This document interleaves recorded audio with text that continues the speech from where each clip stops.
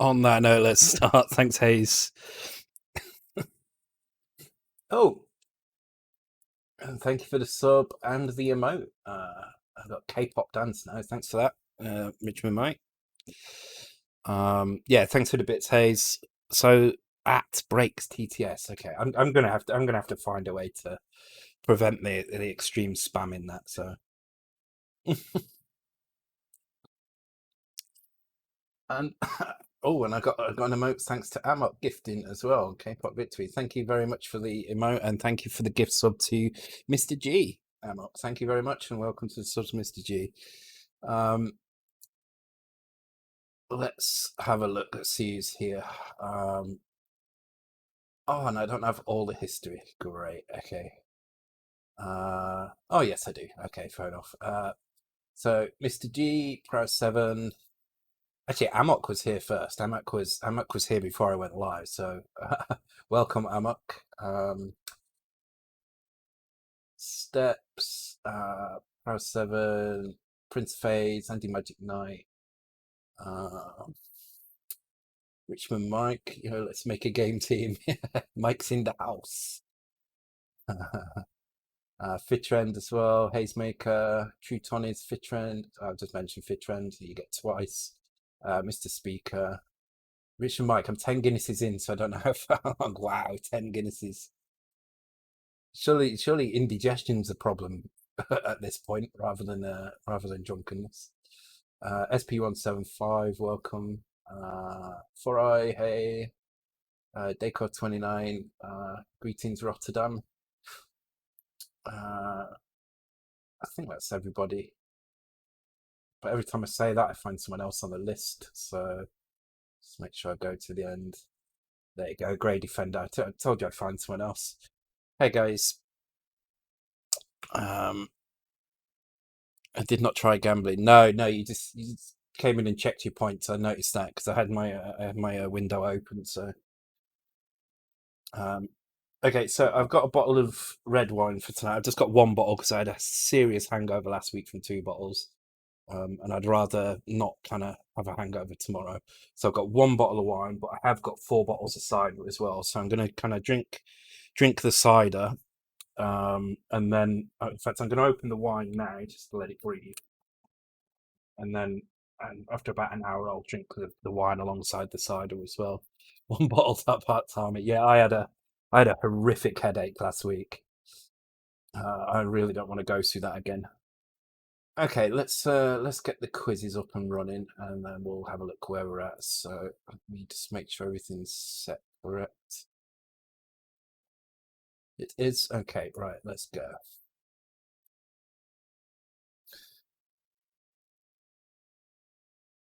Chance hangover cure, 1 bottle of wine, 4 bottles of cider. Yeah. I mean, it might be a bad idea to have the cider because I think overall, actually no, overall it is going to be less alcohol. So let's see, these are 500 mils, aren't they? So it's 2 liters at 4% versus 3/4 of a liter, 2/3. Sorry, no, 3/4. You got that one. Hayes got that one. Well done. What the hell? Oh, it's a periscope. I thought he had a weird hat on. Versus 3/4 at 13.5. So yeah, the wine is still slightly stronger. But not by much. It is close to having 2 bottles of wine. It's like having 1 bottle of wine and maybe 2/3 of a bottle of wine. So, Hunt for Red October. Yeah, you have a spotty connection. Okay. For some reason, I was thinking that was a medical complaint. Then I don't know why. Oh my god. Oh god, I've been asleep too long. That's the problem.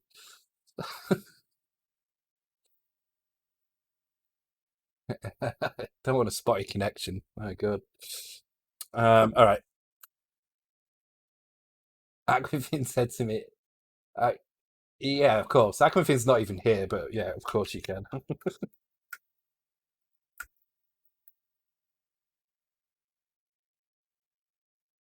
There you go.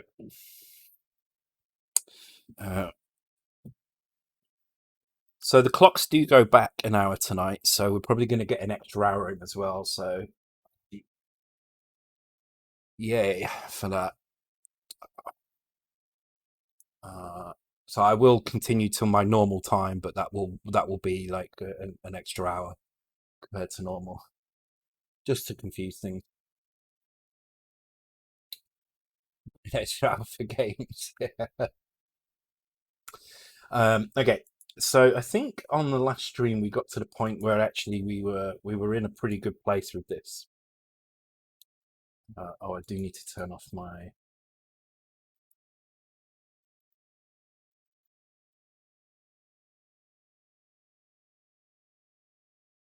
I was doing some audio tests today, so. Is there a 0-hour game jam tonight? What is that?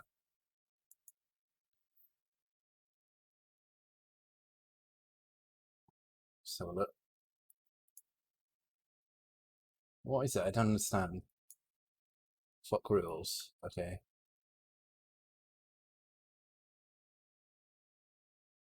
I don't understand. Can someone explain what it is? Make a game in 0. Oh right, you've got 1 hour to make the game.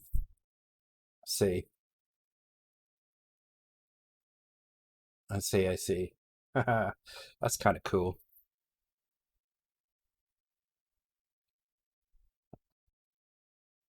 Clever idea. Making those when you actually generate CSM for a game. Are we making one tonight? No, no.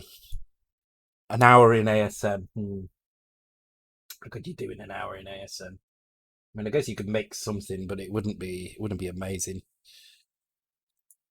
No, I want to get this finished.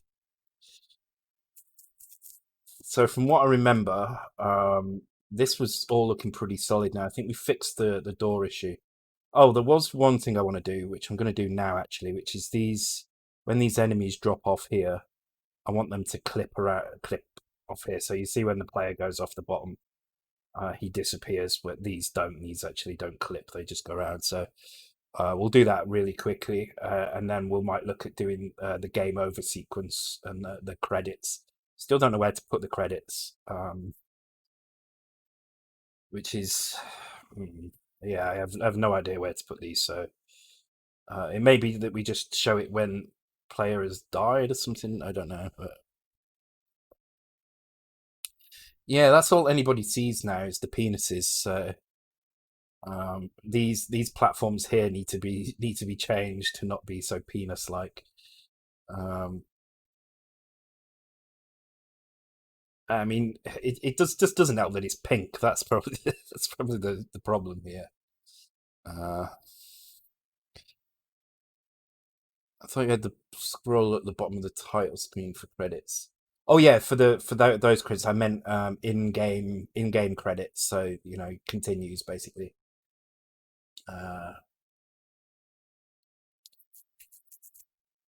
You made Asteroids AS3 in a 3-hour interview before. That's pretty cool. I challenge you to make Asteroids in Assembly in 3 hours, though. That would be impressive.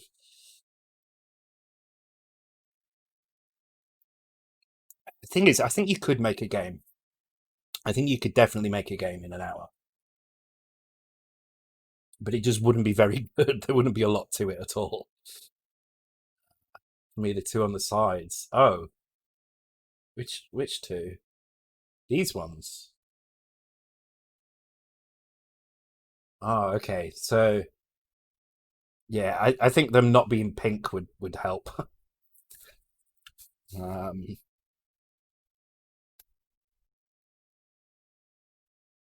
uh, yeah. Just need to change the colors on that thing. All right, let's do the sprite clipping as it goes off the bottom here. So this is a good level to test because they just keep doing this. And you can see the border obviously clips them up here, so that's fine. But uh, uh, uh, and one I'd have Babel configured. Oh, in JS, yeah. JS is simple to set up. I mean, you can set a JS project up in 2 or 3 minutes nowadays. Pretty easy. If you use Pixie, it's easy. But ASM would be hard. I think you could. I think you could do something, but it wouldn't be a great game at all. I tell you what would be good for the 0 hour, and it's probably what a lot of people are going to do. I'd imagine if it allows it in the rules is Pico 8 stuff, because that is really quick to throw something together. So okay, right, let's get some views together. Okay, right. Now the question is, where on earth does it turn these sprites? So it's probably in the IRQ. So let's go and have a look in the IRQ.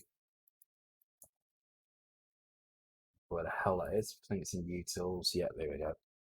So my guess is somewhere in here we are switching off the sprites. Or not. Hide sprites, yes, here we are. Oh, it seems to only be doing one sprite here. So if I turn 2 players on, it'd be, yeah, I think it's only doing one sprite here. So if I do this one, if I walk this guy off the bottom, oh no, he does clip as well. What?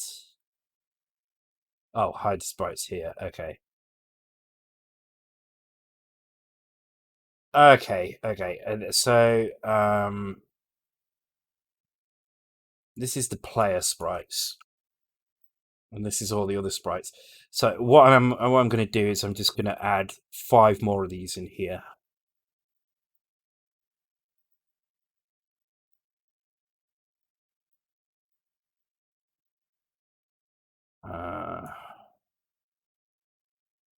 And then I can actually just going to comment that out because I don't want to remove stuff so I can guarantee that the new code works.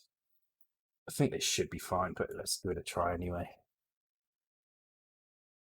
Generate that installs Pixie Babel in the test suite. Yeah, that's the way to do it. I think the thing is with I mean, Pixie actually doesn't have one built in, but most kind of like frameworks come with like boilerplate kind of setup code. So because sometimes it can be a bit confusing the first time, so they build these things to help beginners set them up, and then actually become really useful tools for just creating basic projects as well. It'd be a nice thing to have actually for assembly. Thinking about it, just something where you could create, run a little script, and it create the basic framework of your IRQs and your memory layout and stuff. Okay, so let's just make sure this works still. It does. Okay, so we've got an issue with these flickering on and off. Now that's because the new value is not being written back into these sprites. So there's a few ways we can handle this. One way is we can make sure that the sprites are updated before that happens. But sorry, it would be after that happens, but before they get reached on the screen. Because what's happening is it's turning the sprites off down here, and then they're still off. Then what happens is the sprites update somewhere over here, and their values get changed, and then they get put back again. And then by the time it gets back down to here again, well, actually it'll go around one more time, and then it. So yeah, we just need to either restore these values at some point.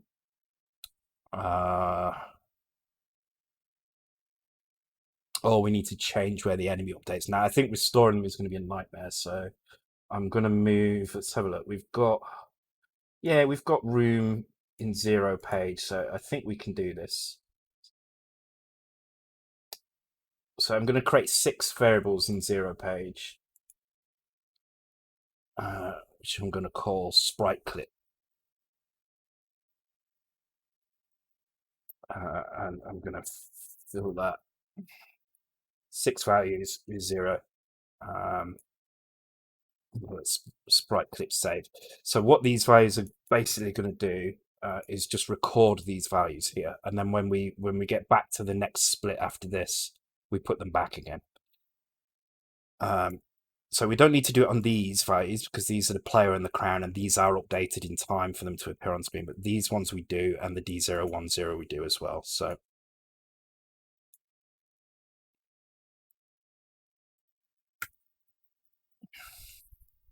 sorry, that should be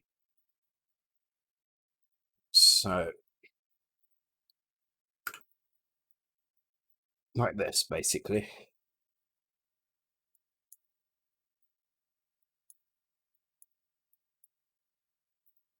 And we're just going to put this, so we're going to store them like this. Then we're going to put 0 into these positions. And then, so this is saves right positions. And then the restore will just be basically the opposite of this. So we just find out where the next IRQ is. Second IRQ, this happens at top of the screen. Okay, so we can do it up here. This is indeed setting all the values back. So we'll do it after everything is set and the next IRQ is ready to be drawn. So we'll do it here. And this is basically going to be, oops, there we go.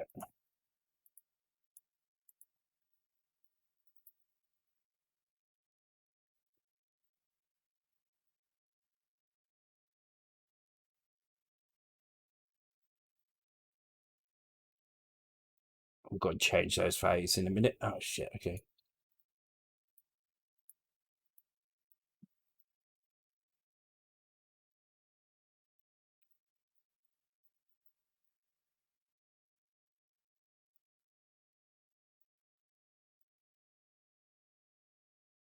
Turns out thrust, it should be good. The Acorn has got really good drawing capability. That's why Elite was so good on it as well.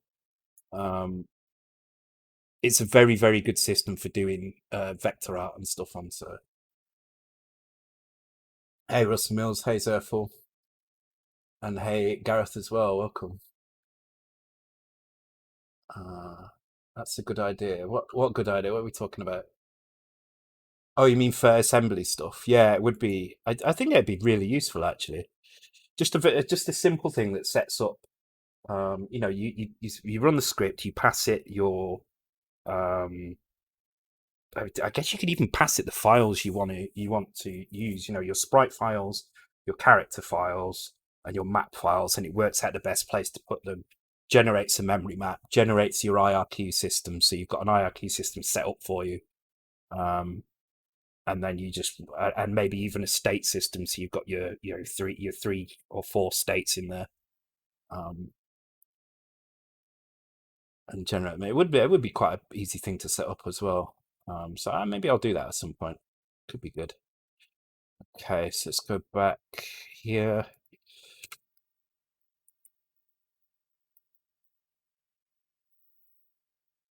Okay, I think that is spot on now. So let's give that a try.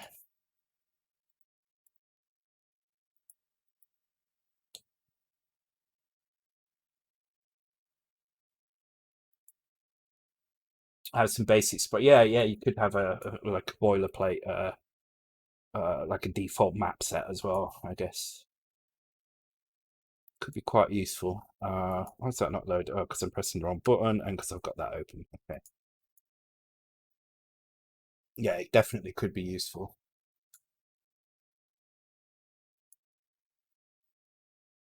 It's really warm in here today. Got the door open as well. Okay, something a bit weird going on here. See this guy? I'm not sure what's happening there.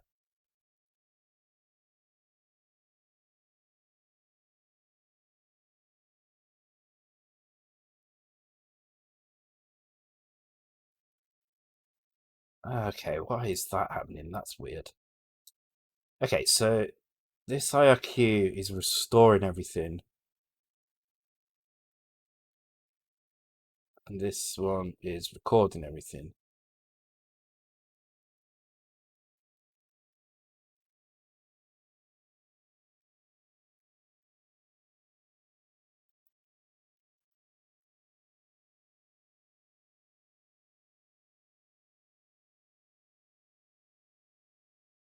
Why is that wrong? Why is that not? Okay, we're not using those 0 page values anywhere else. We're just using these 6 0 page values. D010. Yeah, that. But I'm recording that as well, so.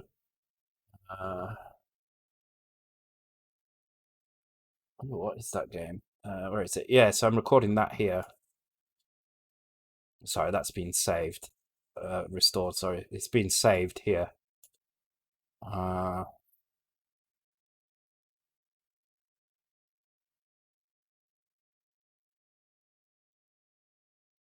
Yes.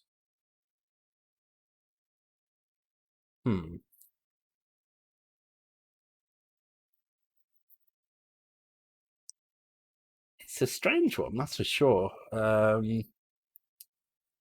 California Driver. I can't say I've ever heard of that.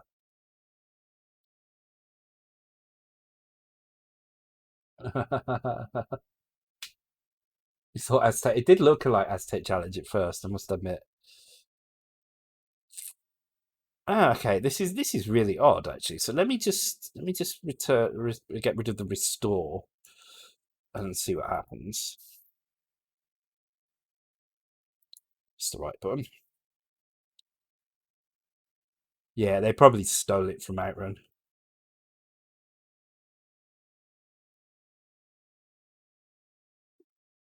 Okay, so they're moving properly again, but now they're doing this flickering. Okay, so let's just restore. Let's just restore the X values and not restore the D010. See what happens.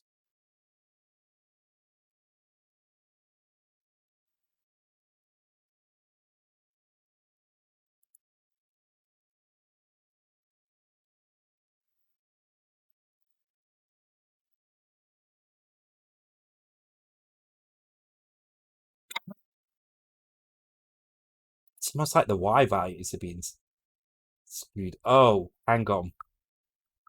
Hang on. This is affecting collision. That's what's going on. It's affecting enemy collision. Because now the collision is happening while the sprites are moved off the screen here. Okay, right. So in that case, we're going to go a different way about this then. So instead of saving these, we're just going to save 5 values this time. If that makes sense, does anyone agree? I think that's what's happening here, because they're being moved over here. Their collision lookup is actually using this bottom corner here, and so they're stopping. They're stopping falling, and they're stopping moving to the left as well. And so it's causing an issue.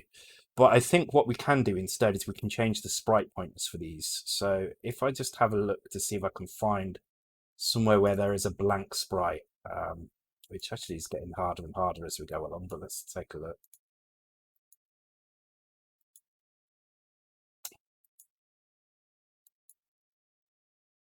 Wanna be banned?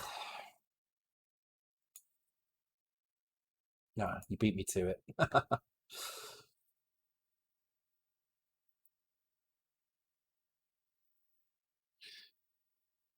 That one, there we go.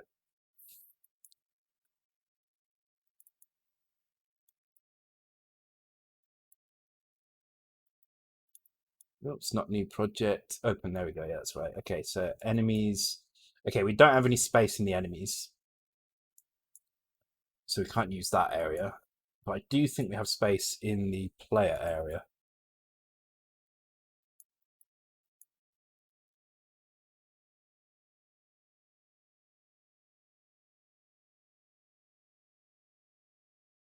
Too busy.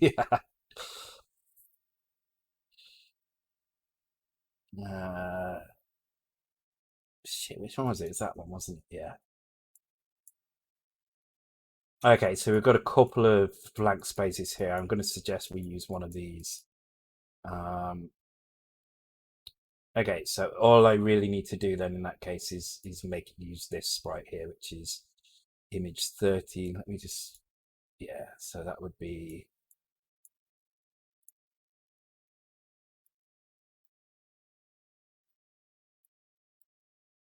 yeah, 30. Okay, So that's going to be 5e. Okay, so what I'm going to need to do here is still save some values.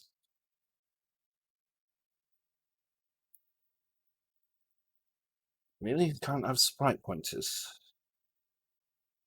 I feel like that is going to work. So, and also, what sprite numbers are they? That's a good question.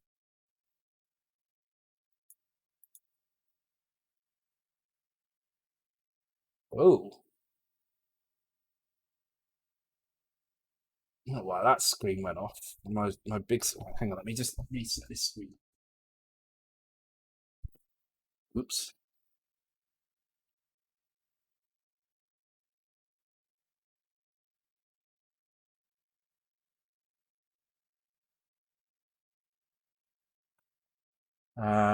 Okay. I don't know why my screen flashed on and off. And that's strange.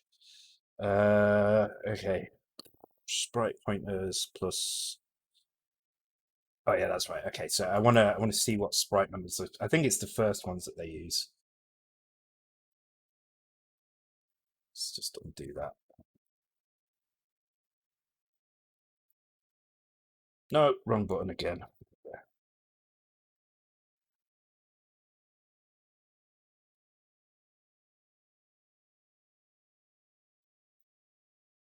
Okay, this is problem. I forget his name now. The new guy on Twitch. Sometimes his name. Joe Bendick. That's the same problem he's been having. So what I do when this happens, just in case you're watching, is I go into here, I go to emulation, detach everything, and then that should reset the machine, then close, and then the next time it should work.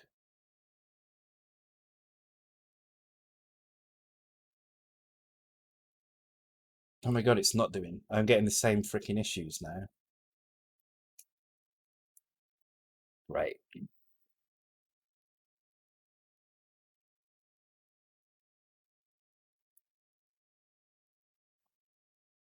Yeah, but I don't know what my issue is now because I've got a problem here now.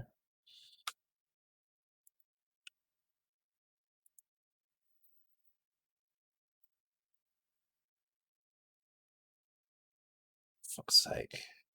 Did it Windows today? No, I haven't updated it today. Uh, okay, okay. So I had to reset. So I manually had to reset like this, Control and R. Then I had to press F9, reload. So Control and R, Control and L. So let me see if it breaks again. See if that does the same.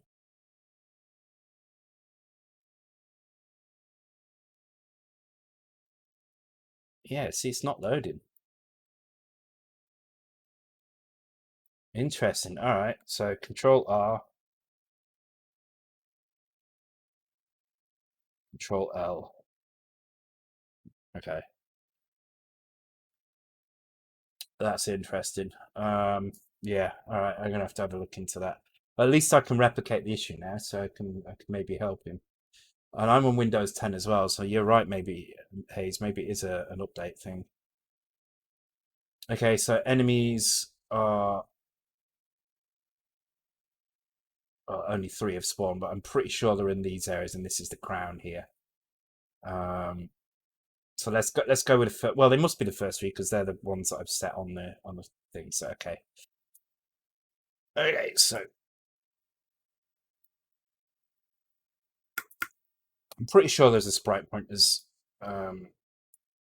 constant somewhere, so I'm just going to stick with that. If there's not, I'm sure it'll remind me in a minute. Oops, that one, that one, that one.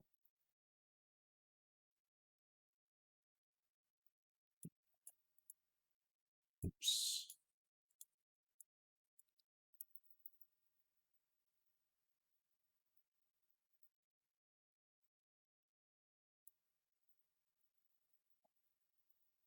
So what this should do is it should allow us to change the pointer halfway through drawing to something blank, and that should clip it. in the same way, but we retain the position, which means that the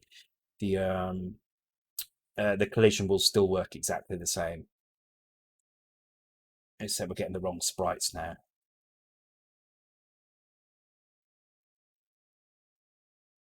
Well, they are clipping as they go off the screen, which is great.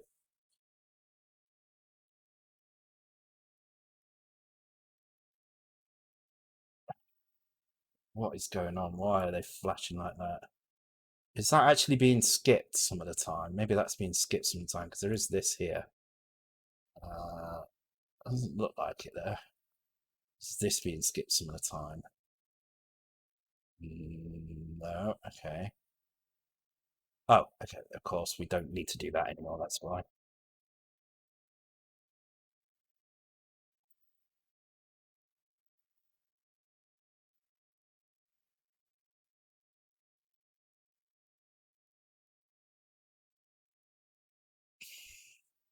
Now they're not clipping when they go off the screen anymore. Oh my god, what is going on here?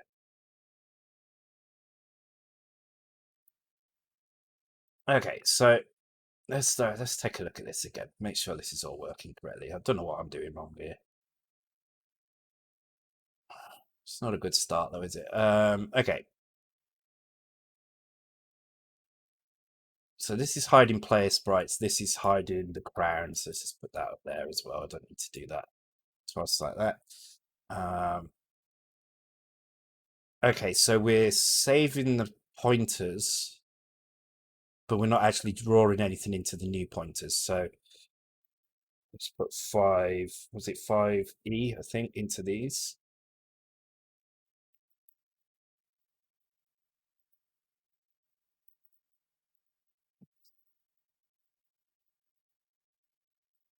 Yep, right.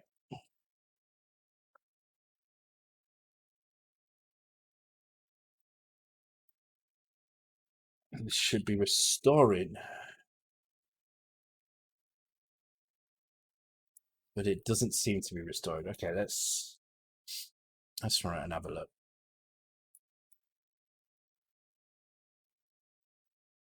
I've been trying, not so much today, but yesterday, the day before, I've been trying to do some Mega 65 stuff just to give myself kind of a grounding of what needs to be done. Okay, so the clipping is working, but obviously the sprite pointers are completely wrong.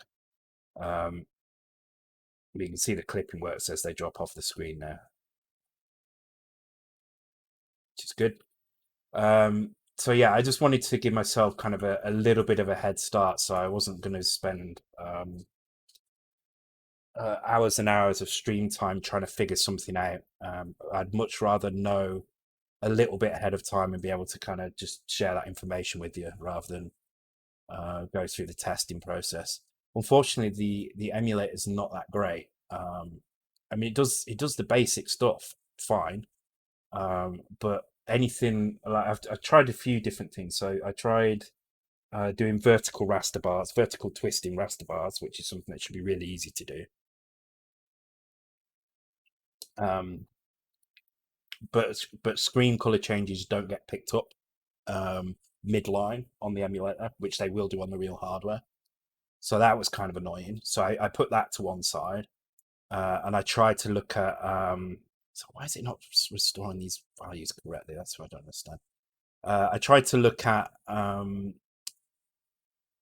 clip save. It's got to be jumping to that one. Second IRQ. Yeah, it's definitely jumping to here. I tried to look at doing. Let's move it down here actually. So the raster rewrite stuff. So raster rewrite is where you can actually put some information into color RAM, and what it will do is when it reaches that, when it starts drawing and it gets to that point in color RAM, you can put a special value in there that will tell it to go back a few characters or a few pixels, and draw the next stuff from this new location. It's like a dummy piece of information. But that doesn't work properly in the emulator either, so I couldn't do that. And I was having problems with the DMA with 28-bit addresses. It was fine up to 24 bits, but 28 bits it wouldn't work either. So I've decided to just kind of leave it for now, and I've learned enough to kind of understand what should be happening, and I'll just have to kind of hope that it works on the real hardware. Uh, but we'll go through it like step by step. Where is it getting these values from?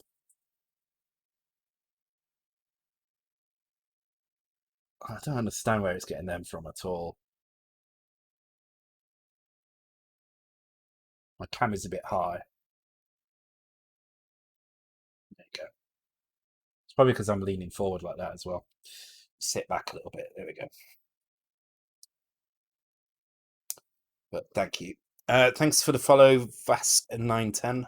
Welcome to the stream. Yeah, I didn't want to do some of the Mega 65 stuff today, this afternoon, but I just fell asleep all afternoon. Oh, quiz time. Shh, everyone, quiz time. I know.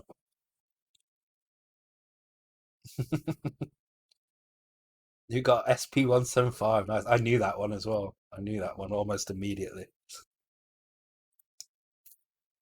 That was fast, man.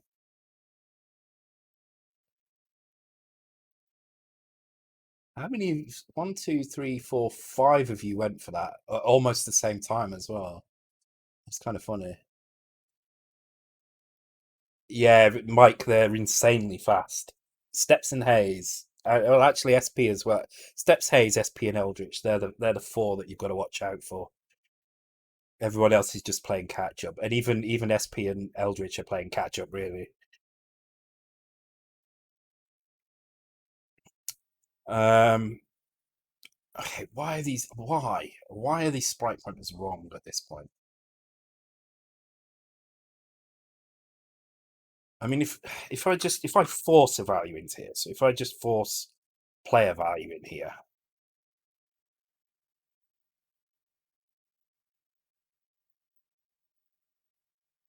I really want to get onto doing the high scores and game over and continues and stuff. So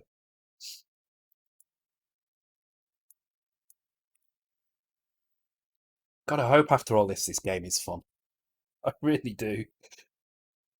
It really has to be fun. I'll be so upset if it turns out to be really dull.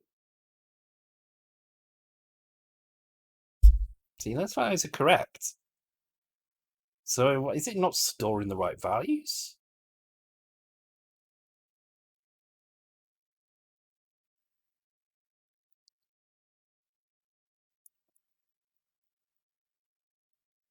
It's weird. We need to open up playtesting. Well, I'm gonna do some Hamachi 2-player stuff at some point.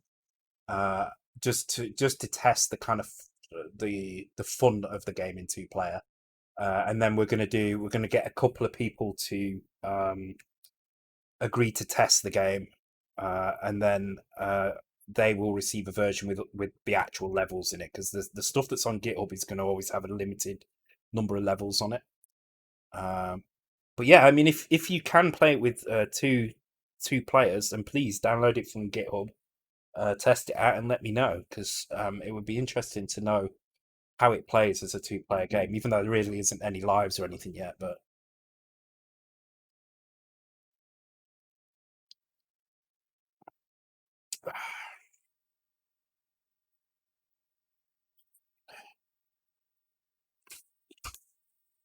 right, let's get number 2 open. Quite sweet with these things, silly thing. Oh, the assets in Git too. Everything is in Git for what you see right now. So that the 2 or 3 levels are in there. It's not many levels in there because I don't want to put them all in, because I don't want CSDB hackers to download it and just release it before it's ready. So I'm never going to put all the levels in at the same time until it's ready, and then when it's ready, I'll release it with all the levels in. Hey, ClickTech Kev, welcome to the stream. Hope you're doing well.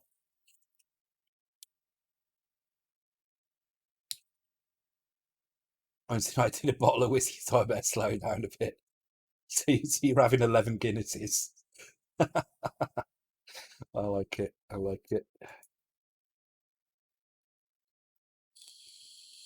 Okay, so what is going on? Why are these sprites wrong? They should be being recorded here, but for some reason we're getting the wrong value. Sprite pointers, save, sprite pointers and save, sprite pointers and save, pointers save, pointers save, pointers save. So unless the pointers are changing between them, which I guess is a possibility. Okay, let's try not setting the pointers at all. Let's just try clearing the pointers. And then not restoring them here. So we're just going to clear the pointers. And we're going to allow the enemy update routines to fill them in.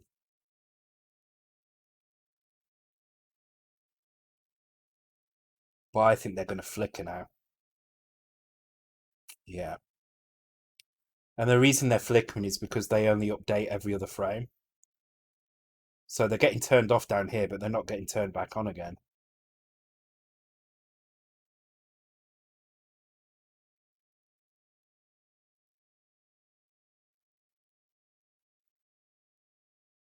Oh, God, this is stupid. All I want to do is clip them at the bottom. That's all I want to do.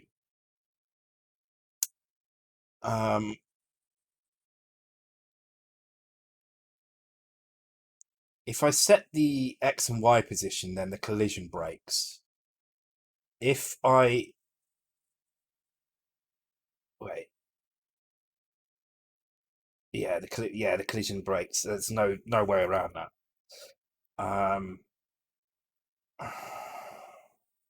If I change the pointer, for some reason I can't change it back at the right time. So this should be restoring and this should be saving.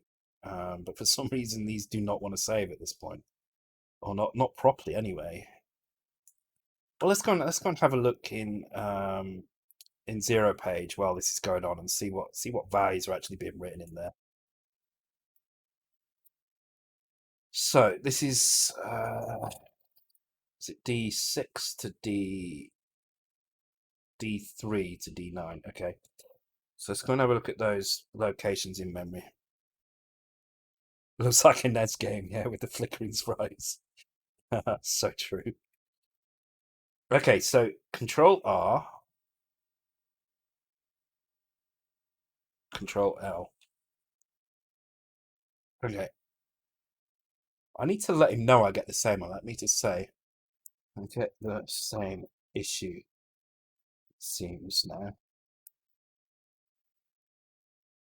Uh,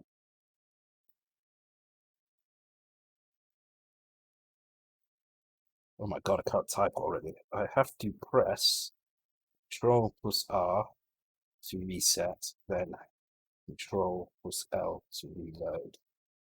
Right, hopefully he sees that if he's not already watching the stream. I mean, it's not ideal at all. I mean, that's not how you want to be doing it. So I'll have to look into why that's changed. I think Hayes might be right. I think it might be something to do with an update somewhere. It also seems to be a bit slower as well. I don't know why that is. Oh, because I had it on a slow speed. That's why. All right, so let's go and have a look in memory. So 00D3 is here.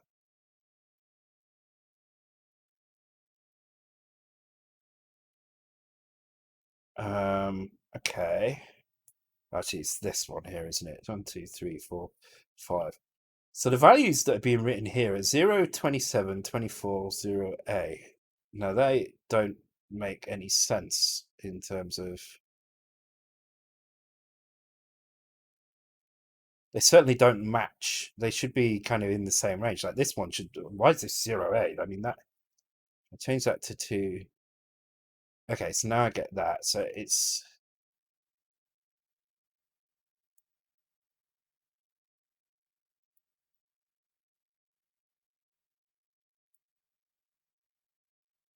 Okay. I don't understand what's going on though, because only one of them is actually animating properly now, and the other ones aren't. See, this one's animating. My screen went off again. Why did it do that? Stop that flashing. There we go. So you can see only this one here is actually walking. And then the rest are just kind of frozen.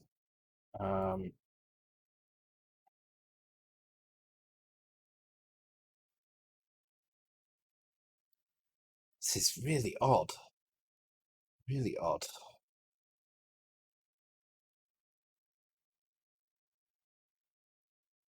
It's almost like something else is writing to these positions, to these clip save positions.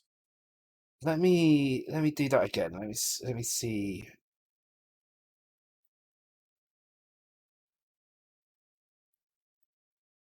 Oh God, I am getting exactly the same issue, aren't I? That's so frustrating.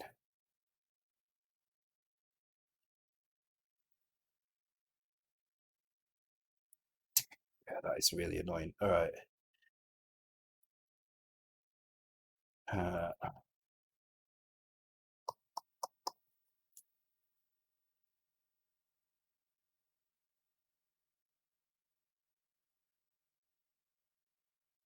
yeah, look, it's just not saving the right values here, and only one of them is updating.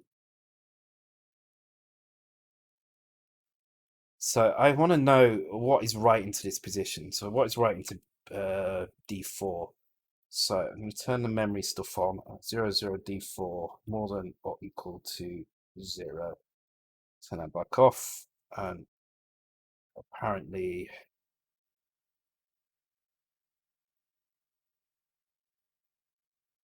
what? Apparently it's constantly being written to. That can't be right.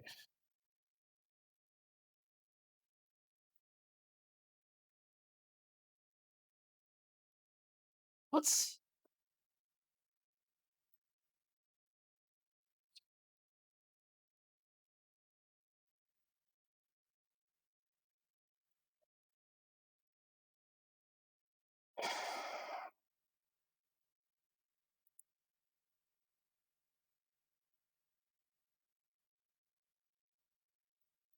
So this is just the performance loop. This is just waiting for the next thing to trigger, and yet it's breaking on that point. Uh,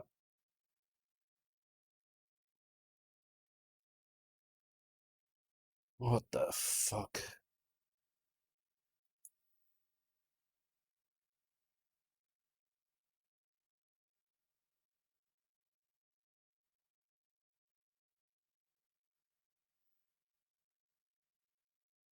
Hang on, is this being called more often than I think? Is that the problem? Is this one being called?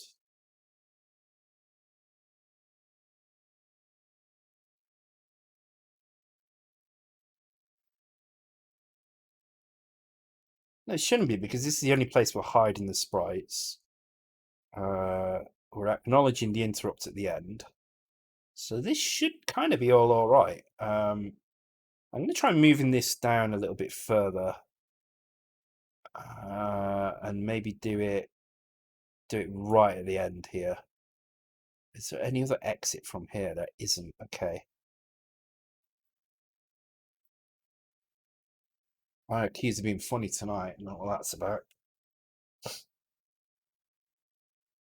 Yeah, maybe it's a clock change. No, everything just goes weird. Except that one sprite, which is fine.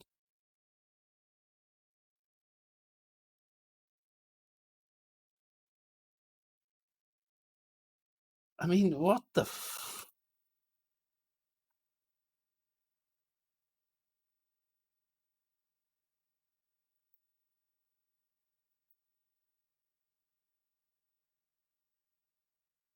Okay.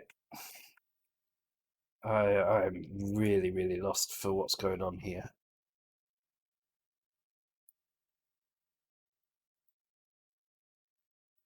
Oh, for God's sake. Somebody needs to make their own debugger because this one sucks now.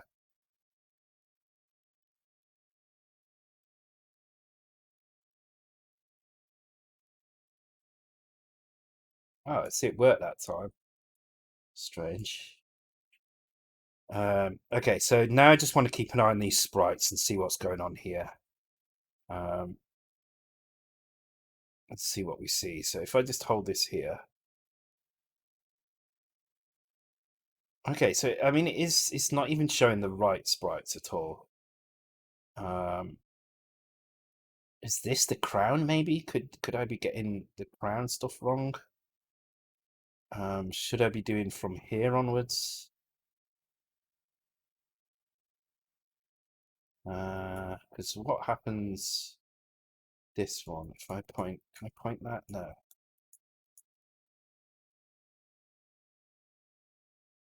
Enabled, no. Enabled, yes, yes, yes. And no, no, no. Okay.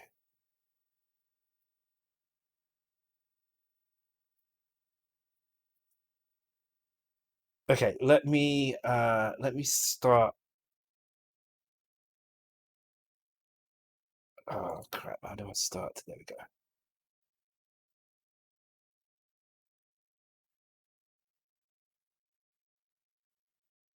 Let me get these into the same spot. That's what I'm trying to do.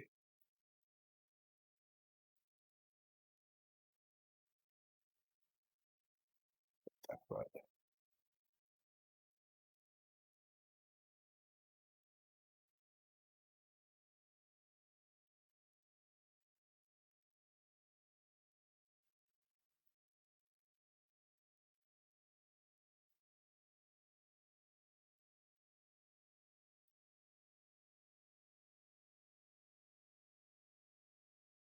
Ah, God damn it.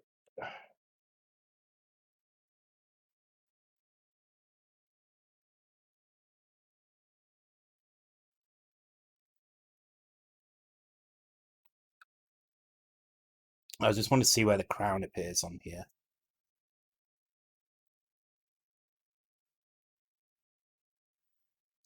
Not temp buyers. I don't think it's temp buyers.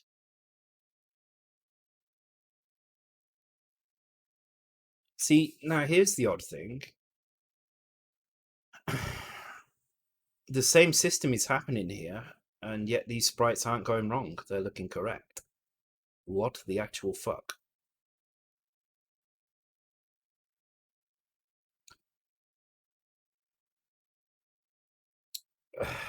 Hmm. Okay, that makes no sense. No sense whatsoever. Oh, nice haze, very quick.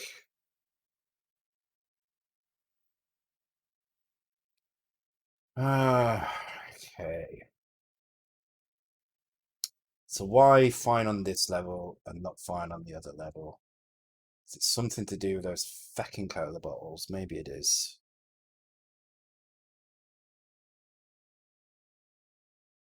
These are absolutely fine. And if I go and have a look in memory, uh, yep, I mean the frame numbers are matching. Everything looks fine here. This is behaving correctly.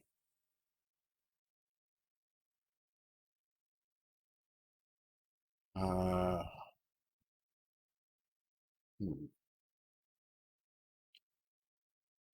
oh, look at that. Hayes in the lead there.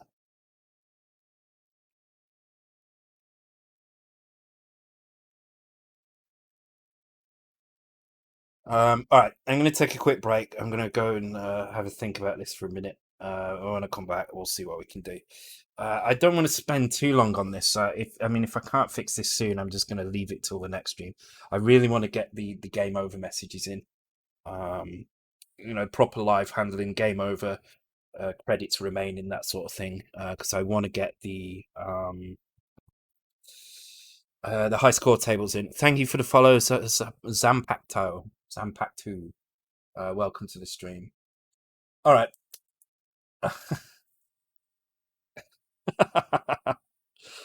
Thanks for the bits, Hayes. Um,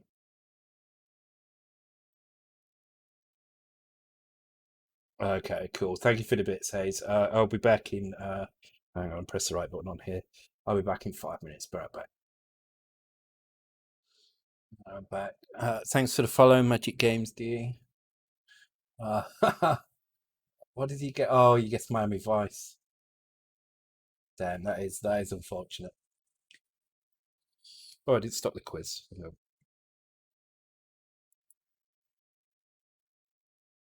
Oh no. No, I'm out of power. Give me some power, man.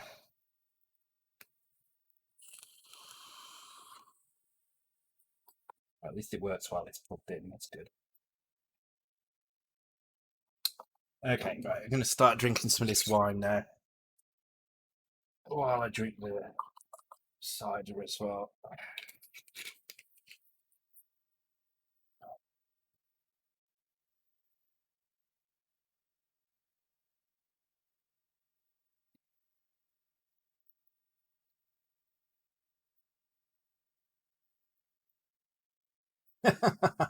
Ceasefire now. I need to work. That's not going to happen, though. You know it's not going to happen.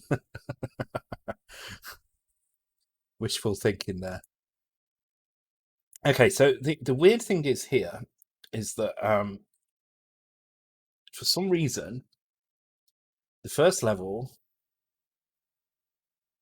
deformed weird things happening. Uh, oh, oh, but if two players are on the screen, what?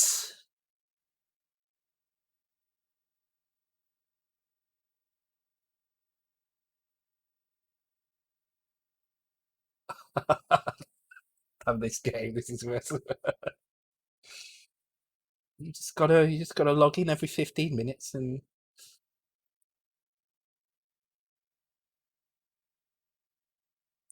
okay. So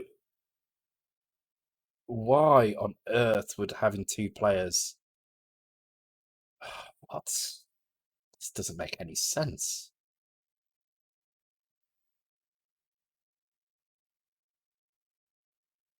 The what? Do they clip now? Yeah, they clip and everything. All right. Okay, let's just move that back to up here because I didn't like where that was actually happening. It was happening way too late. But are you resetting the some player over a bad guy? And it's one player. Second player. Um, no, because the sprite positions that they use are hard coded. So you'll see in here. Well, let's have a watch what happens. Actually, we should be able to see it nice and neatly. Oh, it's working now. The debugger is working now. That's weird. Um,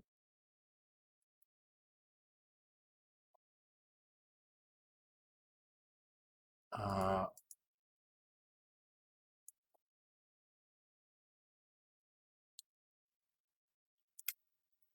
hang on, let me just reply here. Just a moment.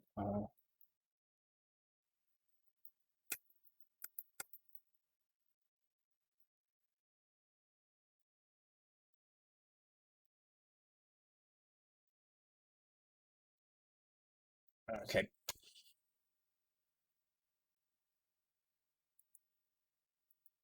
All right. So start the game. So this is with one player, and you can see player two is still there. It's just not showing. Player two is down here, right? It just doesn't get reset. But the moment I put player two in,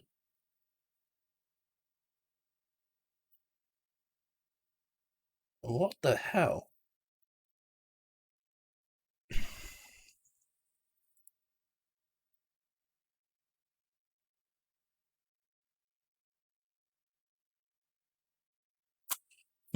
Interesting. Trying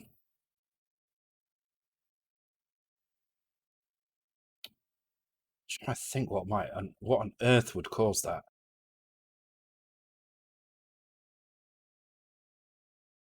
Now, the only difference with two players on screen is one of the updates takes a bit longer.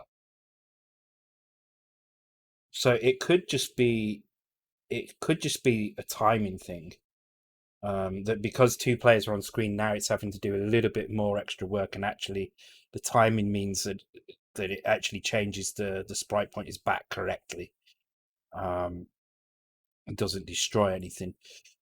So based on that theory, let me move some stuff around in the main loop. So this is our main loop here.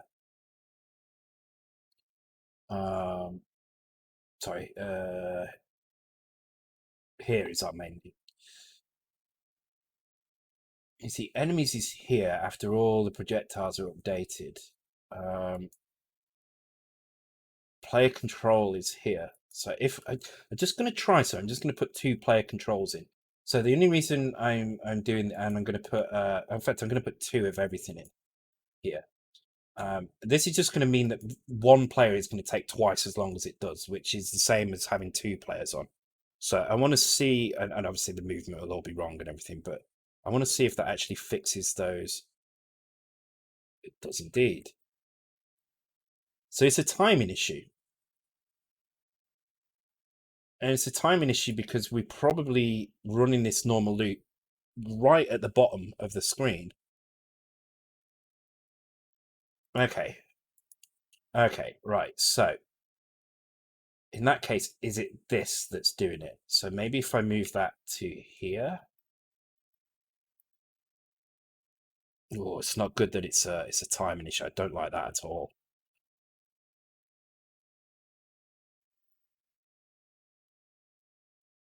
Okay, so we're actually getting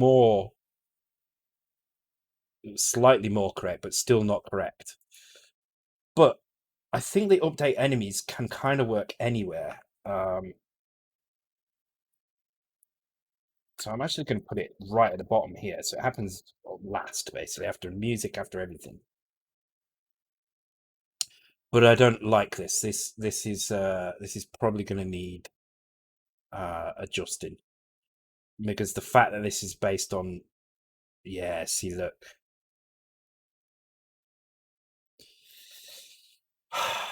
I mean, this isn't a huge problem at the moment, but it does mean that it's timing critical, which is a slight worry for me. I mean,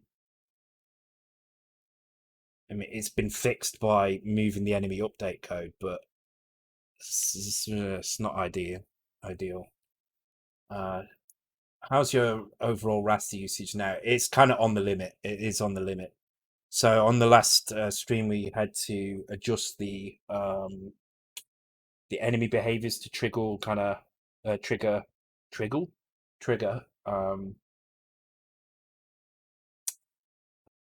kind of less frequently. So it is on the limit, especially with 2 players.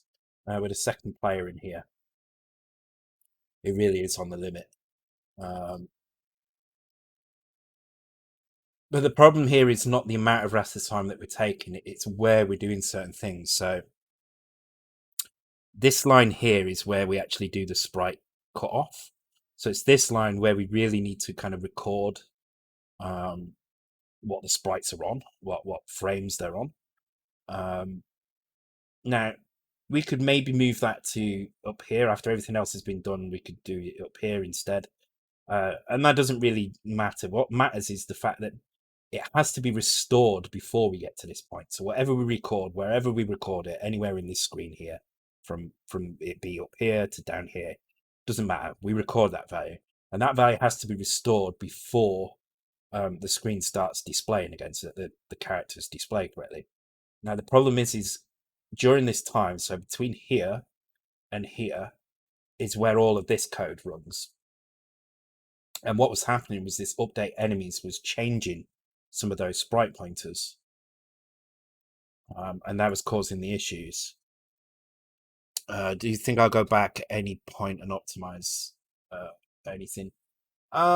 Maybe. It depends. I mean, if we don't need to, then if we don't need to optimize it, then I'm not going to optimize it. I don't want to waste more time than I need to on optimizations.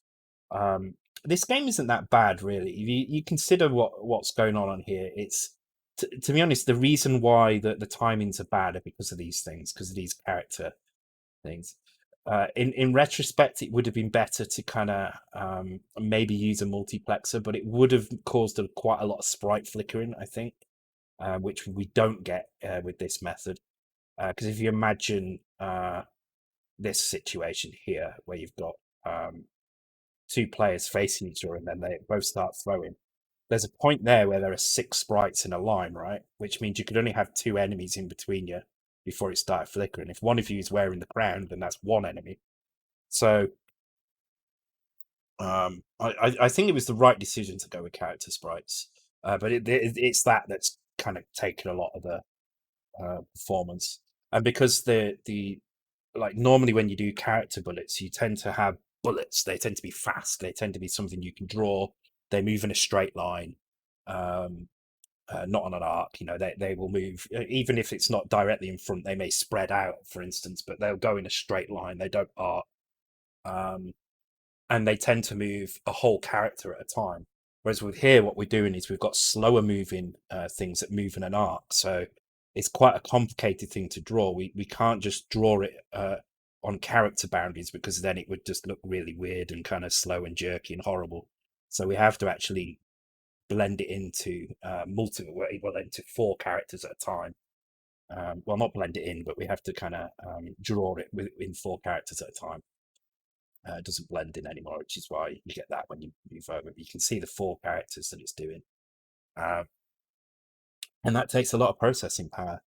And the other thing is collision as well. With 2 players, you've got 2 sets of collision that you need to check all the time.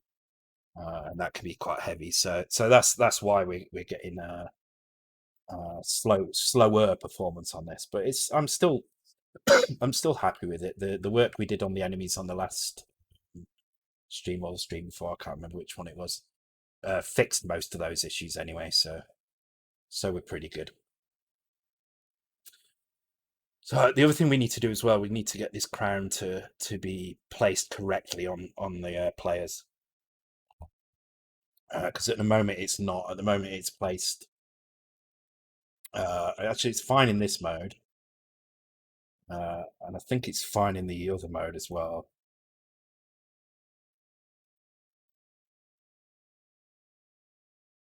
Yeah, it's not bad in that mode either. But then anything more than that, and it becomes like now.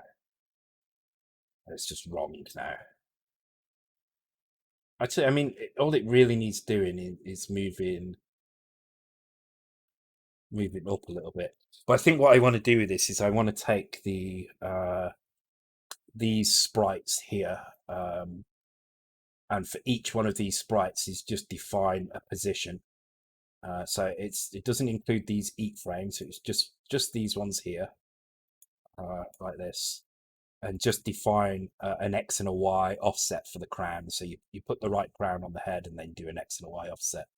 And then it won't matter which, it's not trying to work it out based on anything other than what frame are we showing. So that will be something we have to do fairly soon.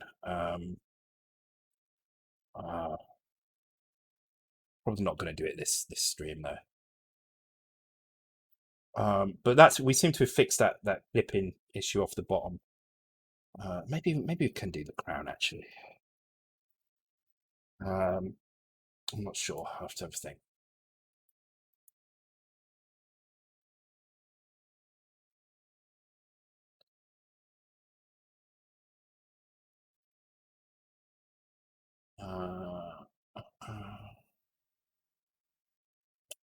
Right.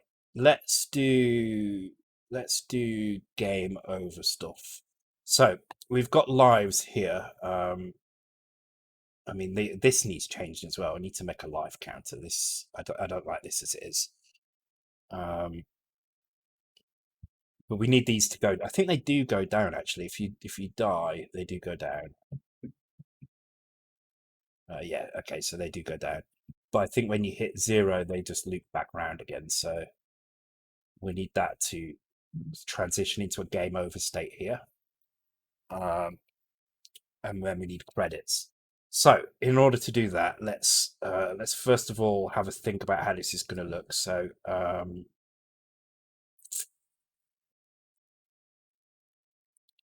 what happens at the moment is when you start the game,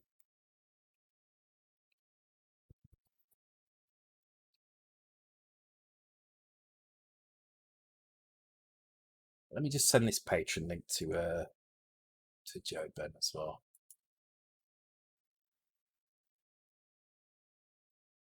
So we've got insert coin at the moment. So that means that there are no credits. So we need an insert coin mechanism. So we need some way of some button that is going to insert coins. Now, my opinion of this is it should probably be.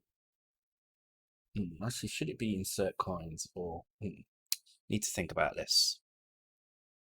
Let's see how this works on other things. Let me just find this for.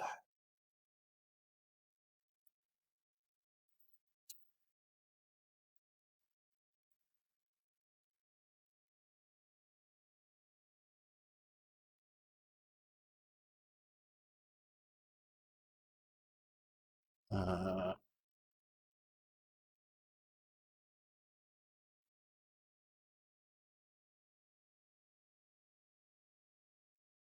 just trying to find this. Trying to find the PDFs for Joban. Just one sec.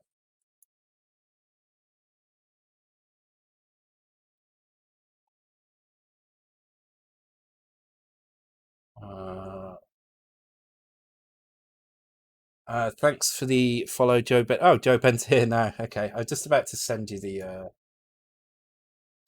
things. So if you look at, I'll send you a link anyway through Discord. There you go. Yes, if you go to publish post, you will see in the bottom of there somewhere. You'll see part 1, part 2, part 3. There's 5 parts in total. It should give you a decent start on stuff. Oh, you got that one, Mr. G. Nice. Time machine, yeah. But thanks for the follow, Joe Ben, and I hope you're doing well. Yeah, I've been having issues with the debugger myself tonight, so I feel your pain. Okay, so how to do this? Is insert coin the right thing here? Is oh, there we go. Fire to join. Yeah.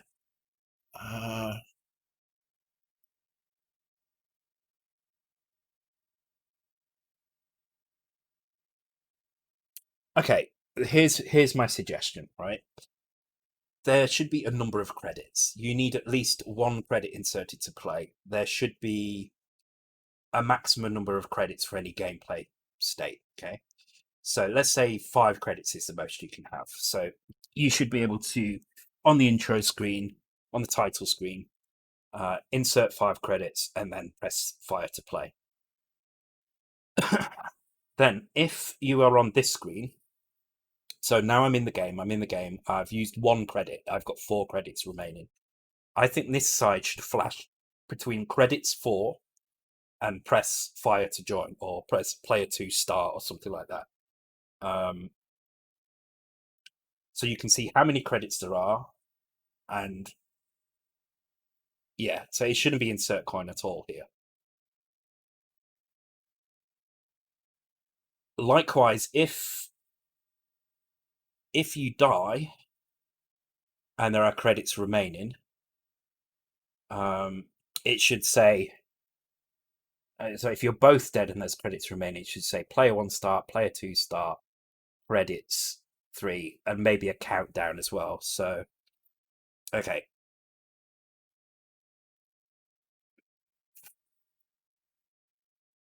Okay, and if you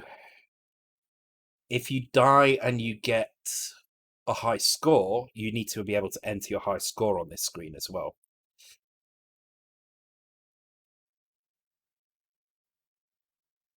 So there should be a few stages here. So there's 3 states that this can be in. Actually, it's four states that this can be in. So the four states either side can be in. So player one and player two side, right? We'll treat them both as the same. Why credits? Continues, whatever. You normally have continues in these games, right? Or do you think we shouldn't have continues? I mean, I'm perfectly down to not have continues, but I want it to feel kind of arcadey. And you know, Bubble Bobble, Rainbow Islands, they both have a credit system like this. So what I'm thinking is the four states, right?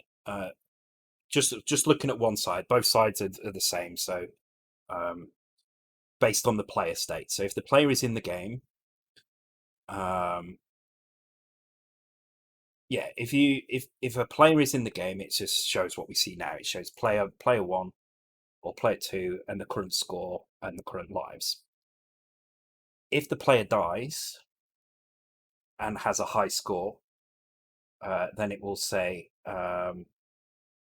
something like high score here, or enter name or something here, and you'll enter your name, and then that becomes a high score that you've entered, and then it will transition to a third state, and the third state would be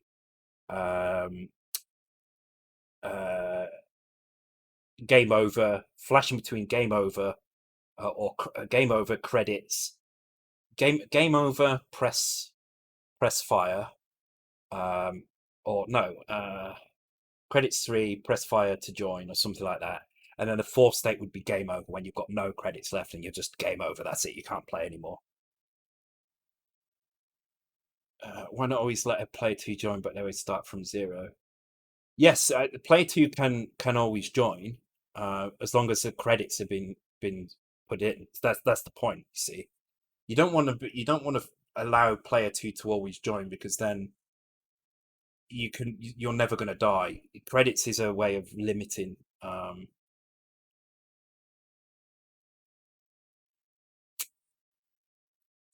Let's think about this. Credits comes from arcade machines. Yeah, and the idea of this is it's supposed to be an arcade type game.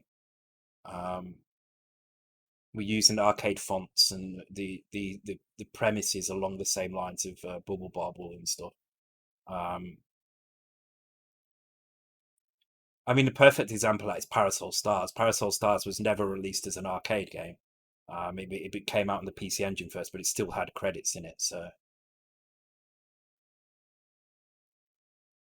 but then what would you do? What would you do instead of credits? How do you deal with? So if you've got a two-player game like this, how do you deal with allowing the player to continue? Continues is definitely something that still works on home machines.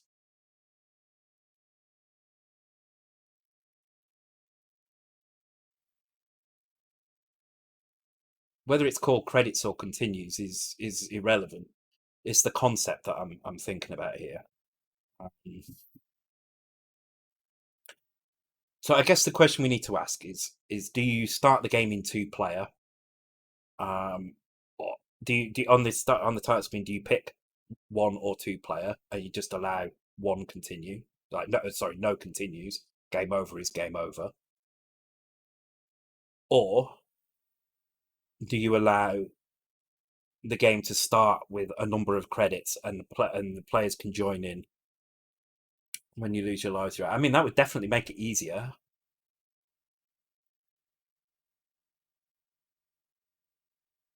Thanks for the follow, Greeny ZA. ZA. Give them 12 lives.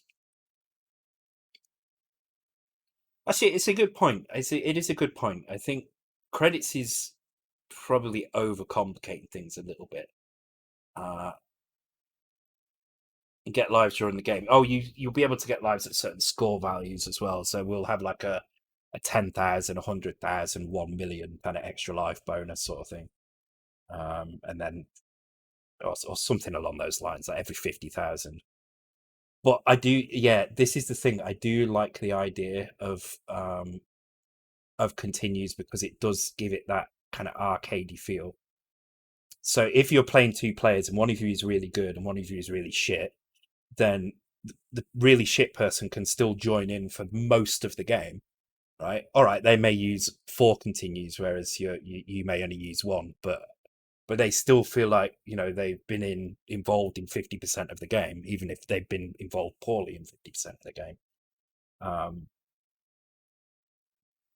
On the other hand, having continues means that in a one-player situation, it's going to be easier to complete the game.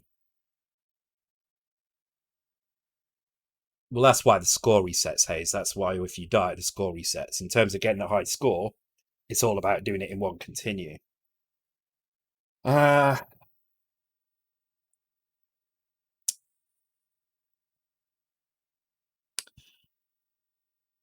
We've got to make this decision because this is kind of fundamental now. This is what we've got to work on now.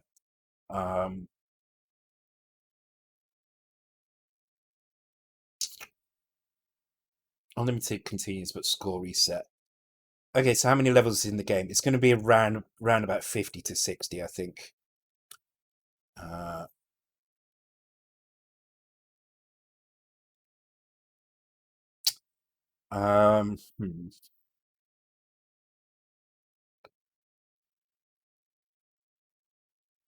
That's a tricky one. It's a tricky one. I'm not sure what to do.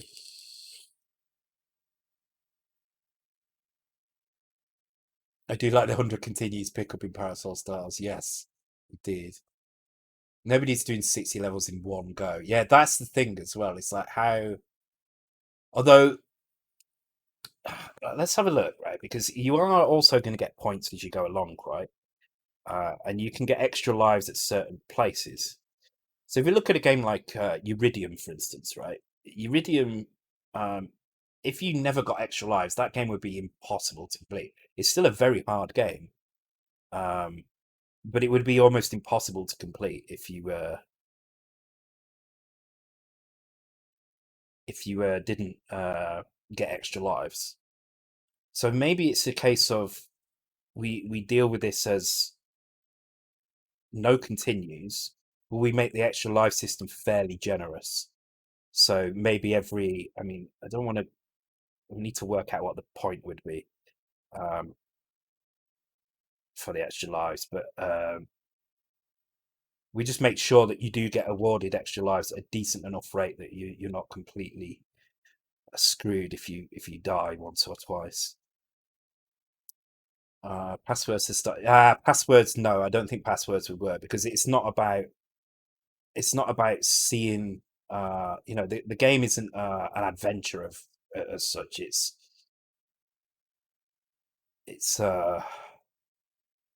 yeah. I don't think passwords would work really.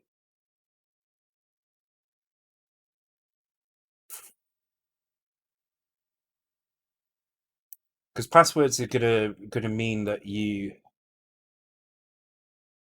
don't play through, because the idea of these games is you learn levels, so you don't see passwords in Bubble Bobble, Rainbow Islands, Parasol Stars, and other games of those kind. You don't see passwords, and that's because it wants you to learn levels as you go through. Are they always going to be random within a theme or fixed order? They're going to be fixed order, I think. Again, I need to decide on that. Yeah, but Bubble Bobble on consoles was crap.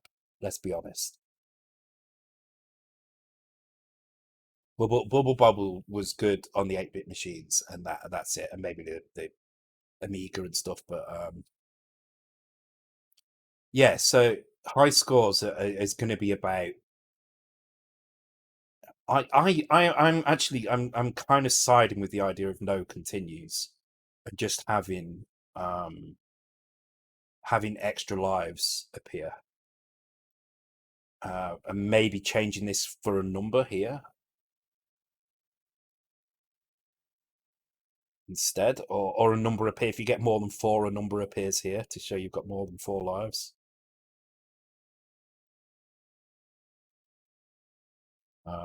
Thanks, Dodster.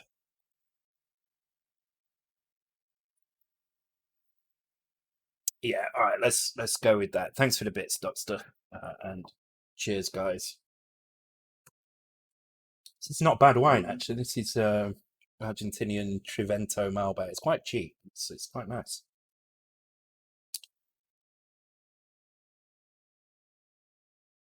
So the problem that the continues solves, the whole point of the continues in a game like this is not to help you get further, although it does have that kind of knock-on effect. But it's for the two-player mode. So it's basically if you've got a really good player and a really bad player. Imagine being stood at an arcade machine, right? Your mate's playing on an arcade machine. He's playing Bubble Bobble, and he's really good at it, right? So he can do maybe 50 levels on one continue, and you're really bad at it, right? So you can only play maybe 2 or 3 levels before you die and lose all your continues. So what that means is if you don't have continues, then what will happen is you can start as 2 players, and then you use your lives up, and then that's it. You've got to wait for the other player to finish. If you allow player to just join in at any time, then basically you will complete the game on the first play, because all you need to do is have 2 players and you'll always complete the game. So continues allows you to make sure that 2 players can play together for as long as the continues last. Meaning that a really bad player doesn't have to only play for 2% of the game; they can now play for 10% of the game. But by having a limit on them, it stops you just completing the game on the first run. Because if you didn't have a limit, all you could do is, okay, play 1, play 2, start. Right, you're both playing. Player 2 dies. Player 2 restarts. Player 1 dies. Player 1 restarts. So you just keep going, and you just keep going on, and you will never fail to complete the game. First time you play it, you will complete the game. Yeah, it's a shared limited resource. I guess that's kind of what it is. But on the other hand, I think having an extra life system in this that's generous could assist. And the thing we've got to remember this is, even though we've made this game with 2 players in mind, it's probably going to be played in 1-player mode more than anything else. So you don't want to put too many continues in, or else one player may as well just have 20 lives, and then that way they complete the game really quickly. Again, so I guess the balance here is to do kind of the Iridium approach, which is to make the game difficult in that you're not going to complete it first time, and if you die and you're out. That's it. But to allow a generous helping of extra lives, so like you get your first one at like 10,000, for instance. Then after that, every maybe 50,000 points you get. It is a difficulty tuning question, but what it comes down to is that the very next thing I need to do is to work out the game over sequence, and the game over sequence is kind of critical to what I do next. Do I just do game over? Do I go credits? No. What do I do here? So, what is this? I recognize this. It does look like the Armalite ship a lot, though.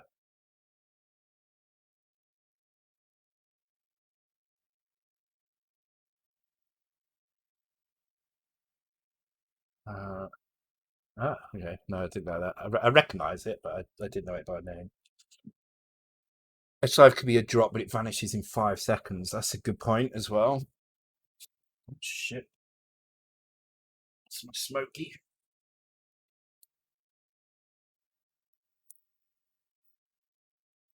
Okay, let's go on the premise that we're not going to have continues. We can always add them back in if we need them. So that means we need to change this from insert coin to press start. So we will allow a player 2 to join in at any time. So in theory, what you could do is you could play as player. So the furthest you could get on this game by cheating is to play player 1, and then just as you're on your last life, is press start on player 2, and actually switch over to player 2. But for 2-player mode, it would just be a case of, okay, we can, just because I want the player to be able to join in at any time. I do want that. I want that arcade feel in it. So let's change this to press start, and then we'll work from there. And I think what we'll do is we'll just add a game over system in, and we'll add a system that allows us to have more than 4 lives as well. Or if player 2 wants to start again and it asks player 1 if they would give a spare life to the other player. Oh. Or what if the number of lives is shared between the player? Oh. That's interesting. But that would cause so many arguments. That would cause so many arguments. It would balance it out though. It would mean that in 2-player mode you basically have a shared pool of lives, yeah. Uh, yeah, and actually Mike's got a good point. I like arguments. Arguments are the whole point of 2-player games, yeah. A 2-player game is good because it makes you competitive with each other, so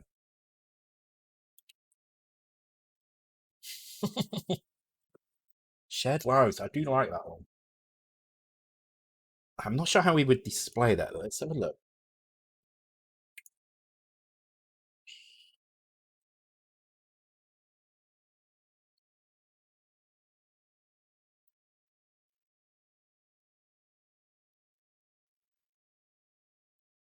So the moment this is the lives, okay?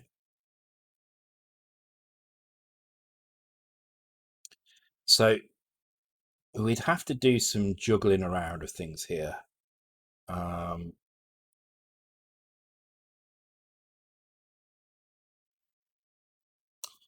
hmm,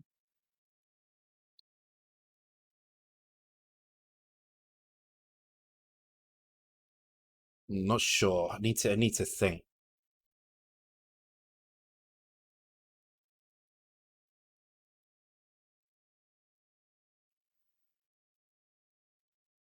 What if player 1 has insulin?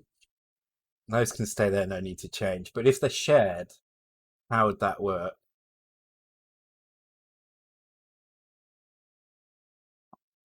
That might look confusing because it wouldn't make sense what's going on. Um, hmm.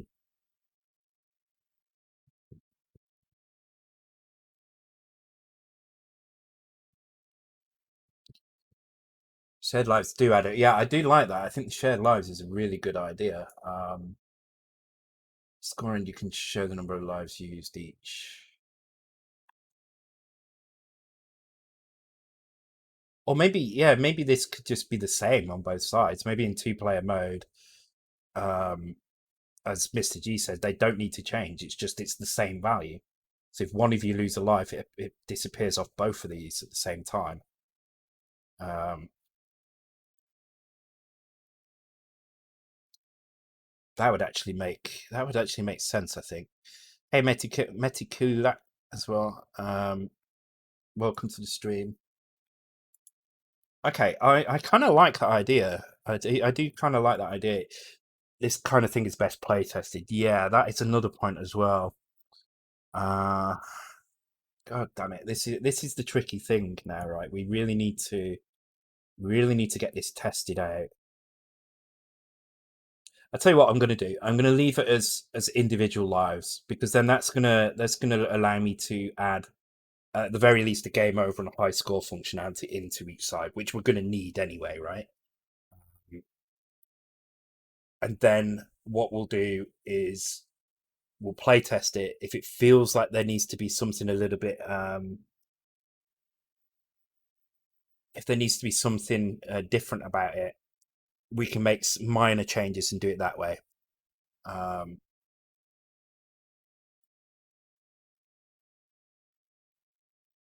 make the text color change to show that the life pool is now shared. Or yeah, hard mode shared lives as well. Maybe there could be like a score bonus or something for playing it in shared lives mode. Um, okay, let's leave it as it is, but let's change this to a single, like, no continue system. So no insert coin. Just a press start here or something.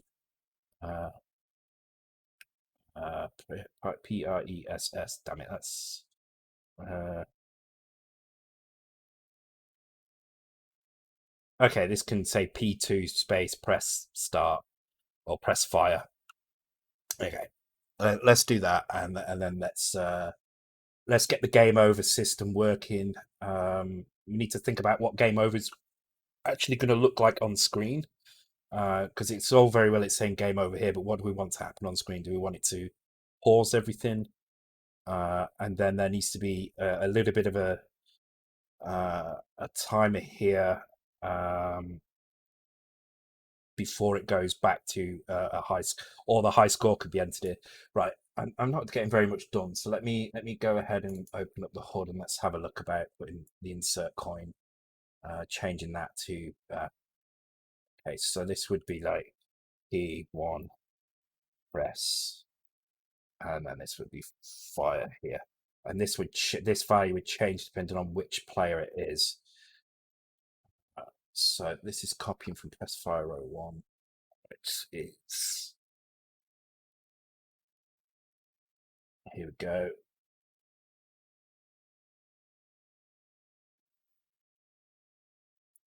Okay, so here we need to compare x to 1.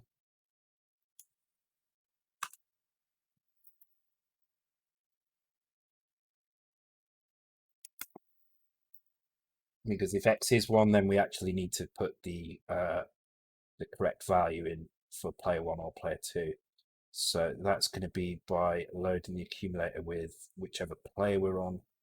Oh, this is... Oh, we've got it on separate players here. Player 1 active, player 1 done, player 1 active. Okay, in fact, I don't need that then. In that case, I'm just going to change this to let's fire row 1A. That's player 1 inactive, then player 2 inactive, player 1 row B, like so.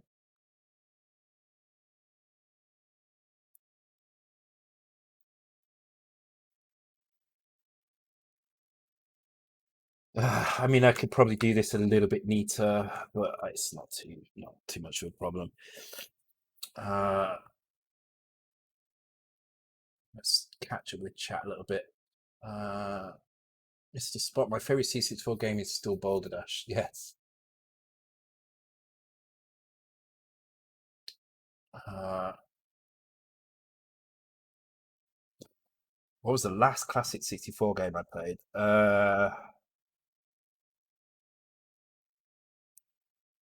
It was probably, I think it was Crossout actually, or X Out as Hayes likes to call it. Yeah, I think it was. I think it was Crossout, and that was maybe a month ago or so. I was testing out some discs on my 1581, and I fancied it. I'd not played it for years, so I fancied to go with that. Um, a lot of fun that game as well. Um, yeah, it was. Yeah, it was Crossout. I still suck at that game. Um, let's catch up with the rest of the chat. Okay. I phone changed my magic. Everyone else was just said to be wrong for 6 months. I have no idea what you're on about there. Oh, welcome Warlock as well.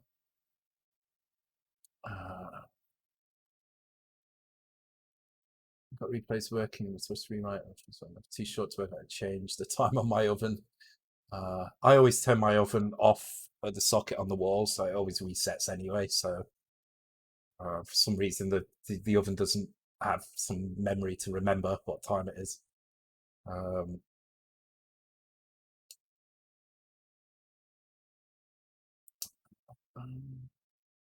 everything else is okay. Cool.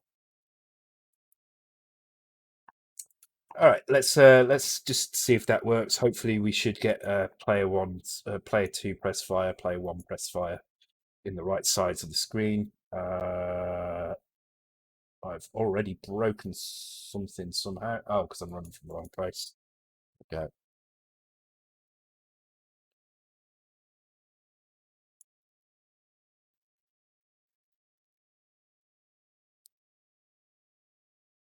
Okay, so that's not the right value to put in there. God damn it. Of course it's not. It would have to be something ridiculous, wouldn't it? Ah, God damn it. All right, player 101. Let's have a look.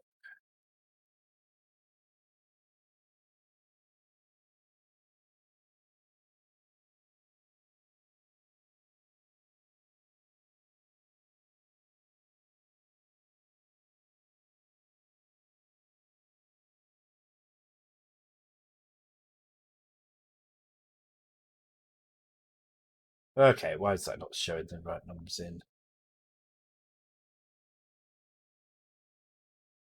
Where do the numbers start? Oh, fuck's sake. All right, I'm going to have to do this the old fashioned way. It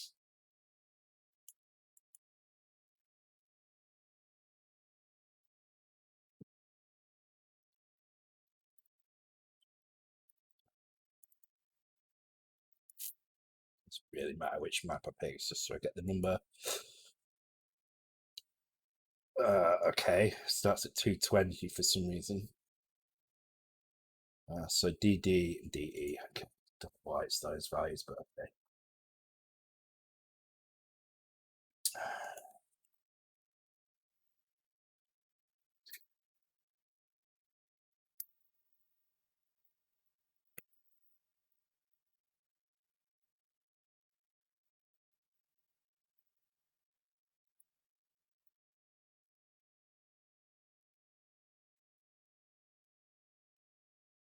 Oh god, this is going to add this value to it, isn't it?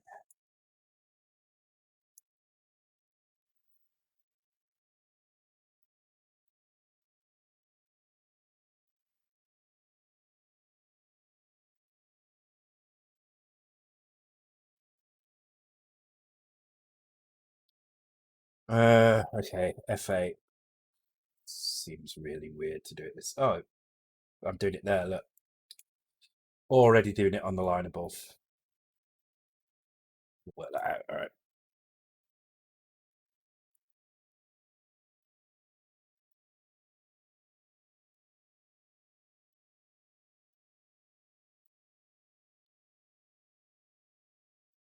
Okay, let's have a go.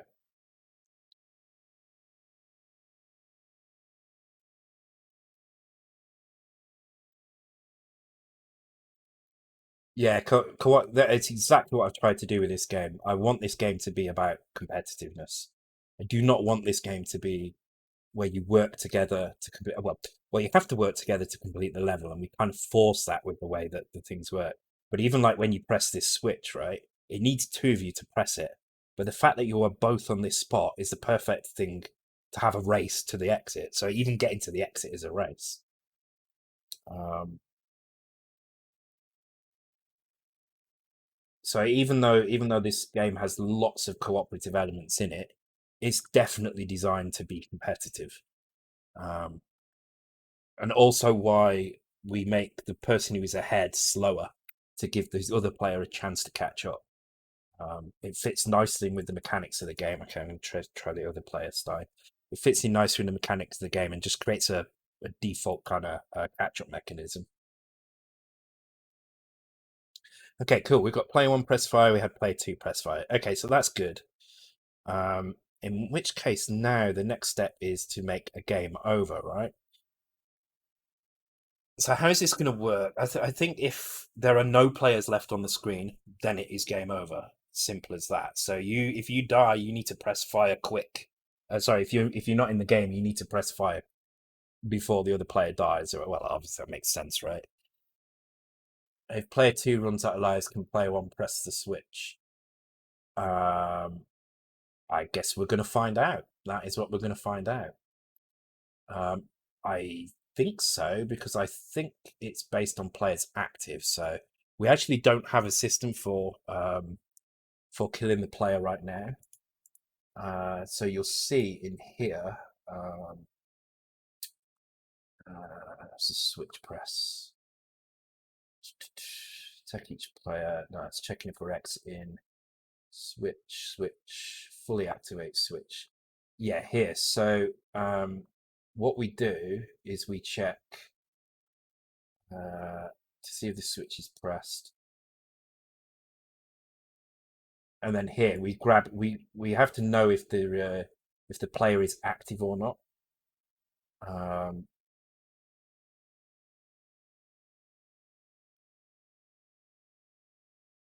Well, we'll do a test. We'll have a look, but we definitely check in which players are active. So let's change the death routine now, so that if you lose all your lives, you disappear. You stay dead basically, and it says game over. So at the moment it doesn't do that. It's just the lives reset round again. So let's find out where those are set. Oh, that's interesting. It allowed leaderboard.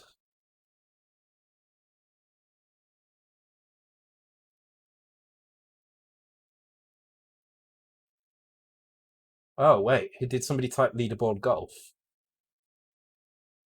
Who got that? Ah, okay. Private messages, you see.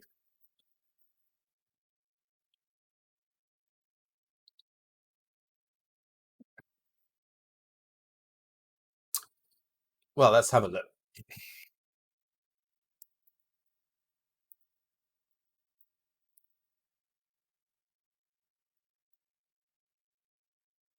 Um, the title screen does actually say leaderboard golf on it. However, it does get called leaderboard.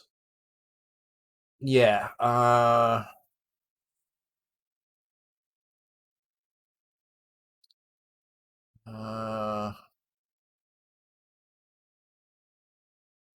yeah, and the front cover says, "All right, I am going to change it to allow leaderboard." Then.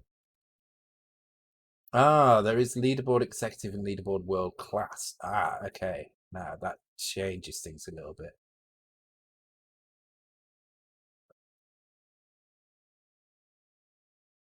However, the cover just says leaderboard.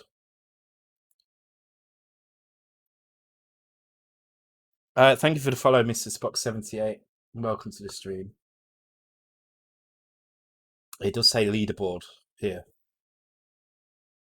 So I'm gonna change it. I'm gonna allow it to use that, but you're not gonna see that for another 400 and odd games. So uh, this is not the right one, is it?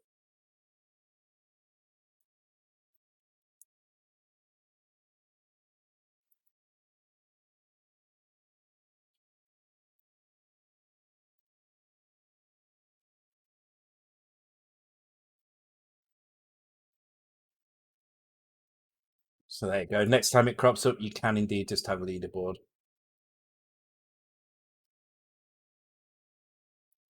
But it doesn't affect the points this time because I'm not gonna retro change those points, unfortunately.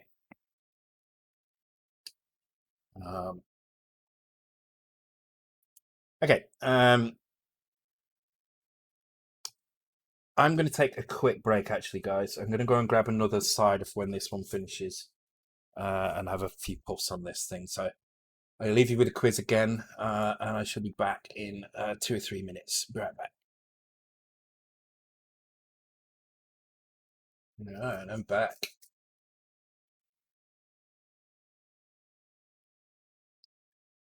Uh, Cool Croc Twins.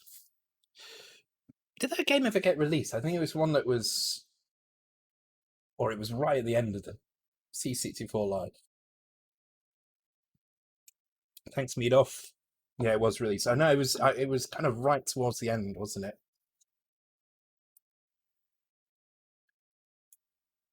Just to say, it was kind of round about the time they started cancelling a lot of games as well. Uh, a multi raffle for 3 shillings. Who did that?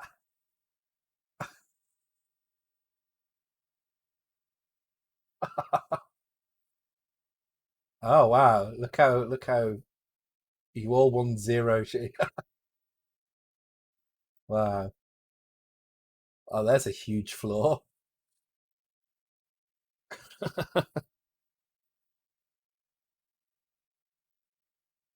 Okay, so what we want to do now is we want to deactivate a player if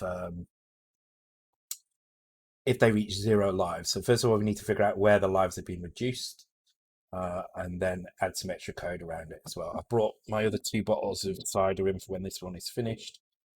Hopefully, this will be enough booze to last me the next Well, what will it be? It will be 4 hours. It will be from now. So, um, okay. So let's find out where the lives are reduced. I actually have no idea where the lives are reduced. There's a player routine. Let's player lives. So let's find out where that is adjusted and set. So it's reset there. Here we go. Kill player. Okay, so we have a decrease, and then we have this spawn player. Now, I can't remember. I can't remember if decrease actually sets the negative flag or not. I don't think it does. Let me just check on my opcode list. Oh, it does. It does set the negative flag. Okay, cool. Right. In that case, we can just say if the value is positive, then go ahead and spawn player. However, if it's not positive, we're going to jump to game over player, and that's going to be here.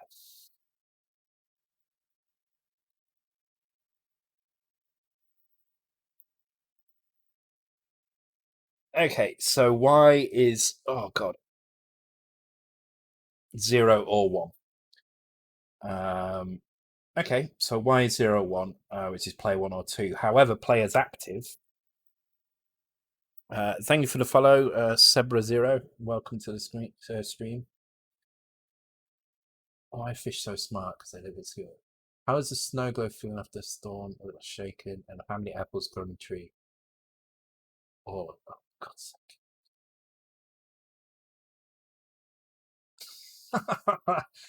Chroma stat wins. That's better than all of those put together. That's good. Oh, God. That's good. I like it. I like it. Okay, so basically we need to subtract a value from this. And the value that we need to subtract is the value that's in y. However, y at the moment is 0 or 1. It needs to be 1 or 2. So we're going to increase y. That gives us now 1 or 2. And now we need to subtract that from this. So in order to do that, I'm going to store the y in a temporary place. So we've got some temporary variables in 0 page. Going to use one of these. It doesn't really matter which one I pick. I don't think they're going to be used anywhere else.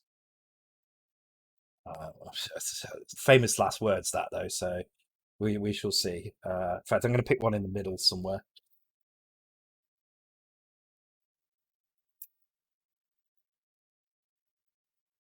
Okay, and of course, the other way to do this as well might be to do this actually. So this means we don't have to use a variable number. Okay, going to do it like this.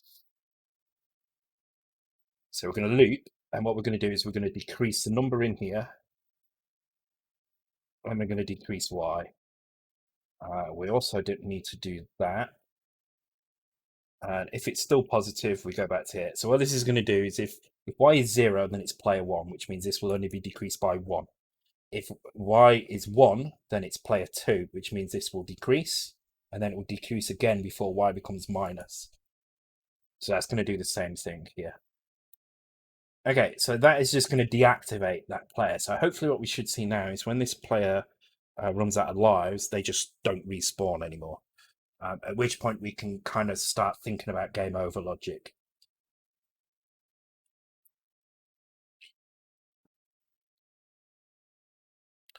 Okay, so let's get player 1 into the point where they die. We also need to make sure that if player 1 gets more than 4 lives, it displays with a number as well. So we'll look at that in a second. And we'll do that by changing this top value here to a number when you have more than 4 lives.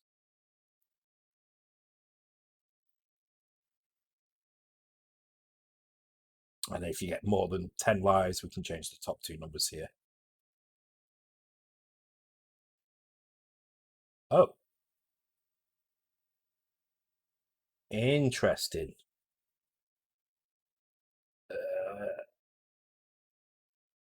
It kind of game overed anyway on its own. That's interesting.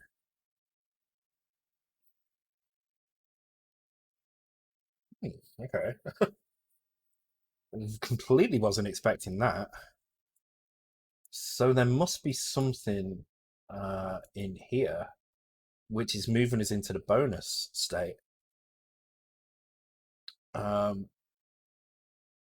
okay, let's check this out. So here's our main loop.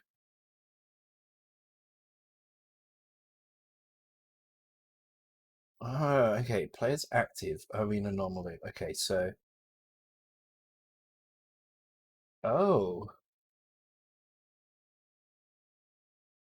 Oh, is it using players active to work out if we need to be oh shit. Okay. This is hmm, okay.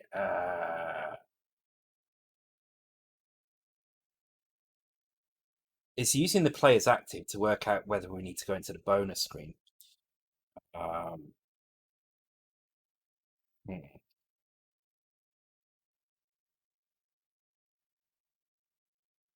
So in other words, what's happening is if neither player is active, it jumps to this location here.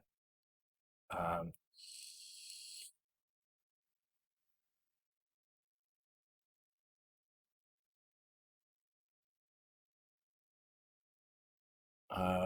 hmm. So no players are active here. So what happens if I Last Ninja, nice. So I think what will happen here is if I put two players in the game and run one player out of lives, uh, like I'm just gonna leave it like that. Player two is gonna run out of lives eventually anyway. Oh no, actually, what? These are not safe spots for either player.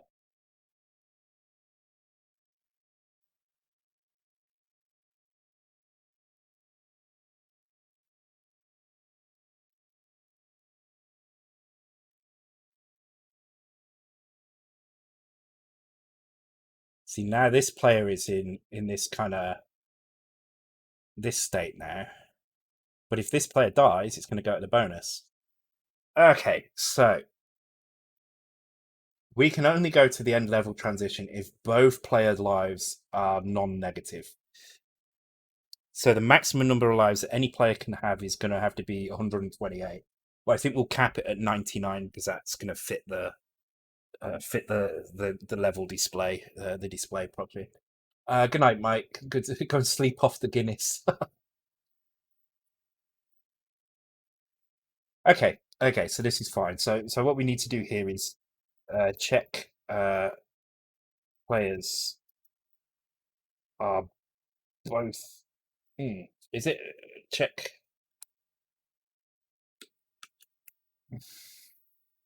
Hang on. This is tricky now because now we need to accept the fact that some players. Shit, this player's active thing is not right, is it? It's not the right thing because I think what we're doing is when the player goes through the door, we're turning active off here. No, not there. Sorry. Exit update. Exit update.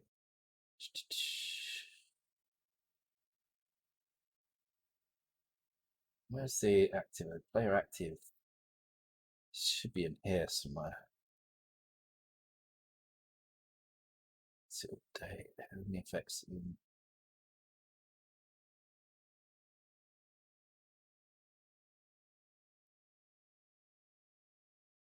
Oh, update. Here we go. Spawn update. No. Where the hell is it? Okay. Anyway, what is happening is we get to this point in at least two situations. So one situation is that the players have gone through the door. Um, the other situation is that both players are inactive. Ah, okay. Okay. So in order for this to work,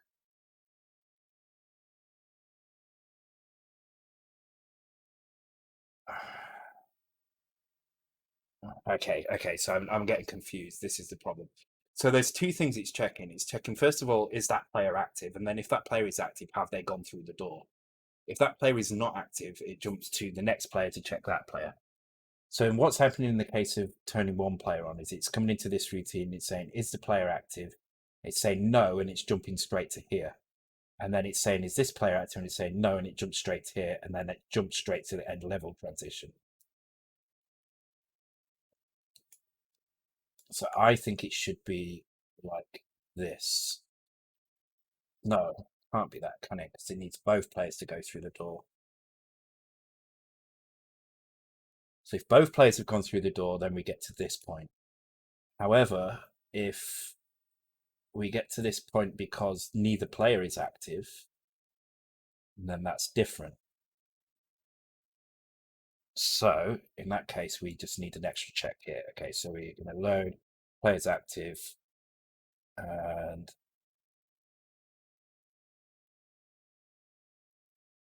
wait up. If both of them are inactive, or one is inactive and one goes. Yeah, this is right. Okay, so if player active, if that's equal to 0, then we just jump to the normal loop. So we just carry on like normal if there's no players active. There we go. That's it. That's all we need to do. Oh my god, that was a bit of a head fuck. Need more booze.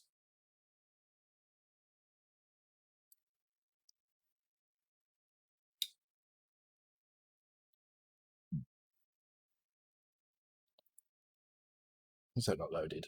That's because there.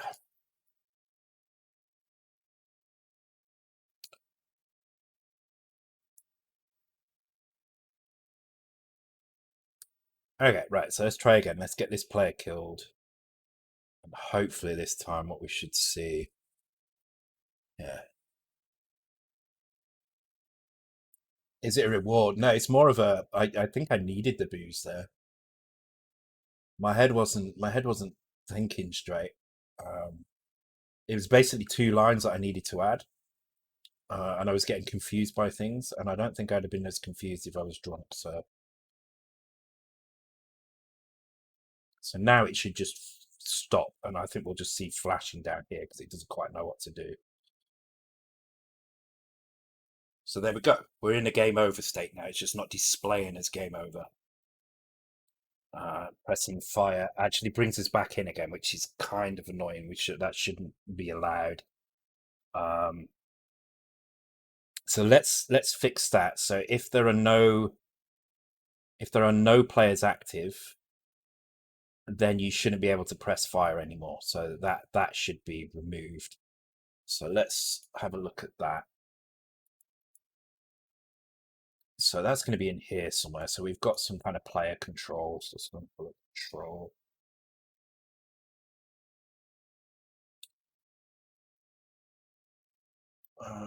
If player 1 is not active, then so if player 1 is active, it comes here. Otherwise, if player 1 is not active, it comes to here.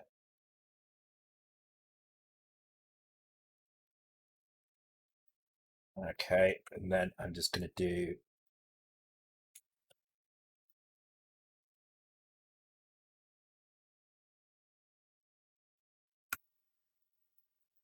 that, and this is just going to make sure that you can't start again if you die.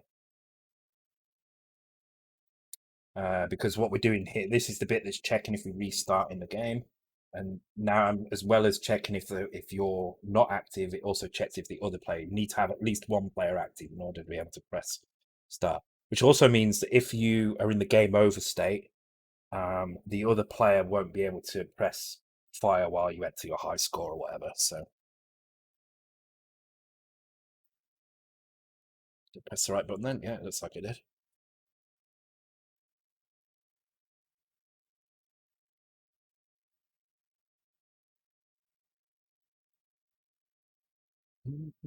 Just great tune. Oh, quiz time.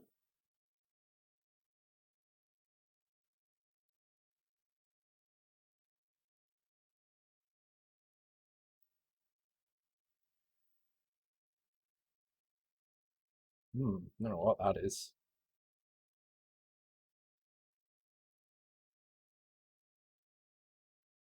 I like it when it's distinctive like that.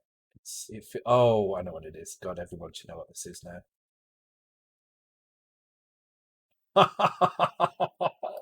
No, Haze. Haze, man.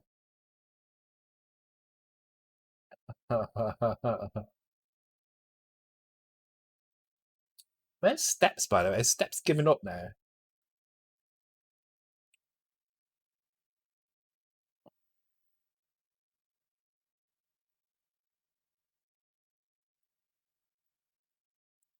Okay.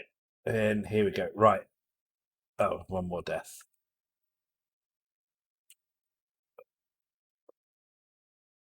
Right, there we go. Game over. And I can't press fire on player one. Can't press fire on player two. Cool.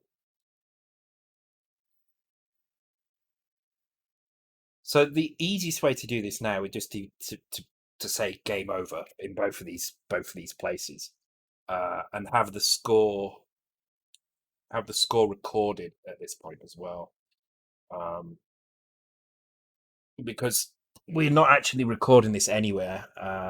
It's on the screen all the time, so this actually does need filling into this area here, just so that we can make sure that we record it. So let's go and record that first, and then we'll add a game over state in.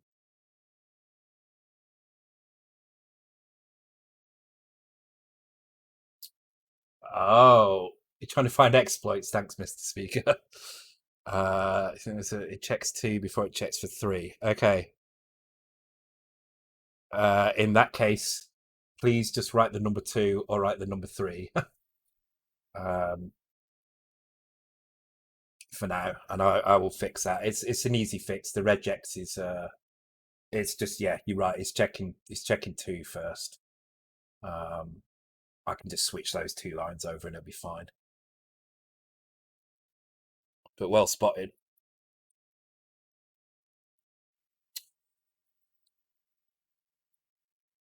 Uh, Evening Fistmaster. Not having some bouncy game over sprites fly onto the screen. Maybe.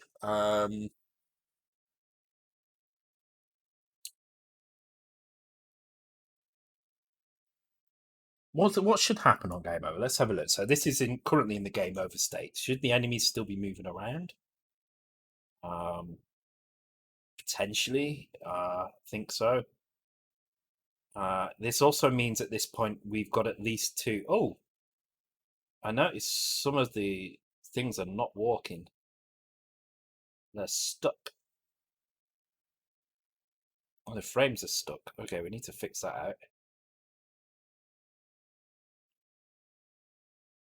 Oh, that's interesting. Why are they stuck? Do they start stuck?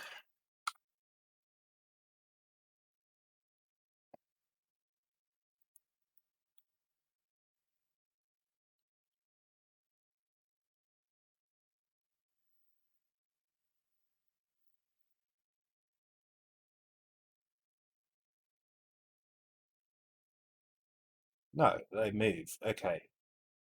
So which point do they break? So I'm gonna stick my guy.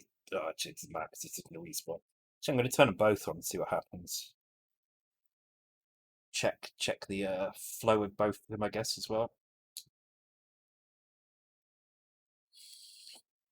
Use this opportunity to drink more booze.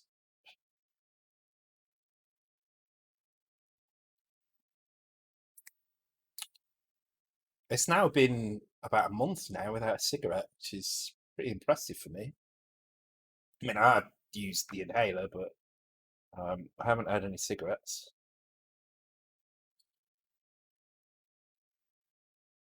Quite pleased with that.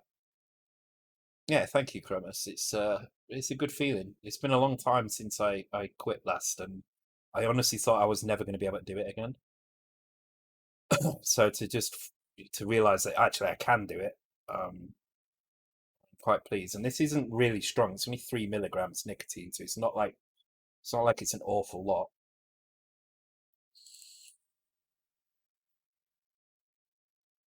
Donut flavor vapes. Okay, so player one has gamed over.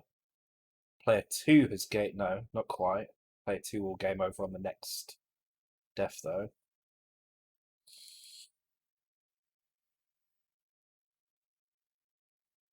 I'm just trying to work out. So what I want to work out now is how do we do the game over and where do we do the high score entry? I think the high score entry should be on another screen. Okay, that's interesting. That's interesting. This one's changed to play one press fire. Well, I can't press fire, so that's fine.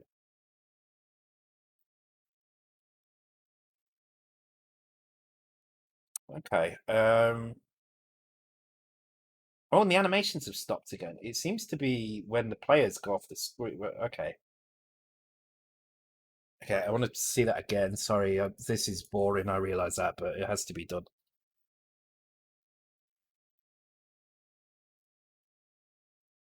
You could use a nice start level screen wipe again. Yeah, I'm thinking of going into another screen like this, um, and then showing the high score table and your entry in it.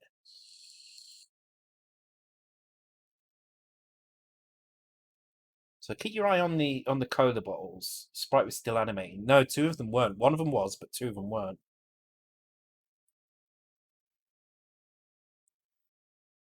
Vaping has always been a problem for my chest, but what I found is that I don't actually vape that much. Not like I did last time I stopped.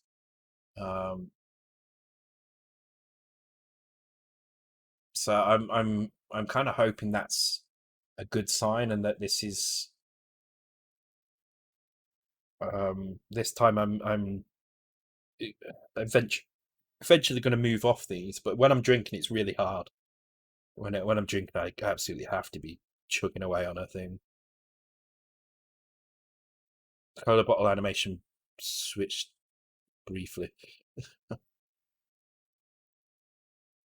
Cake is a made-up drug. Cake is a lie. We all know that. Come on, one more life to lose. If you just speed things up a bit. Oh no, sorry, two more lives to lose.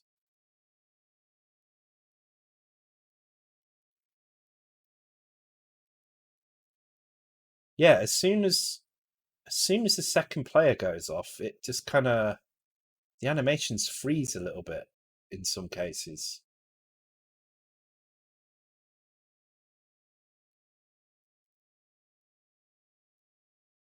Because again, it's a timing issue.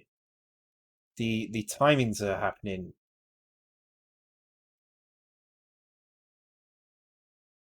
Balls. All right. Well, the thing is, we can freeze everything on screen, right? There's no need for us to be doing anything at this point now. So we could just freeze everything on screen while it flashes game over for a couple of seconds down here. Once it's flashed game over at the bottom, so at this part here, once game over has been on the screen for say 5 seconds, it can do the transition to a game over screen. It can show the high score table with your score in it if you've actually got a high score. And if you haven't got a high score, it will just show your score underneath the table, maybe. Okay, so let's do that. Okay, so let's start by freezing everything on the screen, because that signifies game over a little bit more, doesn't it? If they freeze and actually solves it, it means I don't have to solve this bug as well. So it's always good. Um, is it checking the lower mates? Someone makes a lower where there is no button directly under where a bottle falls and it keeps falling. No, there is not, but definitely worth kind of keeping an eye on that when you make levels. So I'll be testing those anyway. So brass eye, yes. Now, have you seen the Alan Partridge? Oh God, what's it called? Oh, is that what it's called? The Day Today? No, there's a relatively new Alan Partridge thing. I say new; it's probably about a year, 2 years old. Uh, oh, it is the Day Today. Yeah, you're right, Fistmaster. Yeah, no, it's it's really good. He finally makes it into daytime TV. Or well, it's more like the One Show, isn't it? But but of course he's terrible, as you would expect. Um, Also, the new Borat film is out. If anybody's not seen that yet, please go and watch it. It's freaking awesome. Really like that film. It's very good. Okay, so all I'm going to do is in the enemy update. So in this one here, was it this time? I can never remember which one it is. Hang on, let me bring up his. Oh, the day to day is the older one, is it? It's the new one is this time. Yeah, that's right. Yeah, this time. Yeah. Yeah, it's very good. I enjoyed it. Yeah, the Borat film is really, really good. The fact that they managed to get there's three bits in it that amazed me. They got into one of the conventions. As he got into a convention where Mike Pence was speaking, dressed as Donald Trump, which is brilliant, and then got sent out. They managed to basically get Rudy Giuliani in a hotel room with his daughter. He's some Bulgarian model actually in real life, but I thought that was pretty cool as well. And then there's another bit towards the end where they're actually not far from Donald Trump himself, um, and Donald Trump Jr., which is it's just crazy that they managed to get away with that. But the film itself is a lot of fun as well, so it's worth watching. Um,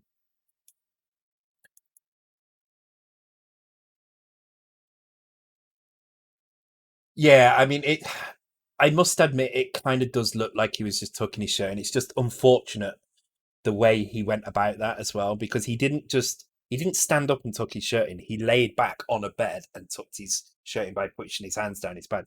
And I agree that's almost certainly what he was doing, but it just looks really, really bad. Looks really, really bad. But um well, he was already sat on the bed. That was the thing. He was sat on the end of the bed, and she took his microphone off him.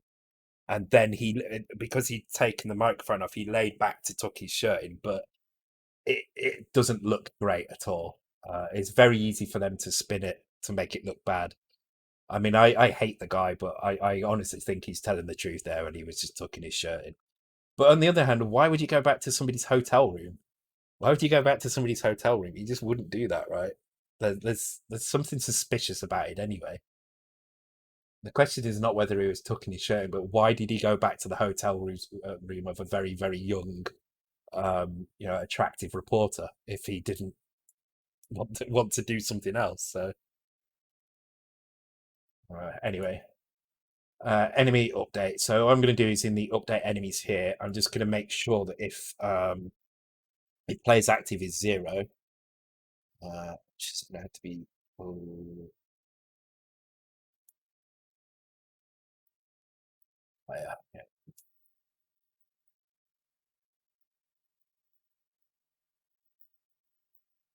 Just going to make sure we return, and hopefully this will freeze all the enemies. Um,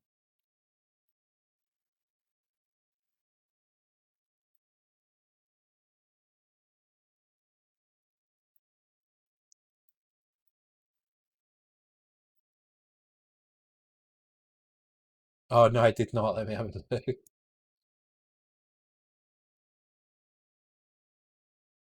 Oh, it's a video message. I'll check that out shortly.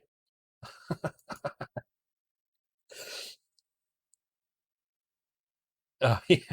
Well, he kept calling Mike Pence Mike Penis. Mike Penis. I knew that film was going to be good, where in the first 5 minutes they'd called Mike Pence America's premier ladies man and a pussy hound. And at that point, I thought this film is great. I have to watch the rest of this. Uh, yeah, exactly. It's just easier to lay back than so. It's the same with me as well. If I was to tuck my shirt in, I'd definitely go back to do it. But the guy is an absolute creep. Yeah, you're right. Um,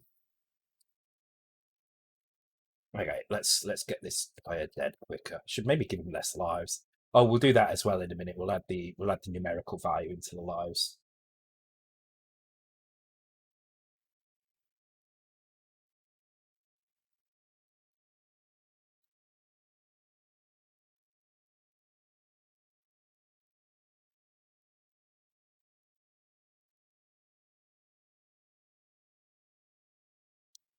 Yeah, okay, this is fine. And then we'd write the word game over on both of these sides. Um, and then let that flash for a couple of seconds, and then move the game over screen in. We can put the word game over at the top, um, and then we can present a high score table. So we'll actually have a high score table printing routine, I guess, or because we need to grab this more than once because it will be cycled in the intro screen as well. Um, and we'll just have that high score table pulled in. Um, uh, yeah, you were. I was worried about you because you disappeared and you hadn't joined in the.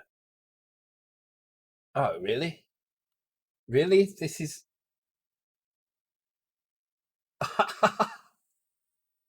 Wait, what? Why is this not? This should not be in there. This screenshot should not be in there. So I have no idea what this is going to show. Okay, I tell you what. I'm going to. If there's no runs on there, I need to remove that from the screenshot list. That should not be in there. Well, actually, I can't do it right now. I have to leave it until the race, the complete list is over. Um, but I will. I'll tell you what I will do. I'll change the title of it in the thing. Actually, I'll do this while we're at it. So I think I'll just replace them the other way around. Uh, so in this list here, yeah. So there were some cases where, yeah, here we go. There were some cases where some of the title screenshots snuck in, and I thought I'd remove them all, but this is one that didn't. Um, so as soon as this race is finished, I will start another one because that was kind of unfair, really.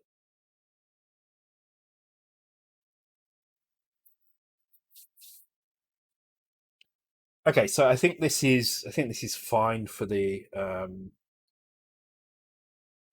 game over kind of pause on the screen.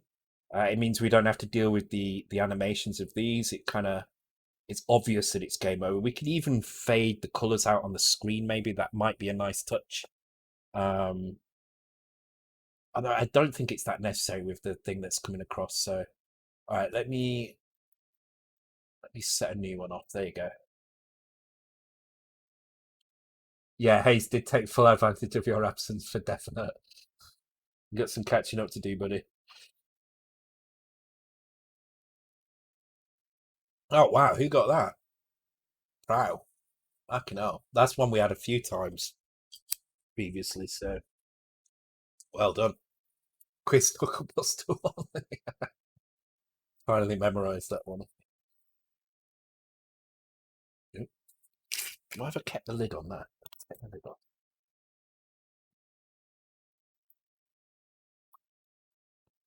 Oops,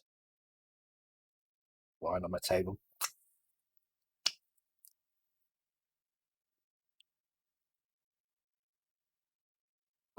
Okay, so let's make a new thing in the HUD. So what's actually happening at the moment in here? Okay, so it's going to flash insert coin. What is triggering that?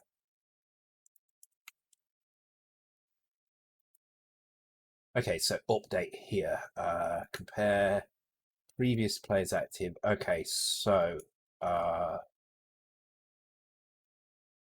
okay, so we need another one in here is where we're going to say load accumulator. Actually, just flash insert coin does load that again. Okay. So if that's not equal to 0, then we can jump to flash coin, I'll call it here. I mean, it's not flashing coin anymore, but we can change that to a jump and get rid of the RTS there. Anytime you've got a jump to subroutine and you've got an RTS after it, you can just use a jump instead to save a byte. Um, and so here we're just going to do a jump to uh, flash game. Let's say game over. There we go. Okay, and this is going to be the same for both. So I'm going to actually just copy the code for this, but I'm going to add some new. rows in here. So game over row 1, and that would be 1, 2, game 2.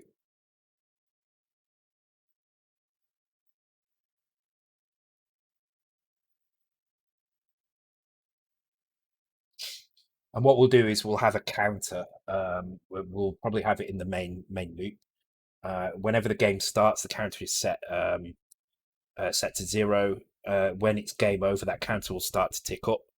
When that counter reaches a value like FF or something like that, then the game over sequence will finish, and it will jump to sorry, the game over flash sequence will finish, and it will jump to the game over transition, which will also put into the main screen.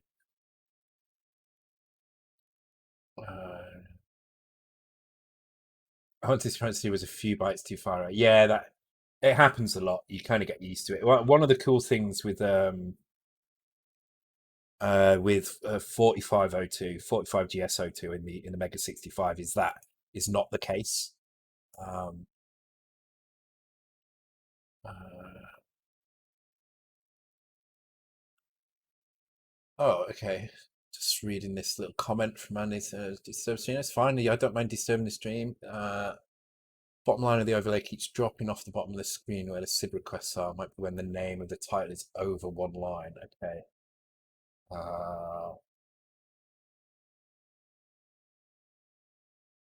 I did say not urgent. All right. If you see it again, if anybody sees that again, could you clip it for me and send me a link to it? And I can try and fix that. I can put a limit on that happening. Yeah, just if you can do a clip of it, then it'll help. But yeah, I don't mind being interrupted for things like that. It's absolutely fine. Okay, so we're going to do flash game over. This is only going to happen when both players are dead, so it's going to be flashing on both sides. So I'm going to copy the contents of this in here, but we'll strip it down into to work for both player 1 and player 2. So, for instance, we don't need this value here because this is checking if both players are active. We already know they're not because that's why we've jumped into this function. And we've got, yeah, the flash as well. So this is setting the flash counter up. That's correct. That's absolutely fine. We could probably separate that out so it happens every frame anyway, and then not have to deal with it more than once. But for now, I'll just leave it there for now. If we start running out of room, then line clamp 1 CSS fixes that. Yeah, or overflow will fix it as well. So overflow hidden will fix it as well. It's just at the moment there's probably a width on the thing, so it's just wrapping at the width. That's all. There's a few different ways of doing that here. I've not seen the line clamp one though. That's a new one. Let me just. Sorry, I know this is completely unrelated, but I want to see what that is. I've never seen that before.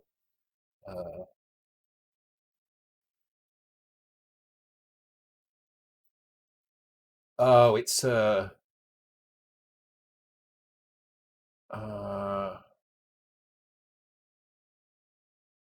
okay, okay. It's not. Yeah, okay. It's not. It's not fully supported yet. That's why.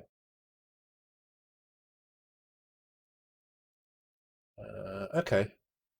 Yeah, I mean, overflow will do the same thing, or text overflow will do the same thing anyway, pretty much. So. No, I've never heard of it before as well. According to that, it's a new one. It's a new spec. Always good to learn, though. Thank you, Hayes. You learn something every day. Probably too awkward, but the level start screen wipe is to the right. Could the game over wipe go to the left? Just makes distinction between start and end of game. Might not be worth the hassle. There's a chance it might already do that. Let me just. It might. I can't remember if I did this, but I know I switched. Oh, what's that there? What did I do incorrect there? Okay, don't know what that was about. Flash game over. Unknown symbol flash game over. What? Let's fucking sit up.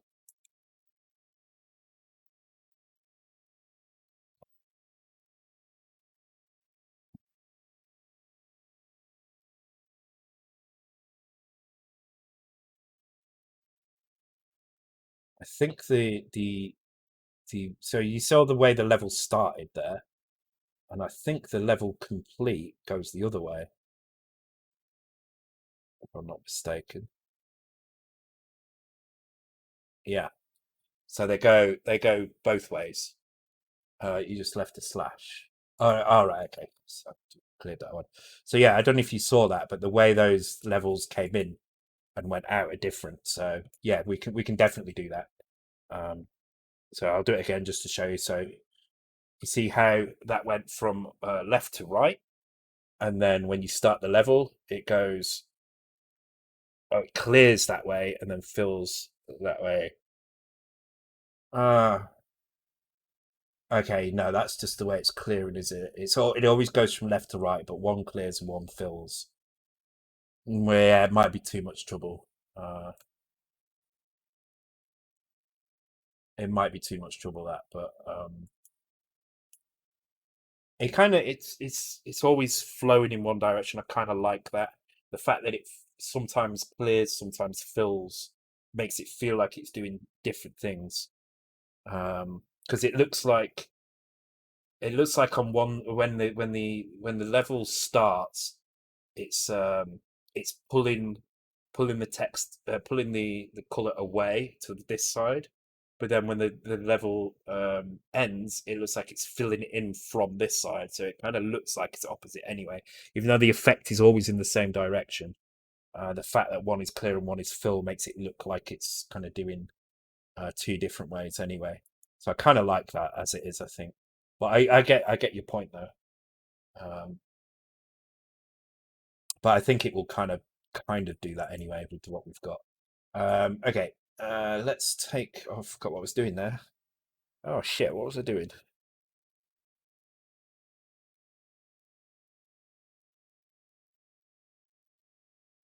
Oh, game over. Fucking hell. Wow. All right. Blimey. Okay, right. Let's start just by giving the players a few less lives because it's a bit annoying having to.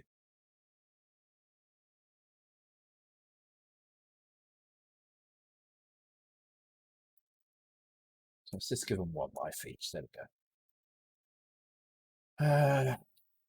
Oh, we need to fill that life counter as well, so it goes up to more than 4 and then more than 9 as well.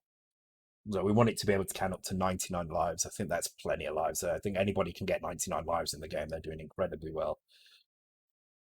I don't think they'll begrudge me capping it at 99.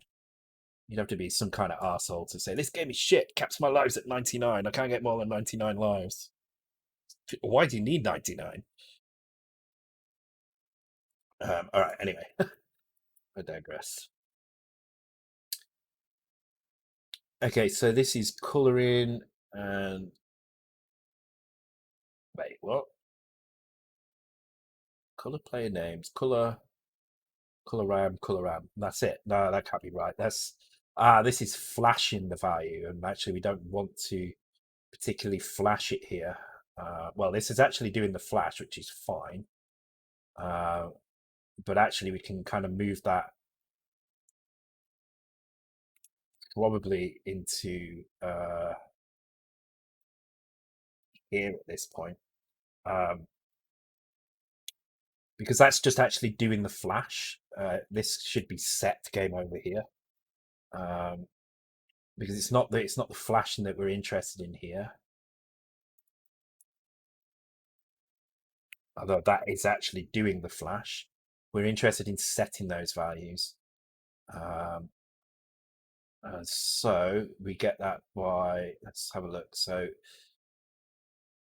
this is what we have to fill in. Press fire row 1A if the player is not active. So I want to see where that's being set first. And it looks like it's set here if the player is inactive.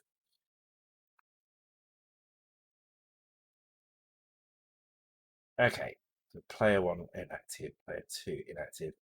Okay, so we can do a check in the beginning of this. So update. Here we go.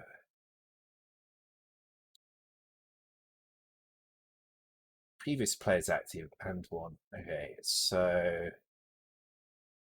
actually we can. Okay, so if the previous player's active is not the same as the current player's active, then we jump to here. If the previous player's active is not 1, okay, so this is okay. So here we would say at this point here we're just going to check. So this is the previous player's active does not equal current player's active. So update text. So the first thing we're going to do is we're going to say, okay, if player's active is not equal to 0, then we need to do one of these things down here. Otherwise, what we need to do is we need to store that at previous player's active and jump to set game over.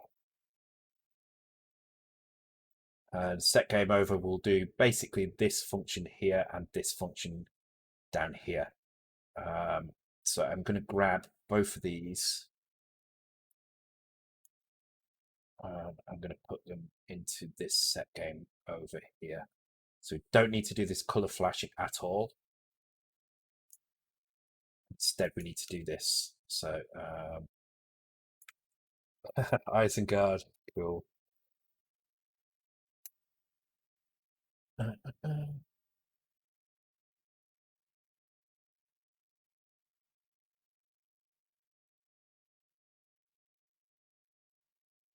So game over row 1, game over row 2. It's as simple as that. Game over row 1. And there's no game over row 2. But game over row 1 can be copied onto both sides of this. There's no reason for us to do this. I don't know what this bit's doing. Oh, this is setting the score. Okay. So we don't need that.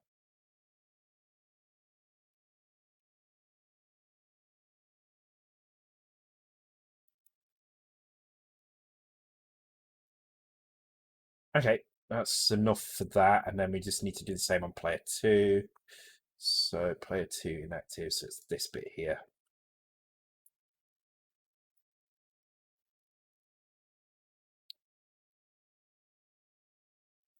Right, now that can be moved up to here. Right, so, and there we go. That's player 1 and player 2 game. And then to do the next row, we can basically just copy this, if I'm correct, make this row 2 here, and then add 1 to all of these.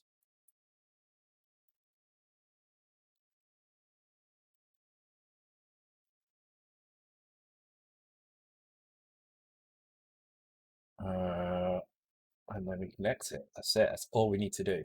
All right, let's try that out. Fingers crossed.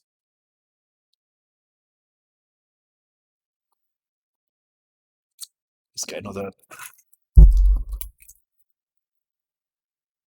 Save the strawberry one till last, I think. It's my favourite one.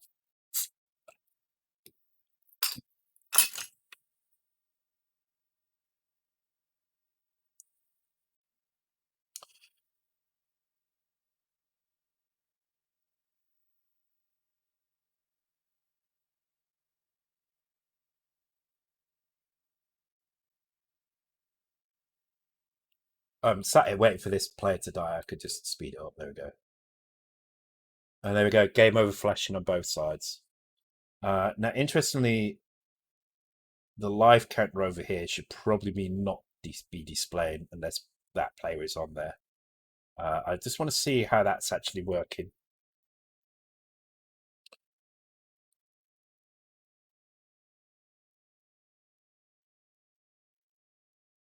Oh, okay, yeah, it's just that's fine. All right.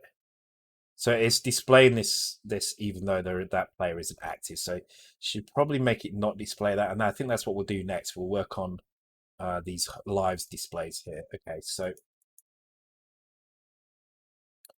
let's go back to the HUD again. Okay, so player lives.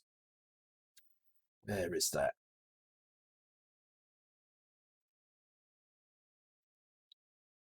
Add score. Date eat meter. Draw lives. Here we go. Okay. Um, so this is actually drawing the lives regardless of whether or not that player is active or not. Which is interesting. I mean, ideally, what we should be doing here is we should be doing another additional check here, which I think we can do. Let's have a look. So if we did it, say, transfer Y to the accumulator. Okay, let's do it. Let's do it here. And let's compare.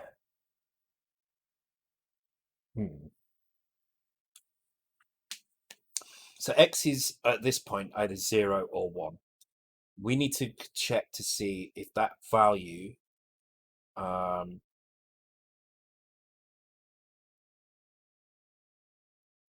is present in players active. So 0 or 1, that's going to say which player we're checking here. So if we transfer that to the accumulator at this point and add 1 to it, so now we have 1 or 2. So then if we AND that with player dot players active, if that's equal to 0, that means this player is not active. So if it's not 0, we can just jump ahead to here. However, if it is 0, then what we should be doing is changing that value to something that's going to show a blank. So if we do 0 a blank character on here, or do we need, I think we might need kind of something like this instead. So let me try setting to 9-0 and then jump to done. What this should mean is if a player is not active, the lives panel won't show, which is what we want.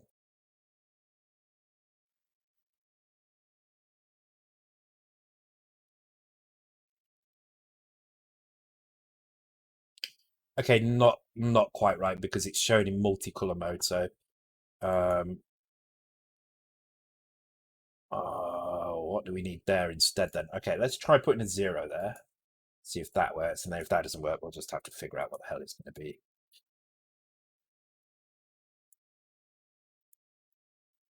We're getting there. We're getting there slowly along the way. Yeah, that's fine. Okay, and then if I press player 2, the lives appear. Okay, that's great. Okay, next job. I want to add more lives to the players now. So I'm going to give them 6 lives each. And now I want to see that if we have more than 6 lives, that value is displayed in the HUD as well. So the moment this is just drawing as many lives as we need, and then this is updating the next one. Okay, so at this point, now check if this player has more than 4 lives. So what we need to do here is we need to load the player lives X here, and we'll put lives done here as the exit point, and we'll compare that to 0.4. So if the value, sorry, we'll compare it to 0.5. So the value is 4 or less, we'll jump to lives done. So remember, carry clear is less than, and carry set is more than or equal to. The easiest way to remember the order of them is BCC. Alphabetically is less than, comes before BCS, so it's less than BCS. If you were to apply a numerical value to the position in an index, then BCC would be before BCS. So BCC is less than BCS, which means BCS is more than or equal to. Okay, so that's how I remember that anyway. Okay.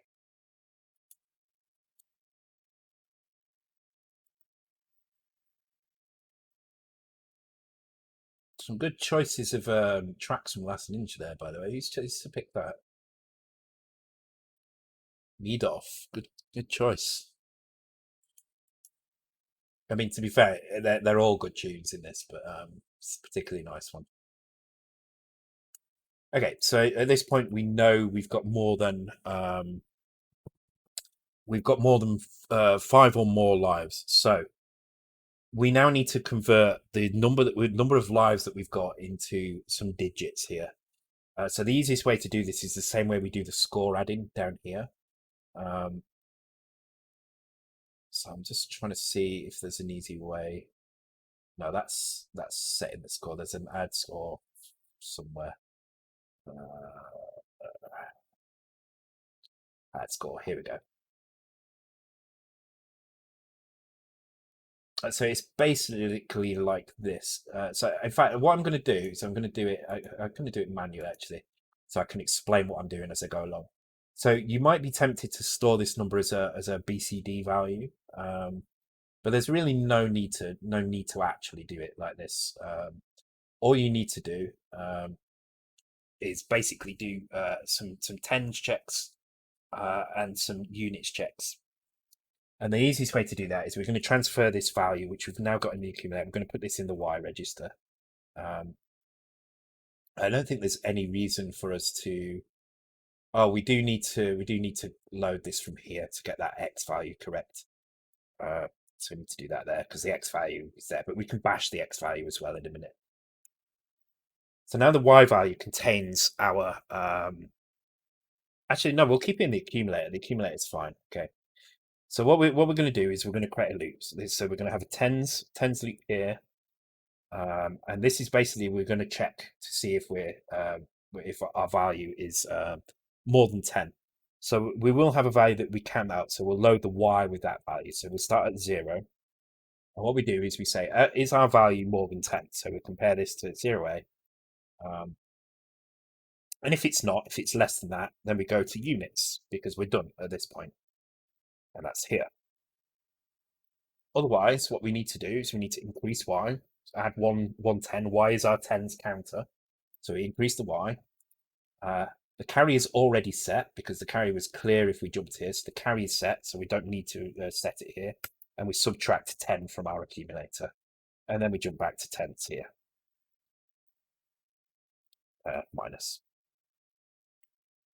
And what that's going to do is just going to keep subtracting 10 until we reach a value that's less than 10. And at the same time, it's going to increase Y. So now at this point, Y, let's put it here, Y contains tens. And accumulator contains our units. Cool. So we have the correct values to put our lives counters in here now. And this is going to be really simple. Our lives counters. Do we have an easy way? Lives locations. Here we go. Okay, so we have a value in the accumulator.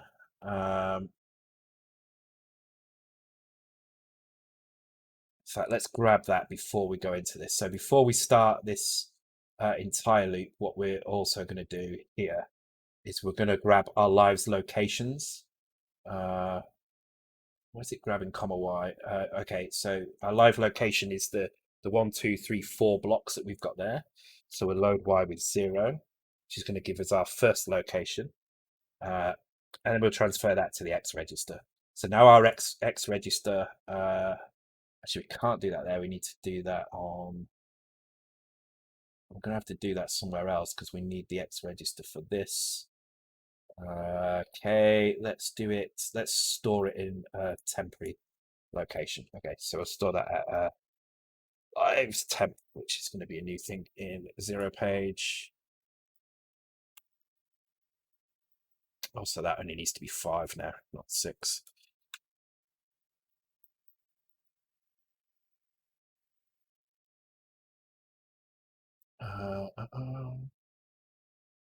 Yeah, Hey, it's got, yeah, I'm not going to do that though.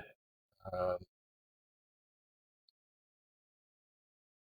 I'm not going to do that because I want it done properly. I don't trust them. They're just going to use shitty kernel routines and stuff.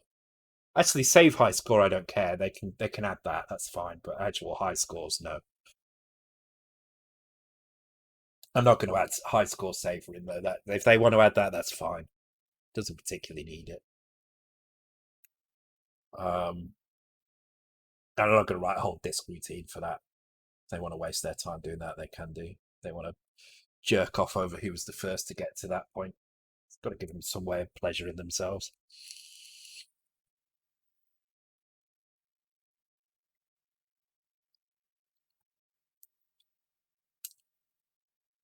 Okay. Okay. So we're storing that at lives temp. So this is our lives position temp. Actually, let's call it what it is. Uh, so I'll do that before here. Okay. Then we're going to grab these values, and now what we can do is we can um, lives location is transferred to X. Okay. So here's what we do. We're going to store a value at this position, comma X. And we're going to load X with our lives pos temp because this is our tens. Um,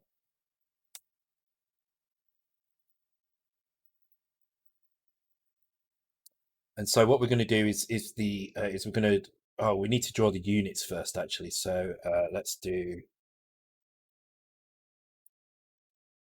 So the units will always be drawn because if we're more than four lives, then we have to draw the units.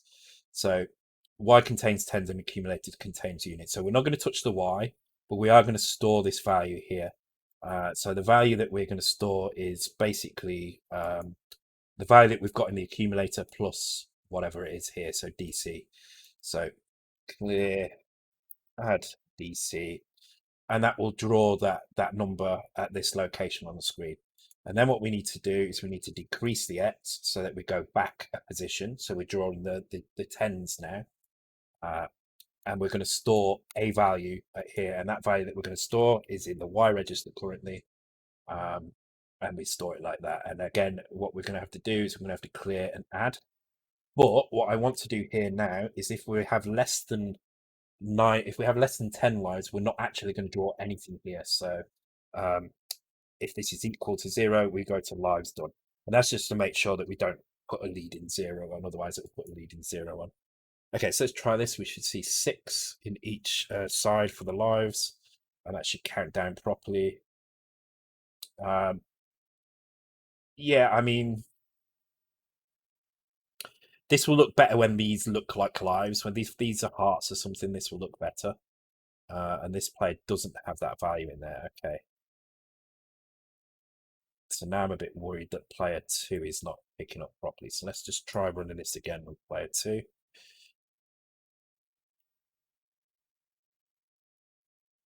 Yeah, it's drawing on the wrong side here. Okay.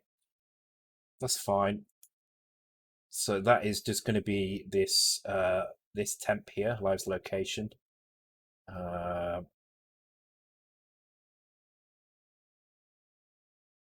Okay. So it needs to be okay. This is actually going to draw in a really weird place. So what I was actually hoping for was this 1, 1 and 3, and 5 and 7. So 1, 3, 5, 7 is what I was looking for. Yeah. So let's do that based on this one here. So this should be 1, 3, 5, or 7. So this absolutely has to start at 1. We can change that by increasing and decreasing like that. And then the only thing we need to do is make sure that we add 4 here if we're on actually player 2. So compare X to 01, bunch not equal to here. Otherwise, load Y with 05. Oops. There we go. See who gets this quiz.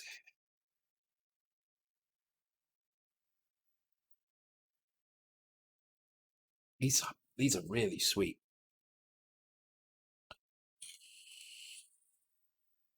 What is that? Oh, oh.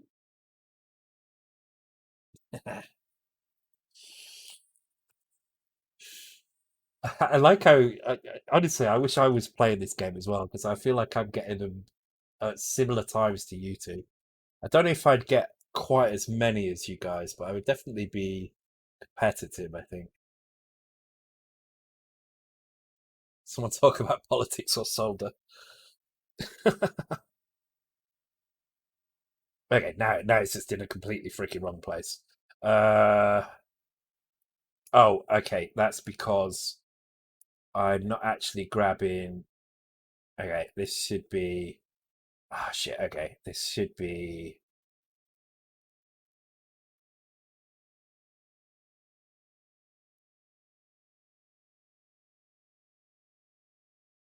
Okay, I actually don't need to look them up like this. I can do it like this.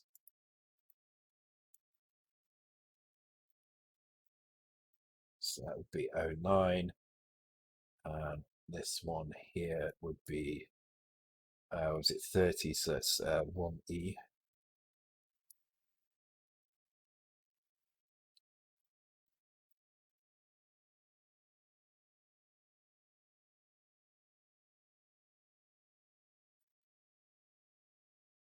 Hey, Mrs. Thatcher was a fan of soldering but lead free. I feel like there's a really, really. Oh, right. You're just trying to get politics and soldering in.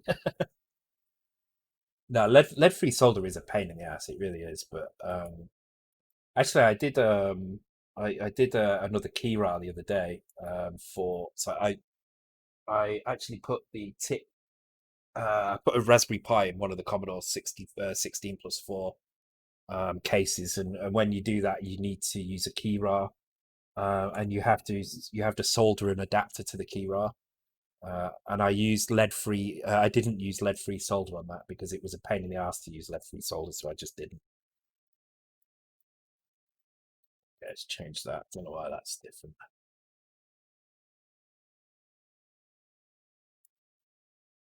Ah, creatures. A nice tune from creatures as well. Who picked this one? Nice. Okay, cool. We've got a lives counter in there. I might drop it down onto the next line because I like the numbers kind of lining up, I think. Let's see. Okay, it's still not right on that player for some reason. So let's just double check what happens if I start this player. Yeah, see, it's putting that on the wrong side. Okay, that's fine. Let me start to invite to put more air into ice cream.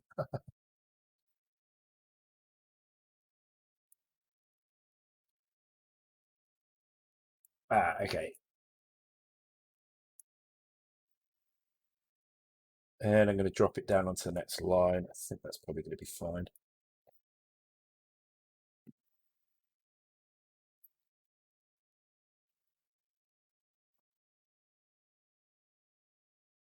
Oh, it's still drawing it over there for some reason, but it has drawn it here as well. Uh, but in why are they drawing that one there? That's weird. Oh, is it drawing that anyway? Is it drawing it regardless? So lives done.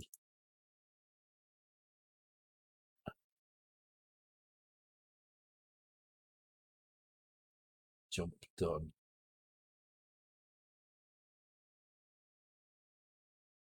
Oh, load zero, jump to done. Okay. Okay, so we need another check to make sure this player is even active at this point. Okay, but the positioning was almost right.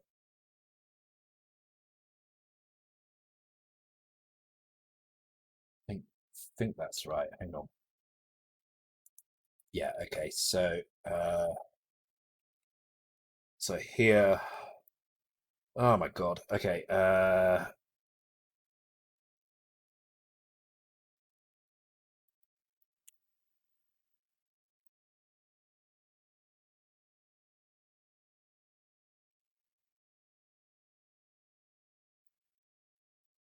Okay, so we need to do this same check here.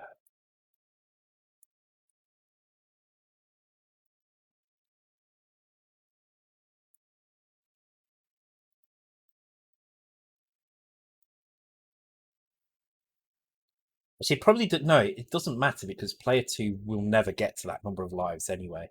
The problem is here is that the player two has been awarded a life. Player one has got 6 lives, but he's not on screen, so that's bollocks anyway. That wouldn't happen. So I'm not concerned about that. That's not an issue. I don't need to do that because what would happen normally is you just wouldn't see this 6 here, and that's in the wrong place anyway. That needs to go back. All right, which I'll demonstrate in a second by changing the values. But for now, I just want to get this in.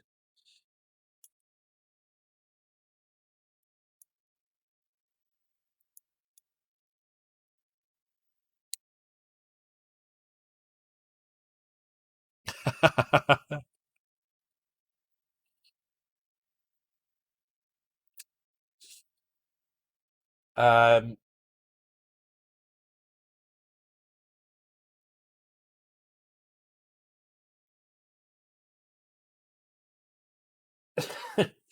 would it? No, it wouldn't because I haven't put that in. But that's it. I mean, maybe I should add that in because that is a valid. That is a valid answer. Um, yeah, it is. It is a valid answer.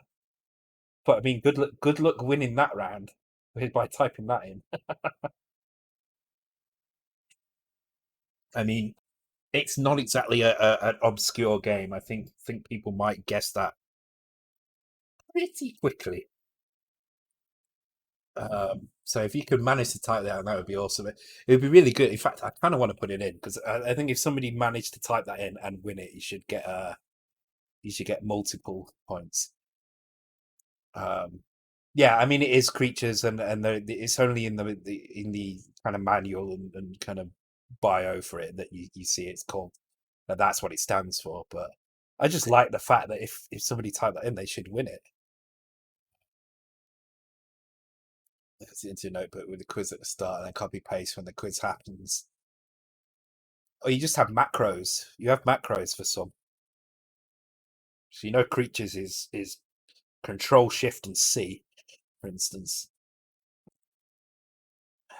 Could work. Right, let's see. Okay, cool. We've got 6 there. All right. So what I want to do now is just demonstrate that that would not be a problem if player had the normal amount of lives. So with a player with 4 lives, which is what he should have as a default, that's not going to be a problem if that player appears. And then we'll go through setting up more than that. Yeah, see, it's not showing there. We've only got the 6 down here, which is good. Now we'll change player to have uh 22 lives, like so. Hopefully we should see the number 22 appear.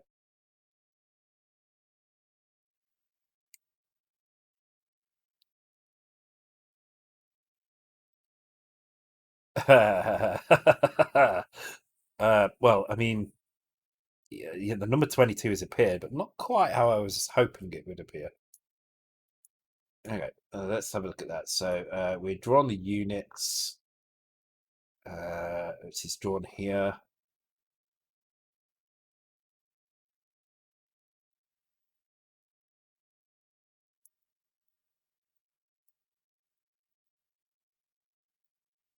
Oh, these were wrong. That's why. Damn it. All right.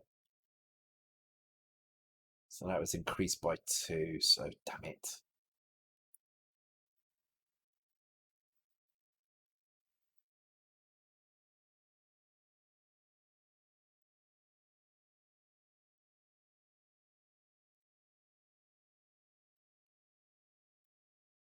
Why is it going on that line? Oh, because I don't know why. There we go. So let's give this player let's give him 9 lives and just make sure it works, and then we'll try it with a higher number as well.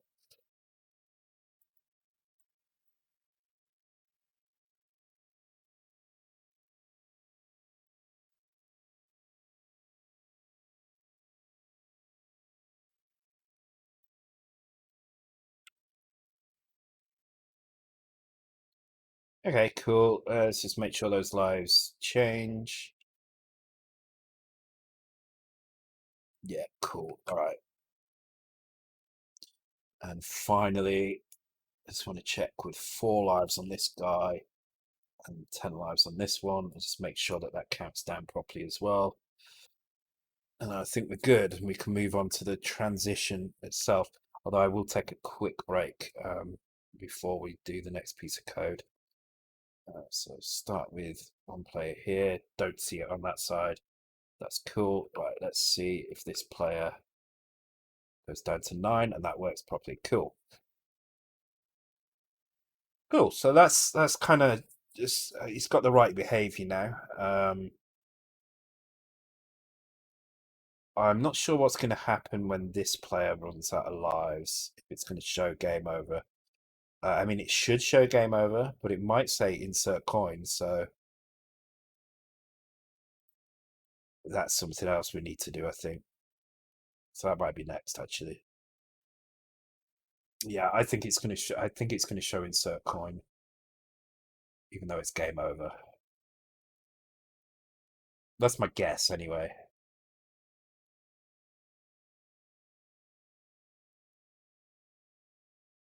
Oh, it doesn't show either. It shows P5 down here, which is because it's doing the value is 255, so the lives is incorrect completely. Okay, so that's the next thing we need to sort out. We need to make sure that uh, the the the game over works for individual players as well. All right, I'm going to take a quick break, guys, and when I come back, we'll fix that bug, and then hopefully we'll get round to doing the transition and displaying the high score table and actually work out where you fit, because we have to work out where you are in the high score table before we display it, because we're going to have the ability for both players to set their names at the same time, I think. Okay, so yeah, we've got some small issues here, nothing major. Should be easy to figure out. All right, I'll be back in 5 minutes, guys. Be right back.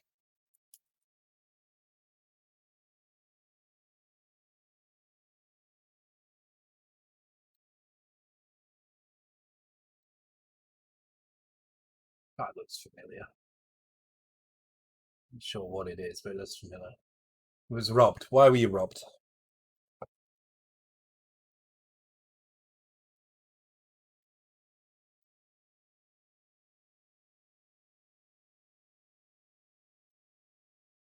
Hunt for the Red October. Well, it's because it's called Hunt for Red October.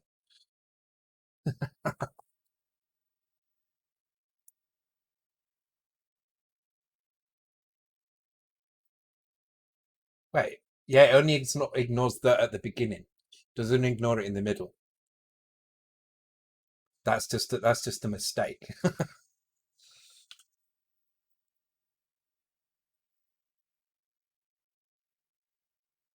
Because it doesn't mean the same thing.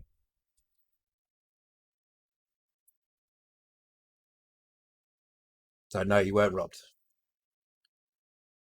You failed in your mission.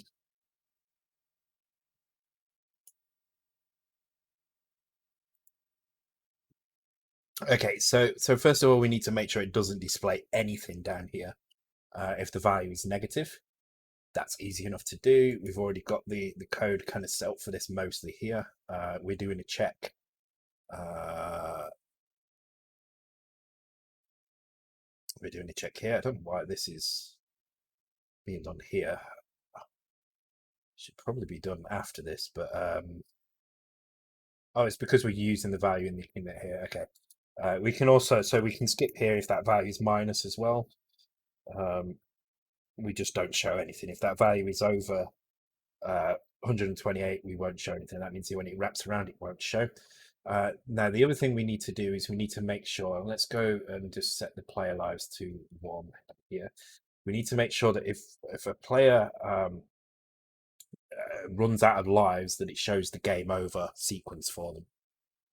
Which actually means we probably do need to split the game over into 2 halves. At the moment, we're only showing 1 half. The mountains in the race extracted from the game. They're extracted from the Mayhem Music Megamix. That was a music a music thing that was on Commodore format, I think. So that's where they've come from. Oh, hang on, let me shut my door. It's pissing it down.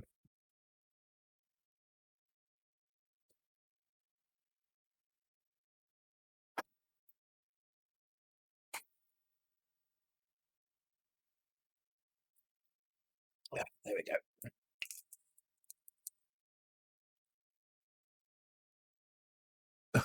My door is fitting. It's no, it's raining really hard outside, and if I have that door open, it gets all wet on the floor. So, uh,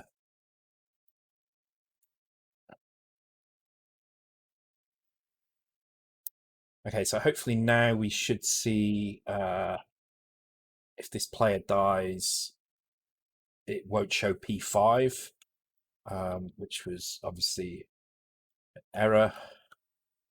And the reason it was showing P5 is because it was trying to count the tens and it got to 25.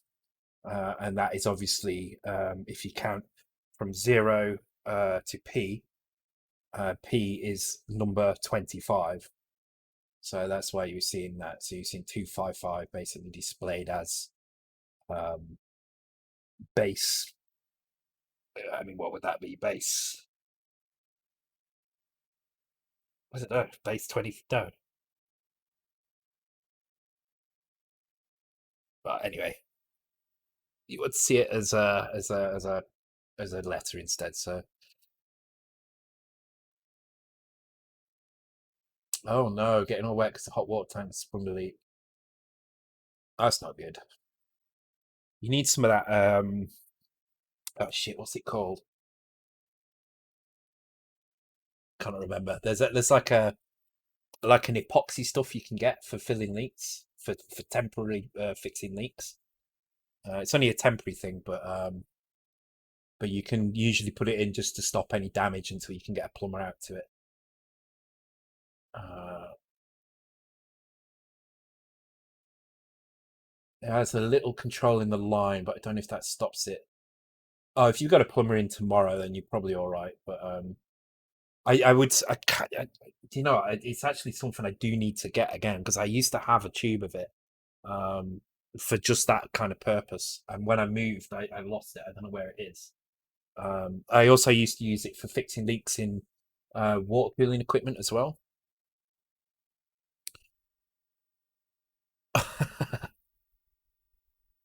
Oh God! Thanks for the bits, Hayes. I'm gonna try and ignore this. Seems to be coming from up the top under the lid. Okay.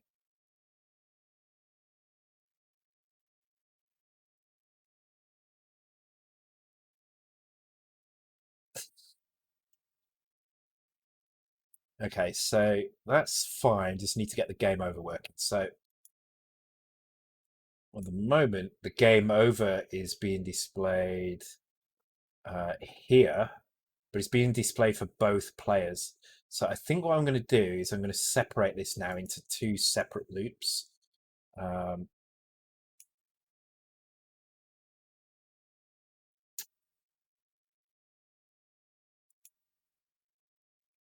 it's this twice, isn't it? Okay, let me just copy this and call this player two game over. Then that's the same and that's the same. And then all I need to change is these positions here. So on player one, it needs to display this one.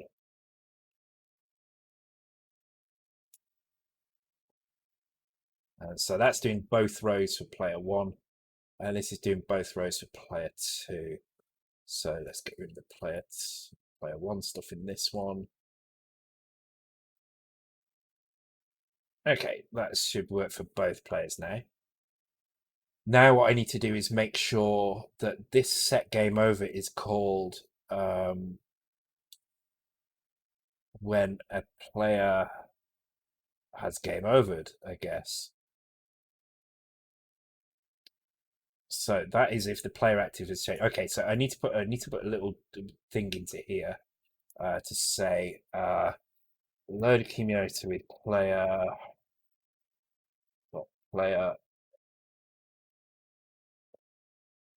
So I can do it like this. Live, there we go. Lives plus 0. Uh, and if it's positive, we can skip over this whole thing. So P1 done, like so. And the reason for this is just to make sure that if we run this routine, it only will display these values if the player has actually lost all the lives. And that means we can call this method more than once if we need to. And we're going to call it whenever these values change between the two. So at the moment it's doing this thing here. So what it's saying is if the player is inactive, hang on, what's it doing? So if player's active is not equal to 0, so if it's equal to 0, it's going to go to here. If it's not equal to 0, it's going to go to here. At which point we need to either flash insert coin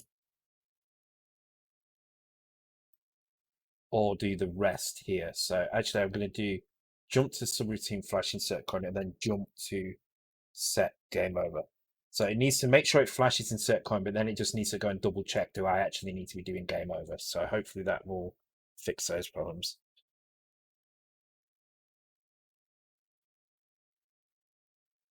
I can imagine having a young son. Wait, I'm missing out on some stuff here. Holy cow, Hazel. Once I told to my son singing that and My Lovely Horse from Father Ted on My Lovely Horse. Yes. 3-hour car journey. Oh my God. I can imagine having a young son is just like having a permanent annoy. Oh, you don't know the half of it, Hayes. You do not know the half of it.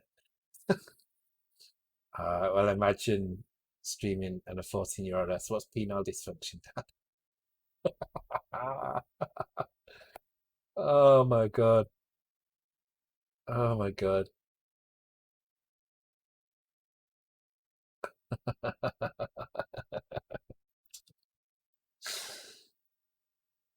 Young children are just question machines. They just love to ask millions of questions. Because why not? They just want to absorb knowledge, right? They just want to know what's going on in the world.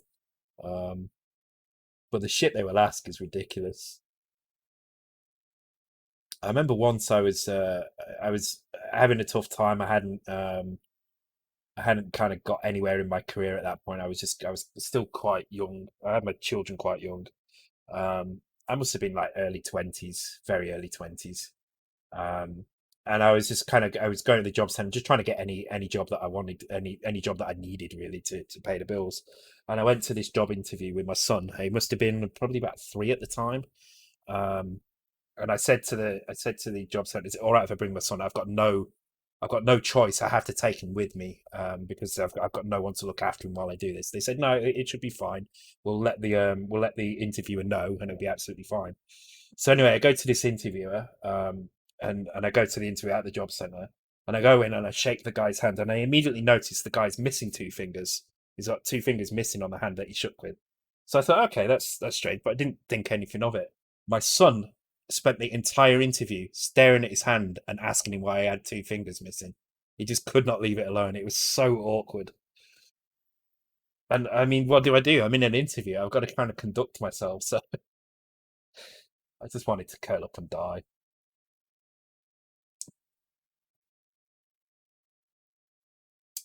Good shit with young kids to ask them. Yeah, I found that as well. I found asking questions back as well. Did I get? No, I didn't get the job either. I think the guy was. I think the guy had been a little bit offended by it. It was. I mean, Sean was like 3 years old. You can't really 3 or 4, something like that. But you can't really, complain about that. But as well, I don't think I conducted myself very well in the interview after that. It just put me off completely. So it's fine. Okay, it doesn't seem to be showing the right thing here. So it comes into here.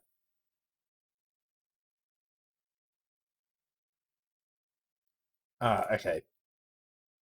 There are still players active, so maybe it should. Oops.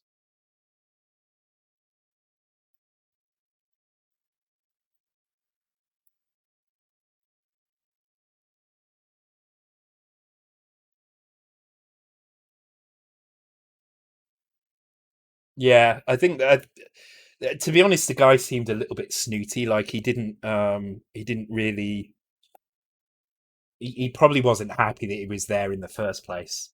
And he was probably looking for a lot more than he was ever going to get from that place. So, uh, but yeah, as Cromer says, a good trick is to just ask them questions. Because my son wasn't too bad. He would ask a lot of questions, but my daughter was terrible. I mean, we went out once for a walk. I think we'd gone for like a half an hour walk with her. And I said to my wife at the time, let's count how many questions she asked. I think it was something like 170 questions in half an hour. It was ridiculous. It was just one after another. But yeah, we what we used to do in the end was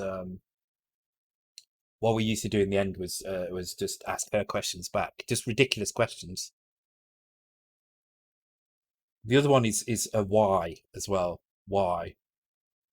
You can't just answer a question. They have to know why that's the answer to the question. So that kind of gets frustrating after a while. But it's good. It's healthy for them to be inquisitive. That's what they're there to do, right? That's what they want to do at that age. Sorry, they want to be inquisitive. They need to learn. They need to know lots of things. You just need to let them realize that you can't be expected to spend 24/7 answering every single question on the planet, which is unfortunately what she wanted to do all the time. Okay, so it stopped doing the flashing. Okay, this is not going right. Just need to get the game over to work.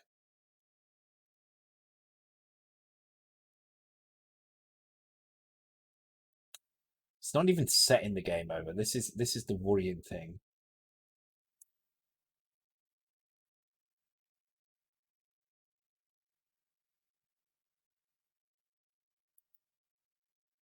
Okay, maybe I put this here. Okay, and what I do is flash insert coin, set game over, flash insert coin.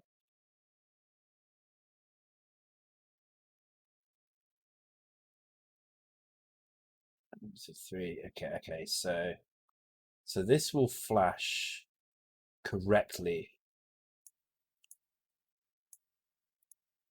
Okay, like so. Oh wait, hang on. I had a jump, not a set jump to subroutine. The cold idiot son, yeah. Yeah, you do. You never learn anything by not asking. It's good as well because the thing is you can see their little brains working stuff and kind of trying to process, and that's why you get the follow-up why question. That's why why they say why. Why is the sky blue? Because it is. It's not an answer. You have to tell them why.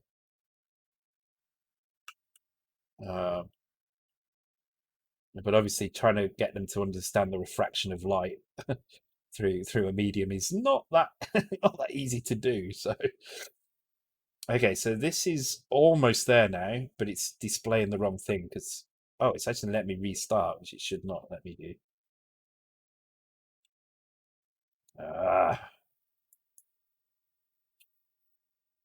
okay, let me think about this. Let's get rid of that for a second. Let me think about this.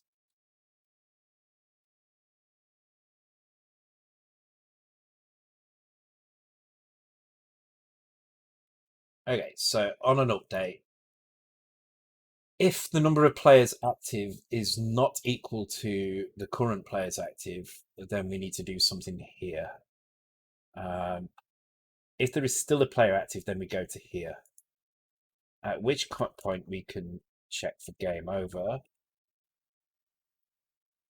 And game over will set the words game over if our player lives. There we go. Player lives is okay. That should work, hopefully.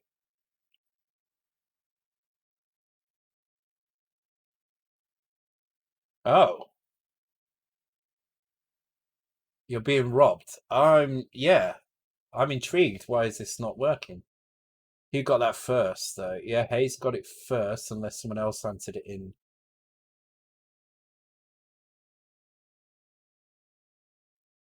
I'm intrigued here. Is there a is there a H in Guyana or something? No. Ah, well, no, no, no, no, no. That's just a spelling mistake. Hang on. Yeah, that's a spelling mistake. All right, I will give. I don't know how quick that happened, so I will give half points to Hayes because no one got a thing. So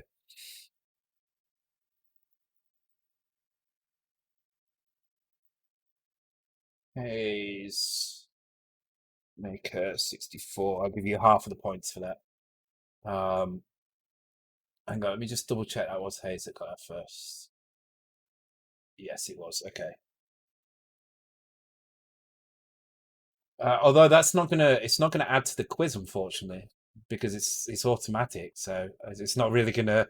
That's not what you want, is it? You want it to be in the quiz points, and I can't help you with that, unfortunately.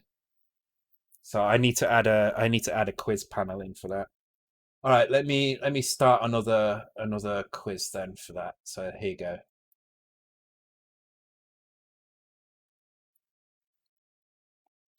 Yeah, I need proper login, and I don't have login. I need login, and I need some better admin panel stuff for it. Oh, it's because the screenshot was mislabeled. The screenshot spelling was wrong. God damn it! Learn to label your screenshots correctly, people.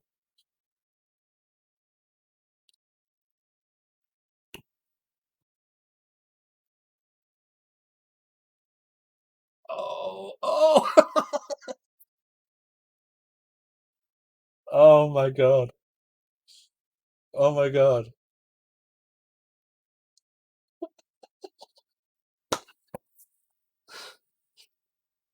Wow, amazing! Hey, Thomas! Oh no,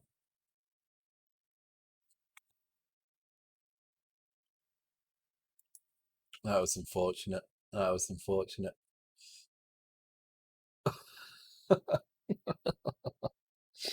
Oh dear.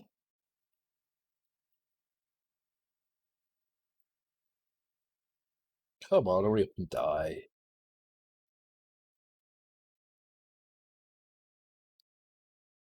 Oh god damn it! It's still showing the wrong thing here.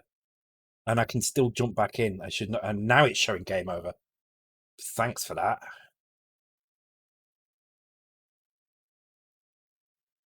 What?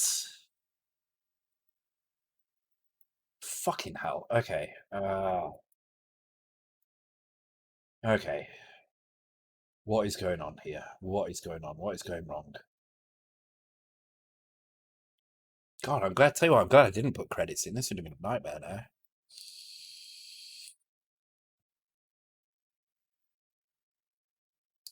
Chromas is on the board. uh,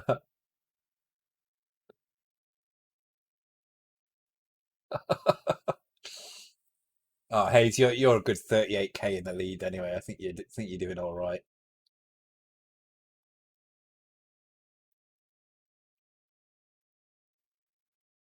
Uh, okay, why is this not happening? And why all of a sudden can I restart again? I shouldn't be able to restart. Okay, first of all, let's address that. I definitely should not be able to start the game if I have no lives left. So if players, oh, okay, okay, so we need another check in here, which is load player lives, uh, player one lives, and if that is minus, jump to player who, because we need to not only check if both players are inactive, but if one player is still active, that you can't restart um, if you haven't got the lives. Oh man, this is becoming more and more kind of convoluted as we go along. But that doesn't solve why it's showing insert coin here. Um, Is that because flash insert coin? No. Okay. Previous players active is compared to this, and it's not equal. It goes to here, which then displays everything. Otherwise, it comes to this point. So the numbers are the same.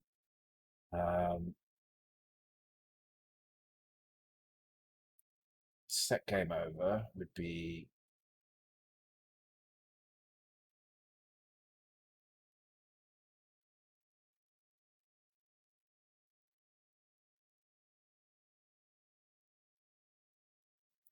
okay. Get rid of that. Don't need to do player lives plus one. Just play two. Bit of ABBA, Dancing Queen. I think. Yeah, not a bad version actually.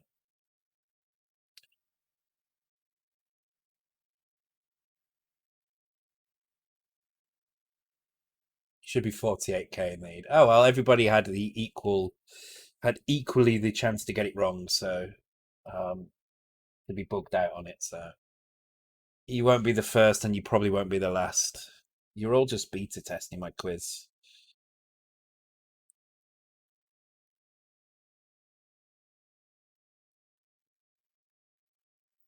Okay, let's try that.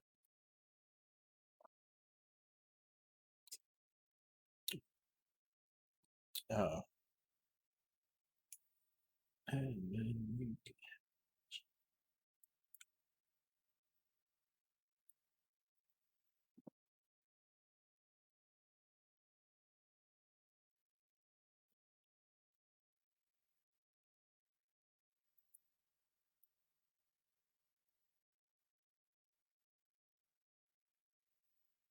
Okay, so hopefully now when this player dies, he won't be able to restart. And then we just need to make sure that he also shows game over. But that's the bit that's bothering me here. It doesn't seem to want to show that. And it's because I don't want to, yeah, I don't want to display it every frame. So what's happening is it's doing one display and then it's not doing another display. So I think, okay, I know why it's doing it. I know why it's doing it.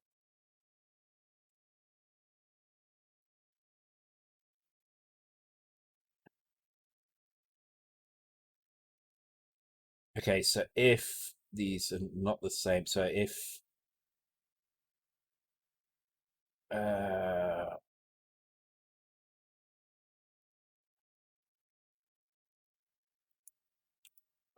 okay, previous players active does not equal current players active.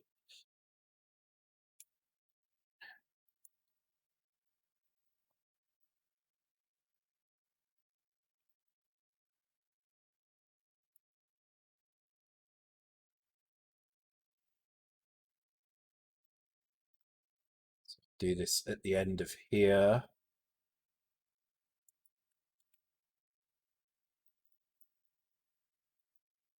Right, I think that's it. I think that's going to get it. Oh, itchy foot.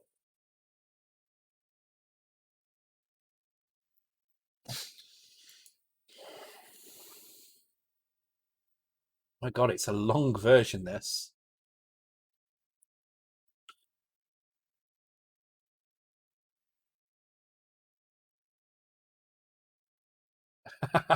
Hayes has the problem of not being able to miss any of Shallon's 3 streams a week all the way to Christmas.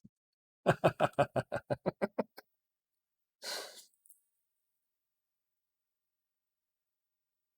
I said I'm going to change my clocks, it will all be automatic, I hope. I haven't actually had to change a clock physically for years. But it happens at 2 a.m., doesn't it? So once we get to 2 a.m., it will suddenly be 1 a.m. again. So um, yeah, but I haven't had to change for years. It's been a long time since I did that. All clocks are smart nowadays, thankfully. Is it 2 a.m. in other countries as well? So 1 a.m. when going forwards. Okay, there we go. And I can't start now. Excellent. Right, let's try it the other way around. Make sure this works for 2 players as well. For the other players, so let me switch the player lives over. 3 to 2. Okay. Where is that? Is that in the US? Then is that the clock has to want to change?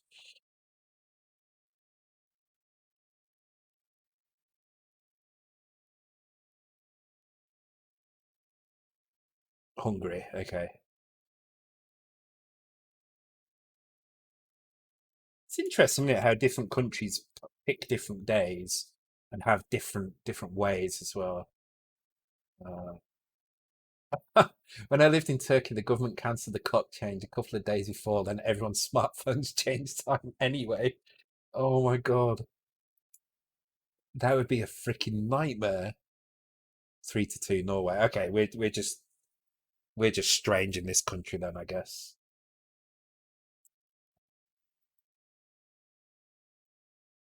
In the US it's 2-1. Okay, so you do pretty much the same. But you do it on the first Sunday of November rather than the last Sunday of October in the US. Okay. Okay.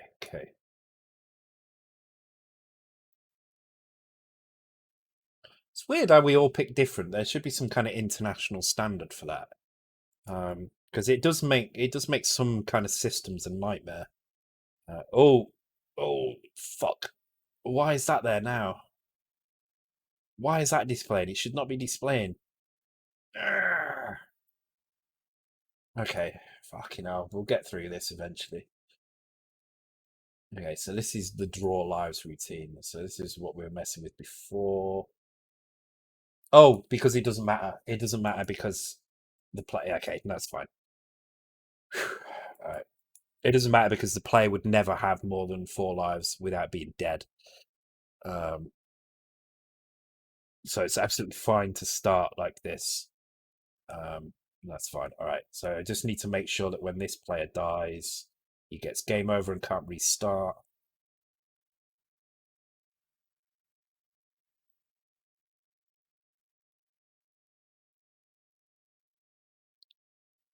Oh, yeah, perfect. Oh my God. All right. This is getting really hard to drink because it's so sweet.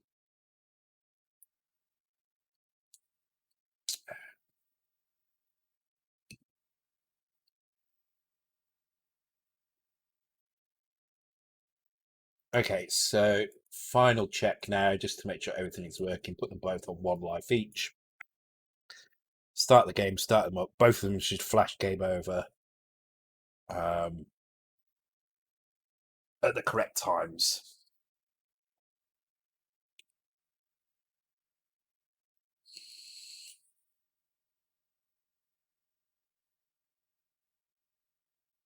So game over on that side. Can't press fire. Good.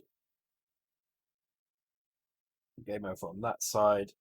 Everything pauses. Excellent. Excellent. Right. Okay. So the next step now is to jump into a end transition. But in order to do that, I need to count up the amount of time that we're in this game over state. So in the state where there is no players active, that's the only thing we need to check here. We only need to make sure there are no players active. Because if there's no players active, we must be in this state. So in order to do that, this should be pretty simple to do. I'm just going to create a variable somewhere in here. It can should it be in here or maybe I put it in there? I will put it here. Okay, because we've already got some counters here. So call this game over counter. The reason I'm putting it here is because it really doesn't need to be in 0 page. I don't want to waste any more 0 page locations, even though we've still got 64. No, not 64. Sorry, what am I saying? We've still got 32, 30. We've still got about 40 bytes left in 0 page. But we shouldn't need many more at all. Um, in fact, probably we can reuse most of what we've got now because the rest is going to be high score table, intro screen, stuff that doesn't matter if we change any of these values. So, okay, so game over counter 0. So that means the first thing we need to do is when the game enters here, it's before the main loop. So here is our normal loop, and here is where we start. HUD initialize. this is where the game initializes here. So at this point, we're just going to grab the value 0 and restore that game over counter. And then what we need to do is in our normal loop, which is here, at the very end, what we can do is we now check for game over condition. And the game over condition is basically, so we can put, should probably put this down here. Okay, so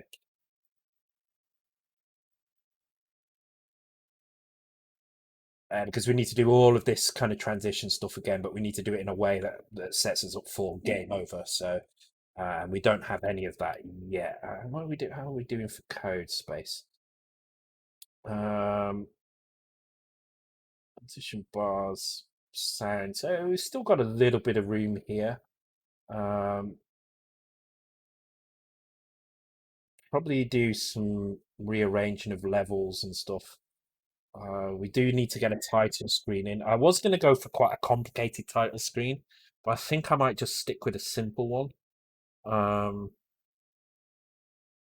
We'll have a look. We'll see how much room we've got left. We've not got, excuse me, we've not got an awful lot of room left. We've got maybe 2 kilobytes or so of space here, and whatever space we've got at the end of the levels. I think we'd probably be able to fit about 50 to 60 levels in. Remember as well, we have got the credit scroller to put in as well. So I may keep the intro sequence fairly simple with just some basic explanations of what you need to do.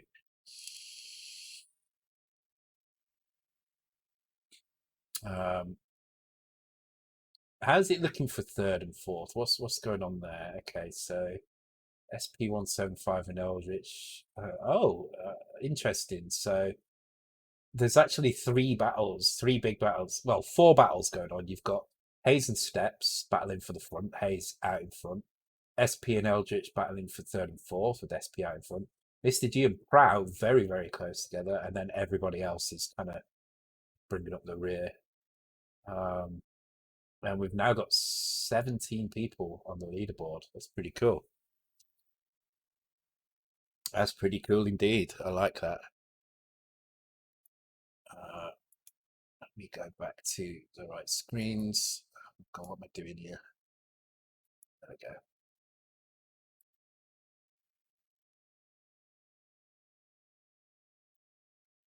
I'm really hoping I can get the Mega 65 in the next month, in November sometime, because I really want to crack on with that. And I've enjoyed the little bit I've been doing. It's a very, it feels like a Commodore 64, but there's some really odd stuff you have to do things on it, and that's what I find very interesting.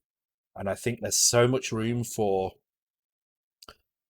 hacking and discovering new techniques and stuff. So what I was trying to do the other day was I was trying to do a horizontal raster bar, but rotated 90 degrees, so it worked vertically. And what I realized was if I can rotate, if I can draw the raster bars going down the screen like that, then what I can do is on each row I can advance a frame. So instead of doing the whole thing like parallel bars just moving vertically like that, what I could have is each line of the screen is another step in time. So the actual bars would be sine waves moving down the screen like that, and they'd all be kind of flowing together. It looked freaking awesome, and I couldn't do it. I couldn't do it because of the oh my God, what is that? Oh, oh God, what is this? I know this. Yeah, I couldn't do it because the emulator wasn't working. So Batman, fucking hell, I know this. Ah, yeah, I knew that. Fucking hell. I'm surprised no one else got that, actually. Is it just me that knows that game? It's quite a well-known game.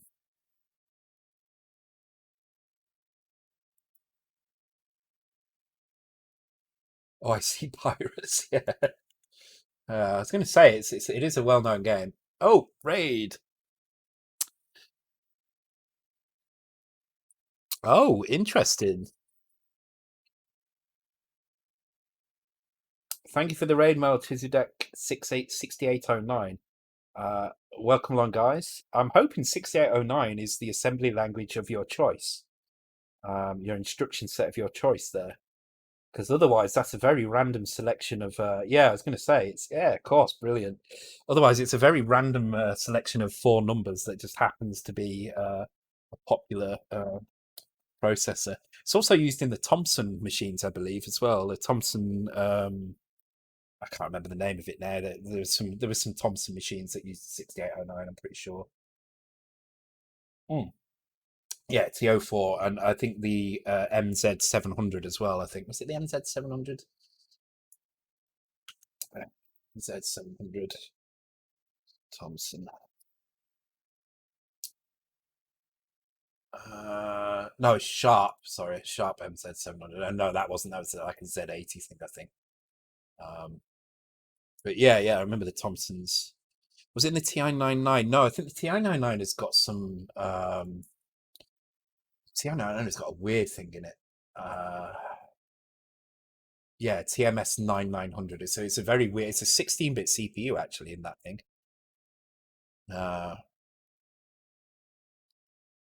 We know you're crushing on the. Yeah, I do. I really want to get one of those Sharp machines. They look really cool. Uh, yeah, the TI-99 was 16-bit. It's a very underestimated CPU. That it's just a shame it didn't have the other I/O to back it up really. All right, so check for game over condition. All right, so what are we checking for here? We're checking um, is the active player. So players active. Is that equal to zero? Because if it's equal to zero, then we're not. Oh God, I've got the hiccups now. It's all this cider. It's all the sugariness of it. Um, if it is equal to zero, then we are in the game over condition.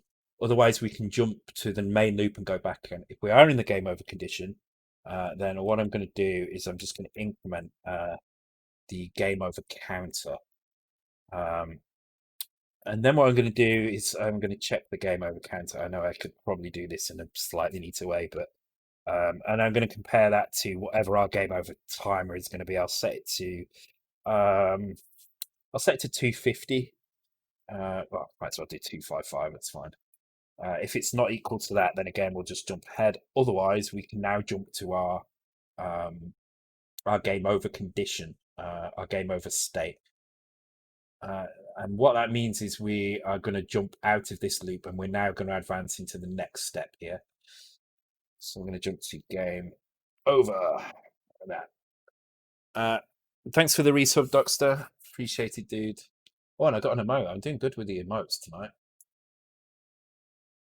There we go. Thank you. TRS 80 Dragon Z2. Yeah, TRS 80 Z80. Yeah. I do like the idea of 6809 because of is the 6809 the one with double stacks? 6809 stack. I'm sure it had like two stacks. Yeah, similar to two 16-bit stacks, yeah, and two accumulators as well, which is kind of cool. It's cool. It's a really interesting looking chip. I would like to do something on it. I don't have anything that uses it, fortunately. No, I don't. And I'd like to have the hardware for things like that. So uh, it's a very, very interesting CPU though. Okay, so game over. So game over is all the way down here, and this is a new transition basically. So let's start by let's have a look at this end level transition because I think we can pretty much copy this as it stands. I mean, we could probably reuse some of this as well. So I might actually let's see if this works. And if this works, what I'm going to do Why is it an end level loop here? What's that about? Bonus start. Into bonus update. Okay, so let's get rid of that, and let's just make it freeze on the spot, because what we can do is we can take this section here. Oh, we need to record the score as well. We do need to do this. Oh, actually, no, we don't need to do that here though. So I'm going to get rid of it from here. Or maybe I don't need to make this a function. But we do need to record the score, because at the moment we just go straight into game over and we don't record the score that was there. Whereas what we should be doing in here, in this method here, is if this hasn't been done already, we need to be recording the score. So I feel like I'm not sure if we need to figure out where to do that. We'll figure that out in a minute. Let's just see if we can get to the game over state now. Okay, so what we should expect here is when a game over is flashing on both sides at the bottom, it should do that for about 5 seconds, and then it should start the transition into the actual game over screen. What will happen is the transition will go across, and then it will just freeze, because we're just repeating that piece of code here. Okay, almost right, but the player on that side didn't have the game over. So that is because this is not quite right. And that's because these are checking player lives. Okay, so we need to change the way the player lives work. So this is how we're initialized. But what I need to do is I need to set them both to FF.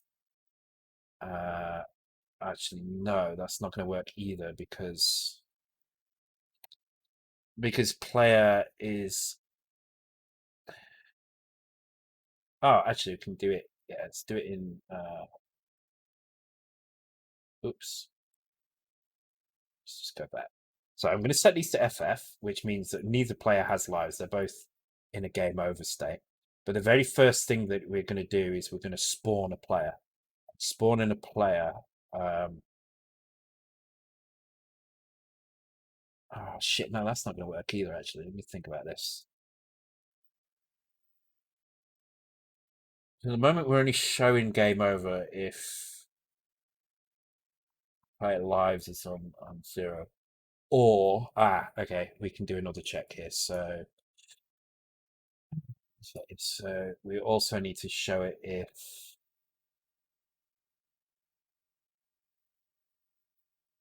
So we're checking this value here, but then we also need to do, just before that, we need to check player.players active. There we go. If that is equal to 0, then that means both players are now inactive, so we should be showing the game over. We need to do that on both lines. So this one here, change that to player 2. Right, there we go. It should be fine.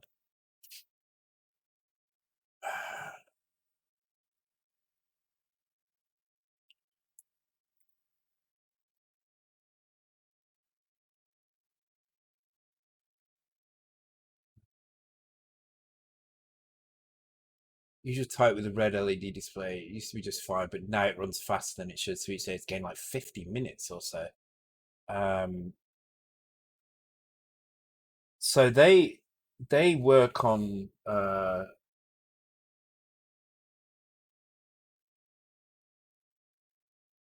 it works on a crystal oscillator. So unless the crystal oscillator is broken,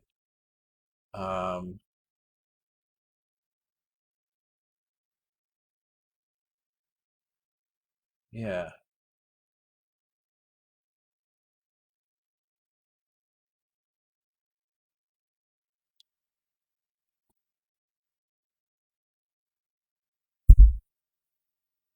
Because don't they use flip flops? They use an array of flip flops. So maybe either the crystal's broken or the flip flop's broken. But if the flip flop was broken, you'd expect it to double speed. Yeah, it's got to be the crystal. Because if the flip flop was broken, you'd double your speed or you'd quadruple your speed. You wouldn't just add 50 minutes on. It wouldn't be um it wouldn't be a fraction. It would be a power of two increased. So over the space of a day, it would gain 12 hours. Or yeah, so oh, it's Tesco. There you go. There's your problem. Okay, both game over, and that comes across. That looks perfect to me. That looks perfect. Um, so all we need to do now is show a game over screen here. We can't do anything on the screen at the moment because it's just frozen at this point now. But we can show game over on here now. So we can create a new file, can call it game over, and we can start adding stuff to that as well. Um, okay, let's do that. Yeah, because I think the way these clocks work is they have a crystal oscillator, and it oscillates at exactly the right frequency so that it can trigger a flip flop, and it triggers that flip flop like so many times that eventually it ticks 1 second over. I forget exactly how many times it does it. There's a reason for it though. The frequency that it runs at is like 32 megahertz or not megahertz. It'd be some frequency that just happens to be a power of two, so that as it's running, um, once the ticks have all happened, yeah, I think it is. It might be 32,000. Yeah, I think you're right, actually. I think it might be 32.768 kilohertz. And the reason does that is because every time it ticks, it needs to tick, it triggers a flip flop, and then the flip flop changes a zero to a one, and then that triggers the next one if it changes back to a zero, and so on and so on and so on. And then the very last bit, I think it's like a 9-bit flip flop or something like that, or 15 or something. I can't remember the exact value. It's probably 15 actually. The very last one, when that flips, that's 1 second. So it can count exactly 1 second. So that's what I'm saying. If it was the flip flop, if one of the gates on the flip flop was broken, then you would expect it to be counting a power of two more or less than it should be doing. So it has to be the clock really. But oh god, what Warlock was saying was is also correct as well, because some of these use mains frequency to help regulate these things. So if it drops into a battery, it might suddenly uh, go wrong. Yeah.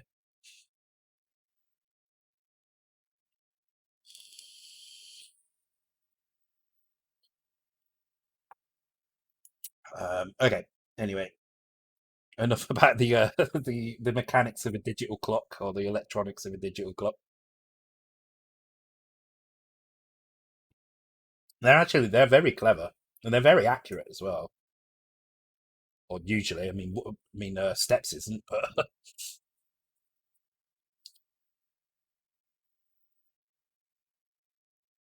more interesting than solder. Yeah, definitely more interesting than solder.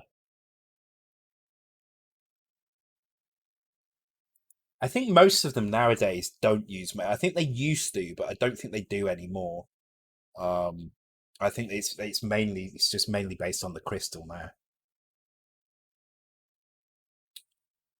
Um,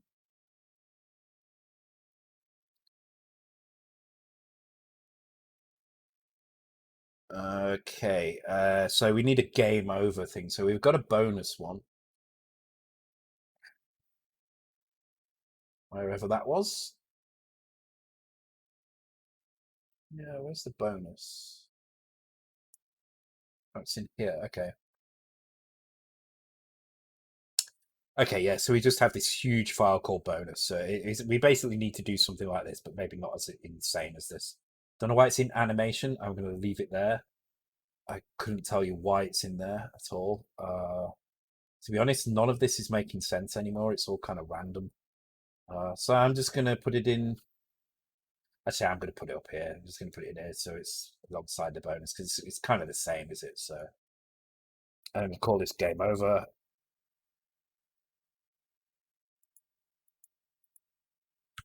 ISM. There we go. Okay, so the job of this file is to have a start function, which is going to set the screen up. So just put an RTS in for now. Why is that not showing as an ASM file? Oh, because I've called it. God damn it.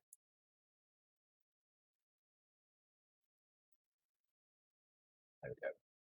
Let's reopen it so it picks up the thing. Cybernoid, very good.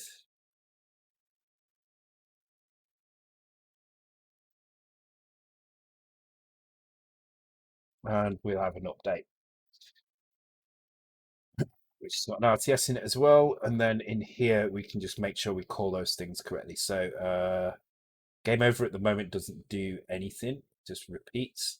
So we're going to put bonus update and game over update and game over start. So game over start, which I guess is going to set the screen up. I'm not entirely sure what happens here.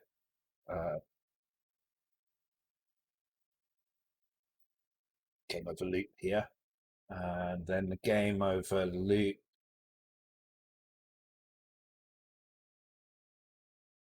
Yeah, is kind of this bit here basically. Let's just copy that and work this out. Okay, so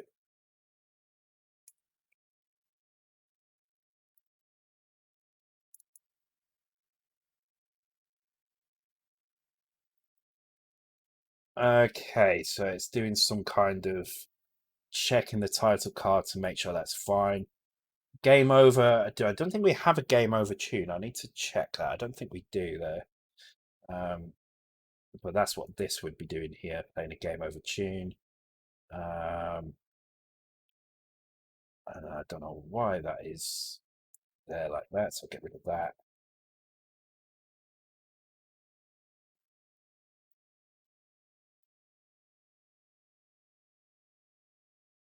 Okay, so let's do this.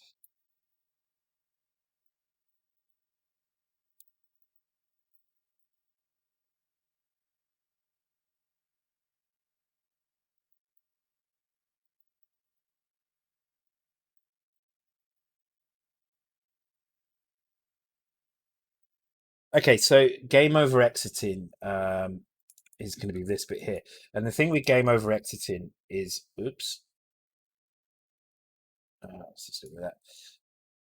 Is unlike the other areas, this is going from a title card to a title card. So actually, the only thing really we should be doing here is jumping straight back to the intro again. And the intro is here, but this is the transition into the intro. And this is the actual intro. So I'm going to try just jumping directly to the intro here and see what happens. We may need to change this at some point, but I'm going to just put that in there. For now, because this game over screen is blank, it's probably not going to do anything. I do need to create this value in game over, which I'm going to start as a byte as 0, and I'm going to set it to 0 in the start here because we don't want it to immediately exit. So that's going to be like that. And then in here, I'm just going to do a quick check on the fire button. So I'm just going to grab DC00. I don't care which fire button it is. I'm just checking 1 for now. And so if it's not equal to that, in other words, if it is, in other words, if the value is high, then we don't do anything. So I just jump to here. Otherwise, I'm going to increment game over exited. Actually, should I increment or? Yeah, okay, that should be fine. Because then that will jump to here. Otherwise, we jump to this loop, which is going to keep going through this. Okay, should be fine. All right, let's give this a try. Oops, game over start. Okay, we need to import that as well.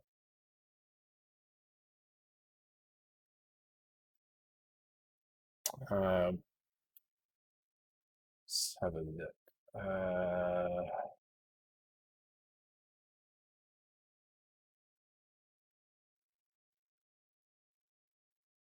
Where's the bonus one imported? Yeah, okay, so let's just import game over here as well.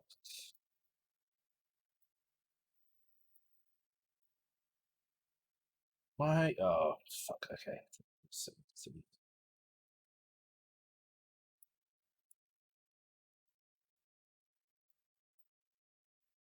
Okay, so we're just going to let this play out, let it die, and hopefully we'll go to a title card. And then when we go to the title card, title cards are what I call that kind of framing, that yellow frame thing that's there. Um, and from there, we can work out if we can get to the title screen again. Hopefully, we should be able to restart the game. So that's going to be the next step to make sure that we can get back into the game, that everything's reset properly, um, and that there's no weirdities going on. The level should reset, which we'll have to check by getting to the next level in a minute. I just want to make sure this works first. Oh, I've given him 4 lives again. Let me put the lives down to 0, just because otherwise we're going to be here all day. It's a first death we should finish, so.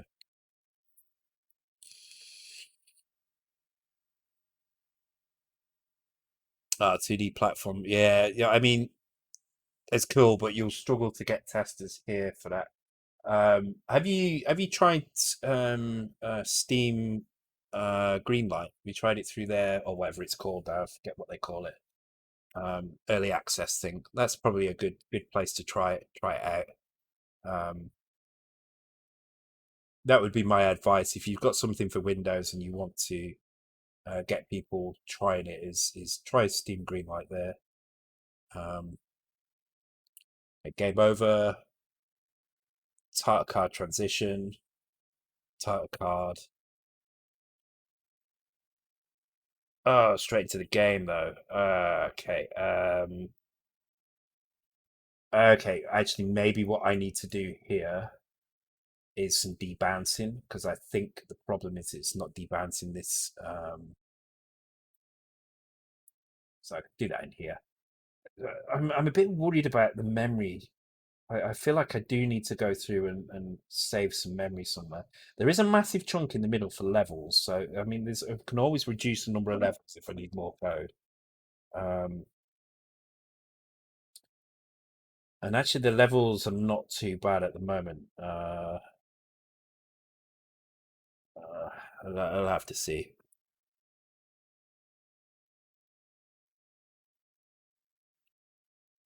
Okay. Oh, clocks are going to go back in 6 minutes.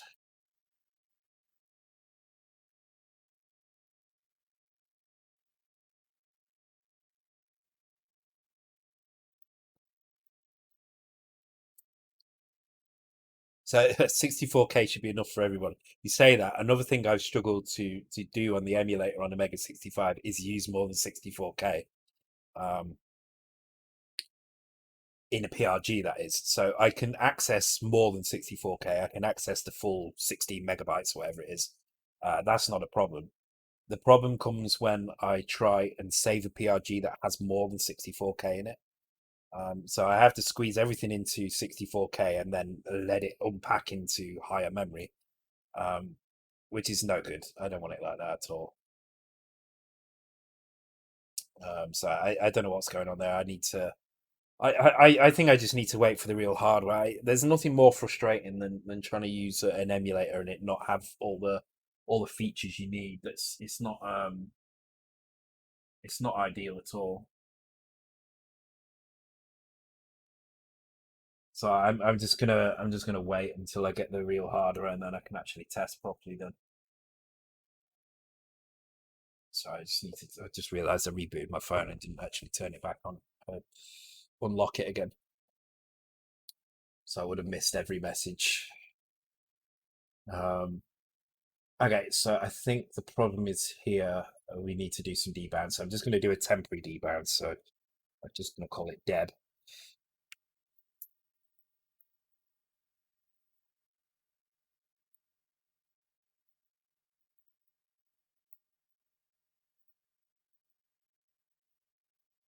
So I just want to see if this works. If this works, then I can remove this. Uh,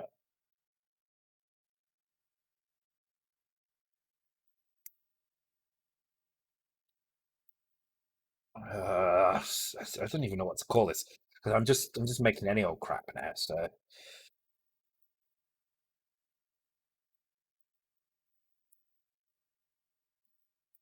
here I'm going to wait for this, and if this is equal to 0, then go back. Otherwise, Grease, game over, exited, and RTS. Okay.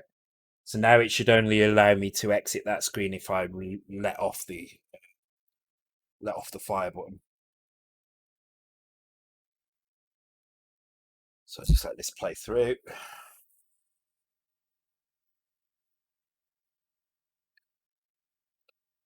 I'm kind of excited. I want to see the clock change.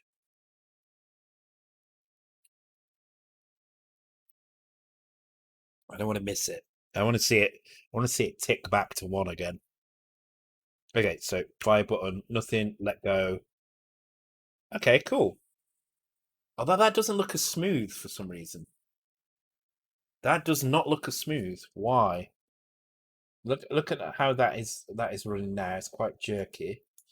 Compare that to that. I did sleep a bit earlier today. I slept a lot earlier today as well. I slept most of the afternoon. I got up late and then went back to bed. I ate. Got up. What time did I get up? I got up about 11 or something like that. Which is not too early anyway, quite late. And then I stayed up till about 2, and then went back to sleep again and slept till about 6 or 7 o'clock, I think. Uh, I do seem quite wide awake, yeah. I'm going to stop though at 2:30 adjusted time because I do want to try and stay fairly fresh for tomorrow. I don't want to be too knackered. So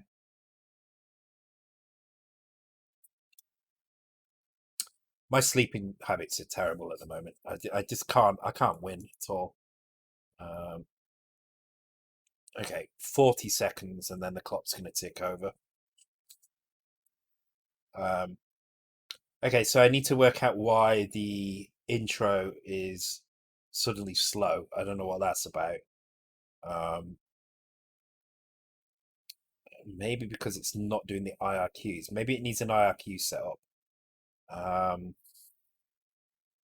that would make sense actually. Yeah.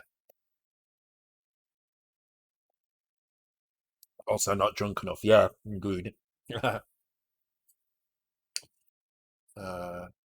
talking about Happy New Year.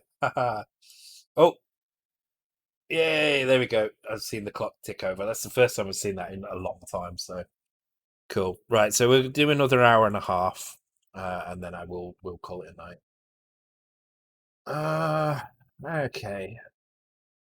So why is it going slow? I think what's happening is it's not doing any scrolling. It's just doing an 8 pixel jump. Um, so what we're actually seeing is the intro start, which is here, without any actual initialization. So maybe that needs to happen. I'm not sure.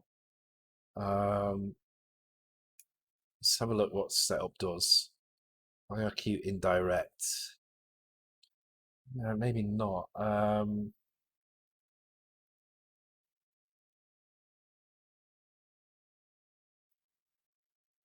not sure. Intro transition in.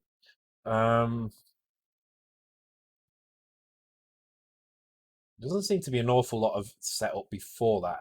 So let's do it again. Let's just have a look and just take a look at what is going on. I think what's happening is you see here, see how smooth this is. You can kind of see it. It looks smooth. Everything's moving at one pixel increments. But then once it's over, it seems to be less than 1 pixel increments. I broke your TV. It just turned off.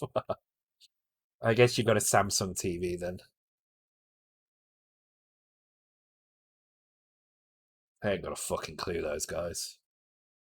I hate my Samsung TV. I've got a massive ass 75-inch Samsung TV in the front room, and I fucking hate it. It's so shit. It annoys me. It's just big. I just like it because it's big, but it's it's terrible. Yeah, see, look, this does not look like it's moving at 1 pixel increments. It looks like it's moving at 8 pixel increments now. This is Sony. Oh, good. Sony are all right, actually. My favorite TVs at the moment are LG. I think LG are really knocking it out of the park with their stuff at the moment. Um,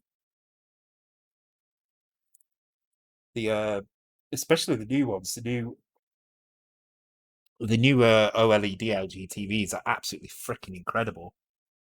In fact, they're if I didn't have the PC monitor that I have now, I'd have an LG TV as my monitor because they do 120 hertz. Um, yeah, they're really good. The new ones are really really good. Um, the only thing they lack on is the picture quality isn't quite what you get from like a Sony.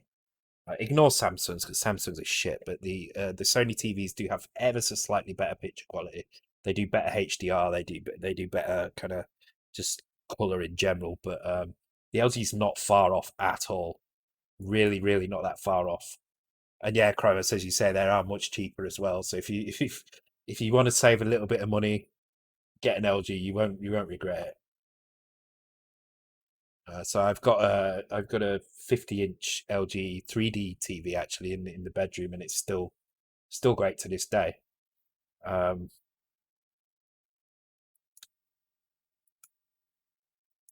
and I've got another in the gaming. So I've got a little bit gaming thing over there. And I'm going to turn that TV round actually, and that's an OLED,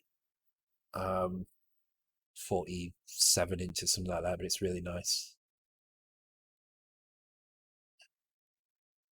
And it was good a bit later, but yeah, I mean, you have to really know what you're looking for to spot the difference between an LG and a Sony. I couldn't tell you the difference at all, but I've seen like graphs of like color gamuts and stuff, and the Sony is slightly ahead of the LG. But the LG, I mean, for your average person looking at them, and I don't want to say average, I mean quite a large average here. We're talking like you have to be a real TV file to spot the difference. I certainly can't. And yeah, you get much bigger as well. And you get nowadays you get G-Sync compatibility and stuff with them as well now. So now you can run like 120 hertz monitors, run them as 120 hertz monitors, and they're bloody good as well. But I say if I didn't have this thing here, this 4K thing, I would probably have gone like that.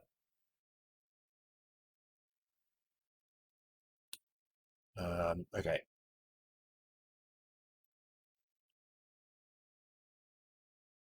doesn't have the same lifespan. Yeah, I mean, but I mean, how long do you keep? I tend not to keep TVs that long anyway. I tend to change them as the stuff kind of changes as well. So yeah, and burning as well. That's the only other thing that's put me off it. So the reason I have an LCD as my monitor is because OLED has a lot of burning, and for somebody who spends most of his time in an IDE, that could be a problem. So I really don't want my sublime frame kind of burnt into the monitor. So, so no GMO if it's organic. Uh, okay. What was I doing? Oh yeah. Why is it going slow? What is actually doing the um intro stuff? Because I think that's all it is. I think what's happening is there is no intro IRQ setup here. Um, so I don't know what it should be or where it's actually set up. In it game IRQ. Um, let's have a look. So something in here has to be set in the IRQ up. So that's our random function. Okay.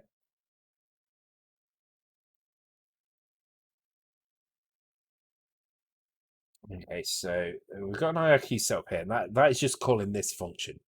Um, which one? This one here. And all this is doing, this is the initial setup. We don't. It doesn't matter about this because it's the IRQ indirect that we're concerned about here. I'm just wondering, is one of these maybe would reset scores? No.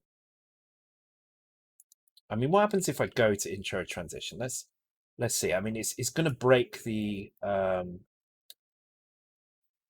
it's going to break the flow a little bit here, but I just want to see if something in that intro transition section is actually setting up these IRQs because there's a very good chance it might be doing. So again, go into here.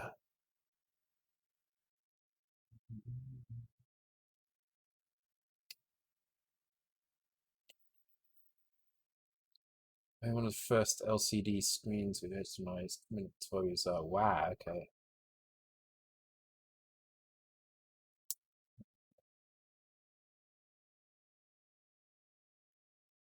Okay, so game over into this situation. Now, I think what's going to happen when I let go of this button is it's going to do the transition again.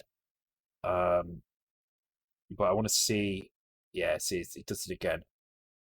But now it does control that properly at the bottom.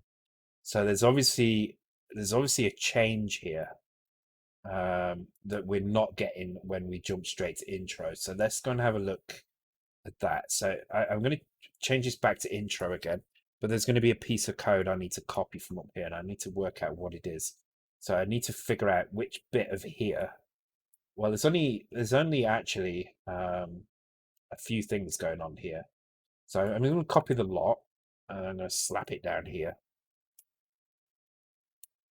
And then what I'm going to do is I'm just going to remove the transition in. I'm just going to get rid of this bit here and see what happens. Because this is basically doing the same as a reset. I have a feeling this transition in is doing it actually. Because we're setting this title card, is it the bonus? I have a funny feeling that's what's doing it. So I'm just going to go and have a quick look at that. Transition in.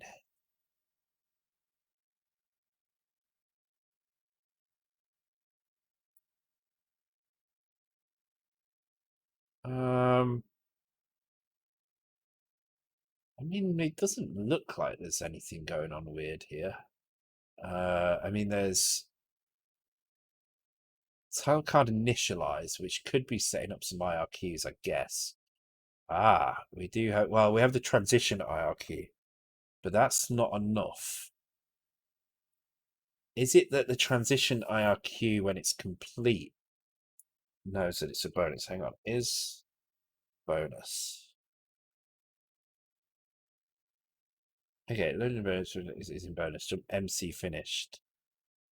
Oh, okay. Okay, something slightly different here. Okay, but that's only doing transition. It's not the transition IQ we're interested in. So is bonus, is bonus. Okay, there's only those two places. If we're not in the bonus, then we do this bit here.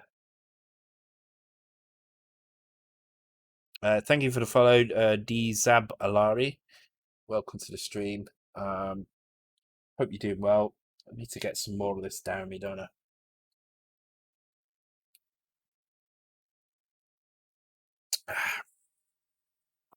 Cool. I can finally open the strawberry one, but I've had so much of this sweet ass cider now that I'm not sure this is going to taste as great as I was hoping it would do. I saved it till the last, but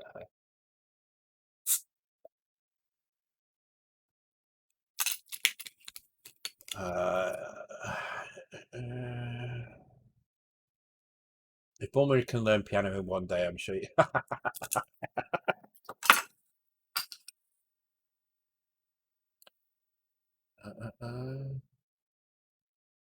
Oh God.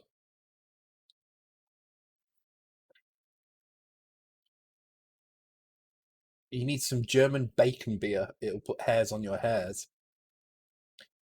I could do with some more hairs. That's. I mean, if it puts some hairs up here, that would be great.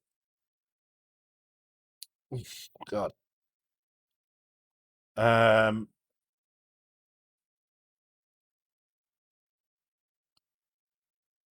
Okay, I don't know why that is there. I mean, look at that. That's kind of stupid, but all right.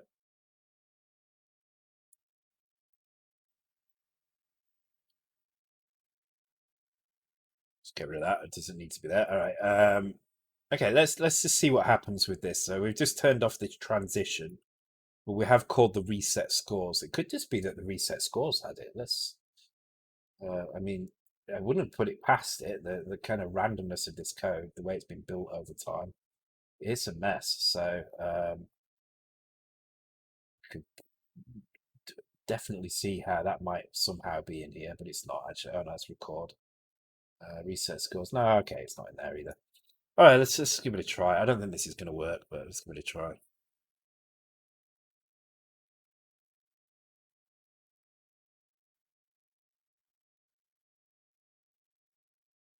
Oh, hey, Akmafin.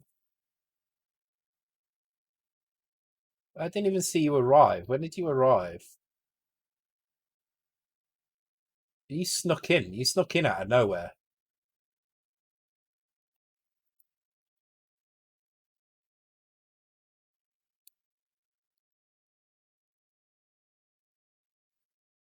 Unless I'm just, maybe my memory's going as well. Wouldn't put it past me. Okay, so let's speed things up. Okay, so there's game over. There's the transition. Right now. Oh, and it's smooth. Okay, cool. I don't know why. Oh, I know why. I know why. Because in here we check for its bonus. Oh no, we don't. Okay, but there is an in bonus check, and if we are in the bonus, it knows to actually scroll the bottom. Okay, so that's cool.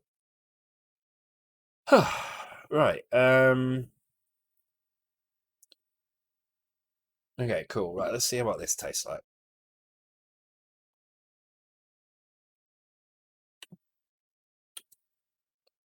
Okay, it's not sickly sweet as the other one. So this is strawberry and lime. Oh, dizzy. Treasure Island dizzy. And this is mixed fruit, and this one's like super super sweet. So that's good. Might be able to finish all my alcohol before I go to sleep. It gives me about an hour and 15 minutes. You've been here for hours, but just didn't say anything. Fair enough. Fair enough. Well, welcome anyway. All right, cool. So that is the entire flow from beginning to end. So now I just want to make sure that if we restart the game at this point, um, that we don't get any kind of glitches. That does the game restart properly? So let's have a look. So let's try and get this guy killed first. There we go. So there's our game over. Then the transition. Then back to the intro. And then the restart of the game. It looks to be fine. So now what I want to do is try getting onto the next level just to make sure that um, it's not just like one level that's working. Oh, this is a weird remix. See that, Chromus. Good night, dude. Okay, cool. So here we are on level 2. Right, so now what I want to do is I want to get myself killed on this level. It should be pretty easy to do. There we go. There's my game over.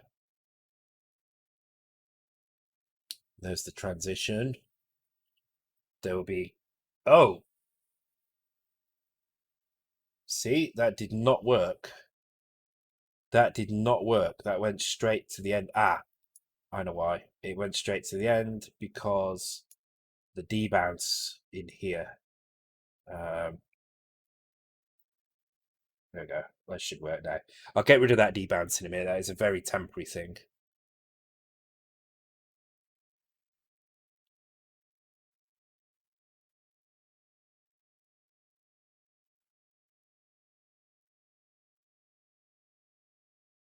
Oh, God. Okay. See, I'm getting tired. How am I getting tired? Man, I swear it's just I'm just sucky and old. That's what it is.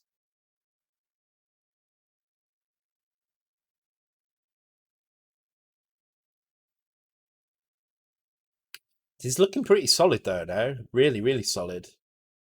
Um, Pretty much everything I want to be working in this game is working now.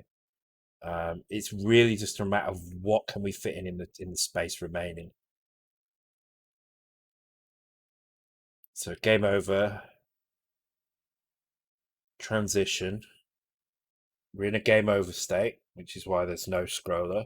Press the button, scroller. Start the game again. Ah, okay. So level is incorrect now. So we need to make sure level resets. Okay.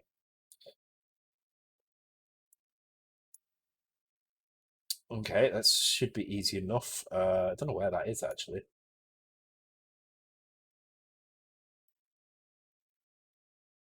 Current level, there we go. Seems to start on 0.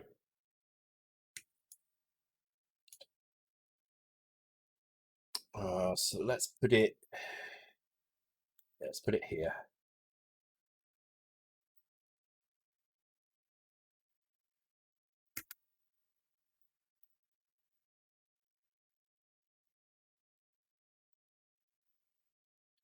Progress seems real good. Yeah, as I say, these last couple of weeks are always going to be slow. You're basically doing stuff that's kind of hard to notice. There's not a lot in it. In fact, game over is probably the most kind of functional stuff we've seen in a while.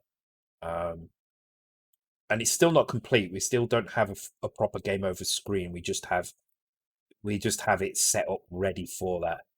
We don't have an awful lot of code space left, so we've got to be careful how we do this. Um,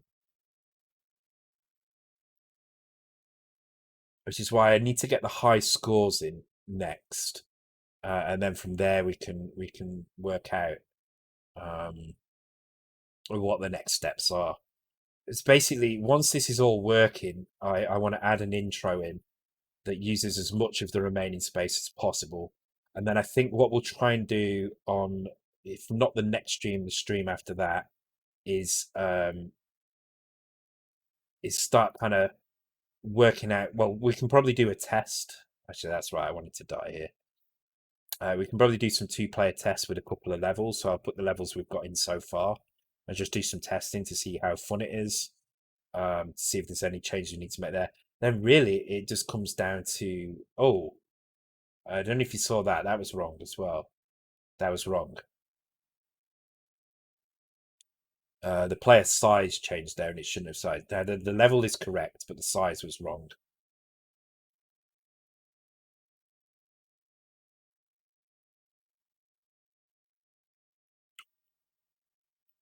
Okay, let me try that again. Right, so I think if I try and absorb a couple here. Okay, so now I've gone up in size. If I get myself killed, so I'm big at the moment, or I'm in the medium size. So okay, the game over sequence is working correctly now. Yeah, there you go. So you see how I'm changing size there, and it's because it thinks I'm a different size. So that should not be happening. So let's just check in the player.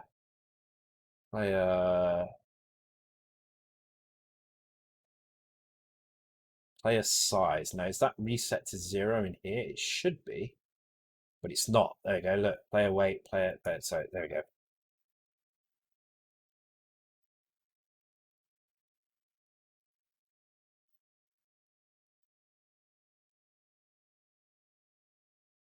Let's try again. So yeah, I think maybe even next stream we can start having some two-player tests. So that should be quite exciting actually. It'd be good to see this game actually running as a two-player game for the first time. Like truly two players, not just me trying to play two players. Okay, hopefully. Yeah, that's right. Okay, so let's fix that. Um, so we're going back to the same level. Is the score resetting? I think it is resetting because we got a screen. We need to actually save the score, if anything, which we're not doing. Right, there we go. So I've got 900 and I'm fat. If I die, restart. Let's restart with the other player. Let's go the other way around.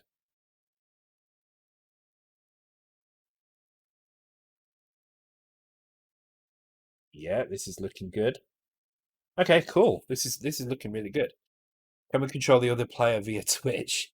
There are ways to do that, but it would not. I don't have it set up at the moment, but I do have a control system for that. I do have a bot that I can do this. But what I'm going to do is there's a tool called Hamachi, and what Hamachi does is it lets you create an internet connected local area network. So basically, it's a local area network where it's a tunneling software basically. So basically, you connect to a virtual LAN through this tunneling software, uh, and then you're treated as if you are on that LAN. And at that point, you'll be able to connect to the game as well. So I need to set it up because I need to, obviously. I mean, I trust you guys. I do trust you guys, but I wouldn't want to just open my LAN to you lot, just in case one of you, for some reason, has been sitting dormant as a malicious actor. Just the security head of me says, no, no, no, don't do this. But I can easily set it up on I can easily set it up on a virtual machine, which will sandbox it and make it safer. So. Um, I mean, I completely trust you guys. I really do. But my the security side of my head is saying no. Don't just open your LAN to everybody. Um, and that's a sensible thing to do. So, uh, because I mean, in order for you guys to connect, I have to send you the details, right? I have to send you the details to connect to this. So, um, there is going to be a kind of there is going to be some kind of public kind of advertising of that network. So as much as I trust you guys, there's lots of people. So oh, you won't find Creatures 3 is not on my hard drive, so it's on my USBs, so you wouldn't find it. I mean, it's not anywhere.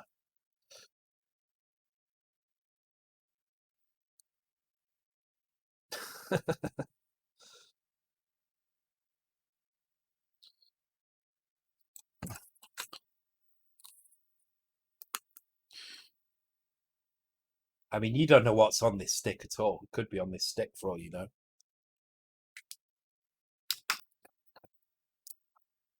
But you would never know.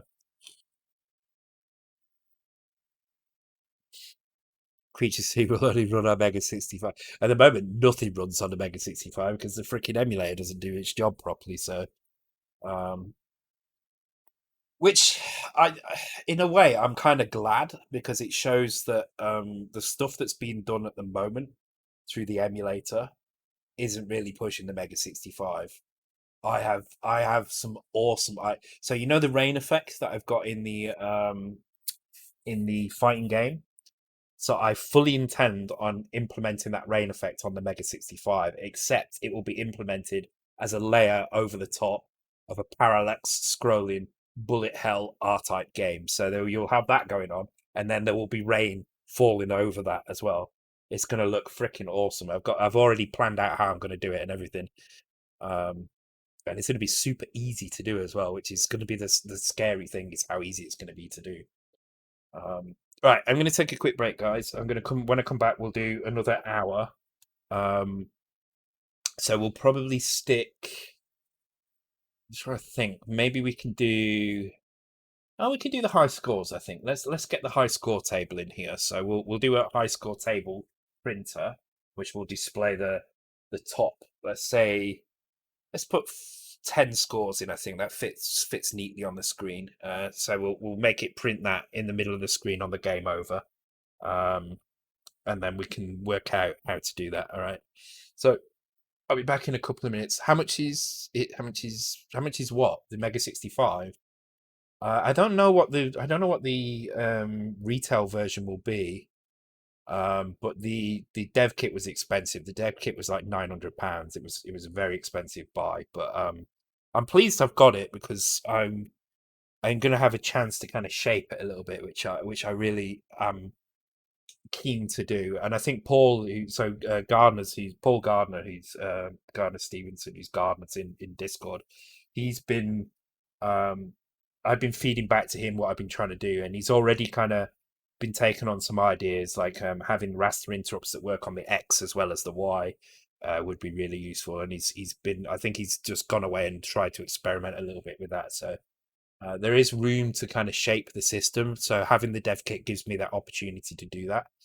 Um, so that's kind of cool. Means if I feel like I need something, or I feel like the machine would benefit from it, I can suggest it and it will go through.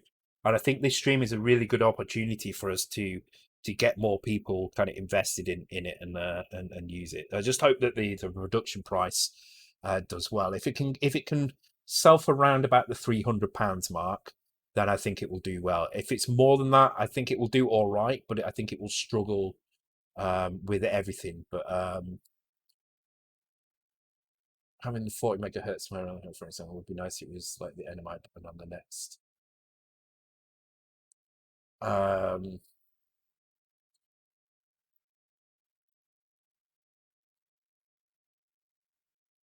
Is the hardware sprite collision know which sprites colliding with what important? It's not hugely important because I probably wouldn't be using that anyway. So what I'm intending on doing is actually having sprites anyway. But the majority of the stuff on screen is just going to be blitted. So it's going to be a lot like a lot like the particles in Checkanoid, but running at like an insane frame rate. So because what you can do, and this is the beauty of it, is you can have your normal map, right? So you can have your screen, and that screen can be any width you want, and you can display any part of it. So you can say, okay, I want the screen to be 8,000 characters long in that direction, but I only want to display 40 at a time, and I want the screen to start here. And you can move the screen pointer to any position. It doesn't have to be 1,000 in 1,024 bytes increments. You can move it 1 byte to the left if you want. So you can scroll all the way through that without having to do any shifting of the screen memory. So that immediately makes it super easy to do things. But then what you can do is you can put a little byte in color ROM, which says in color RAM, which says when you get to the end of that line, go back to the beginning again, but this time draw something different. So what I'm going to do is I'm going to have my map, but then I'm going to have a bitmap. The bitmap is going to be built of characters, the same way I do my particles. But because you can have up to 8,000 characters in a character set, I'm just going to arrange a screen of 1,000 characters arranged like a bitmap, and that's just going to be redrawn over the top of the actual map. And that's just going to be for drawing bullets on. So the same way I do particles, the same way I do bullets and things like that, I'll be able to do that, but on a much faster way of doing things. Because you've got things like DMA, you can do copies at ridiculously fast rates as well. So at the moment, like if you want to do a copy, you have to do a load from an area, store in an area, and that's like 8 cycles or something like that to do that. On the Mega 65, it's less than 1 cycle to do 1 byte of copy, and that's running at 40 megahertz. So that means your copies are 300 times quicker. So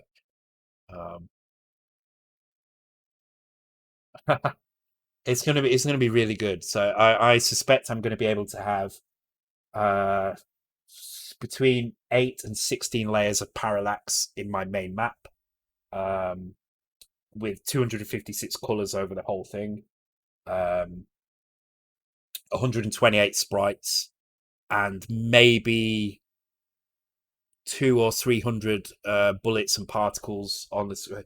Well, 2 or 300 bullets. Maybe if it was particles, 200 bullets and maybe 500 particles on overlaid, and then rain over the top of it as well, and then a hood as well floating over the top. So I think it's going to be. I think it's going to be really good. It's an incredibly powerful system. I just wish the emulator could do what it's supposed to do, which it can't. So that's why I'm going to wait for the real hardware. But it's going to be interesting. I think the streams are going to be fun. All right, cool. I'm going to take a quick break, guys. Can you leave some gaps so we can actually dodge the bullets? Yeah. Yeah, I don't think there'll be 200 bullets all the time on the screen, but there's definitely the scope to have that many on the screen quite easily. So it's a really nice thing to be able to do as well. And because they're on a separate layer, you don't have to. If you want to scroll the map, you can just scroll the map. You can freeze the bullets in place and scroll the map, so you can scroll them differently because they're on different layers. So, all right, I'll be back in 5 minutes, guys.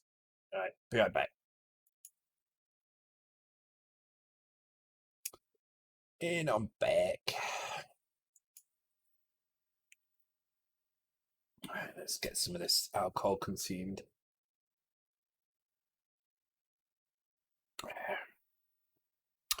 Yeah, I'm looking forward to the Mega 64. It's going to be a lot of fun.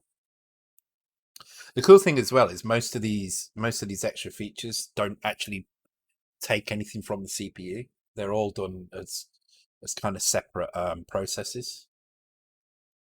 So a lot of the recompositing is just automatically handled by the VIC. All you do have to do is set some markers in the data. So it's not like if you want to composite 3 screens on top of each other that you're using more cycles than if you were just drawing one. You're using the same. It's just that instead of being off in the border, you're just bringing that thing back and doing stuff again. I mean, instead of 63 cycles, which you get on a line on the C64, you've got like 2,000 and something cycles per line. It's insane how much more you've got. And also the instructions are quicker as well. So things like these things that take 2 cycles. If an instruction takes 2 cycles on the C64, it probably takes 1 on the Mega 65. There's only a few that are a bit longer, and they're mostly to do with kind of using Z register or stack lookups and things like that. You've got relocatable stack, you've got relocatable base page as well. So you have multiple 0 pages. It's gonna be fun. Okay. All right, let's add some stuff. So let's do it in should we put the high score and just store it in here? Doesn't really matter where we put it, I guess. So let's store some high score data in here. Okay. We can always move it out of here if we don't need it. Okay, so high score data. So what do we need? We need obviously 8 digits, and then some digits for a name as well. So if we were to do we want to just do 3 digits? 3 digits is always kind of the arcadey way, isn't it? Doing high scores. Yeah, let's just go with 3 digits. I like that. So we'll have 3 digits for the name and 8 digits for the score. So this is going to look like this. Actually, can I do this?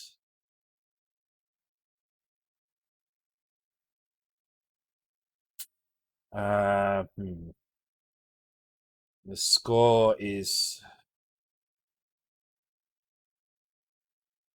God damn it, I wish I'd done the encoding different for these, but okay, we'll do it like this. Okay, I'm going to do it in decimal. The reason I'm going to do it in decimal is because then the digit on the end here matches the digit that makes up the score. So for instance, that's 8 zeros.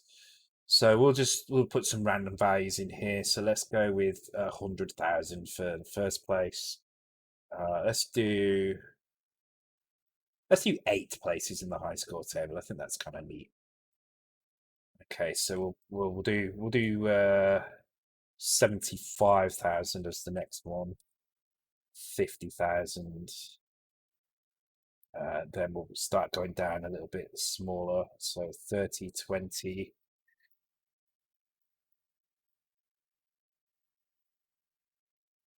Actually, let's go 30, let's go 40, 30, 25,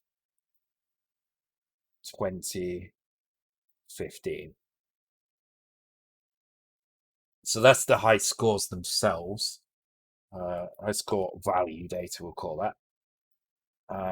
This is what we're going to be checking against. Thank you for the follow, Tech Docs NZ. Welcome to the stream. You're straight in there with a gamble. Oh, you didn't. Oh yeah, cooldown. Yeah, there is a cooldown on the gamble feature. It's quite short though. You should be all right. You should be able to do it again.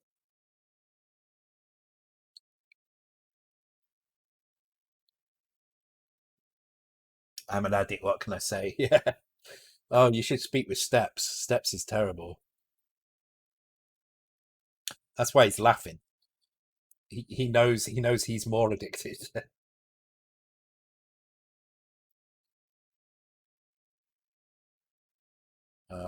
Okay. And then high score name data as well. So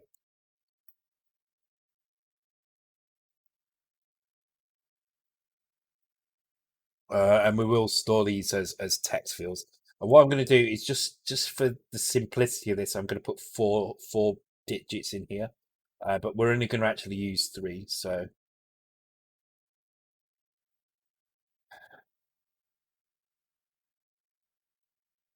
and just because I can't be asked to think of names, I'm just going to do this for now, just to see that they're working.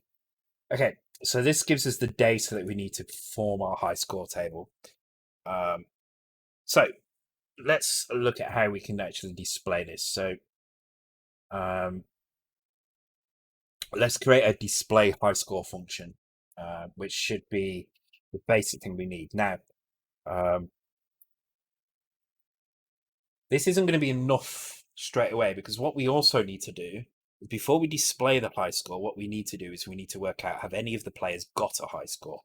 So the way we're going to do that, I mean, we won't do it just yet, but the way we will do that when we get round to it is we will actually have another function which will be verify high score or something like that, or check high score, and that will take a player's score value and it will check it against this table, and it will make sure if it fits into this table that it fits in properly, and everything else is shuffled along.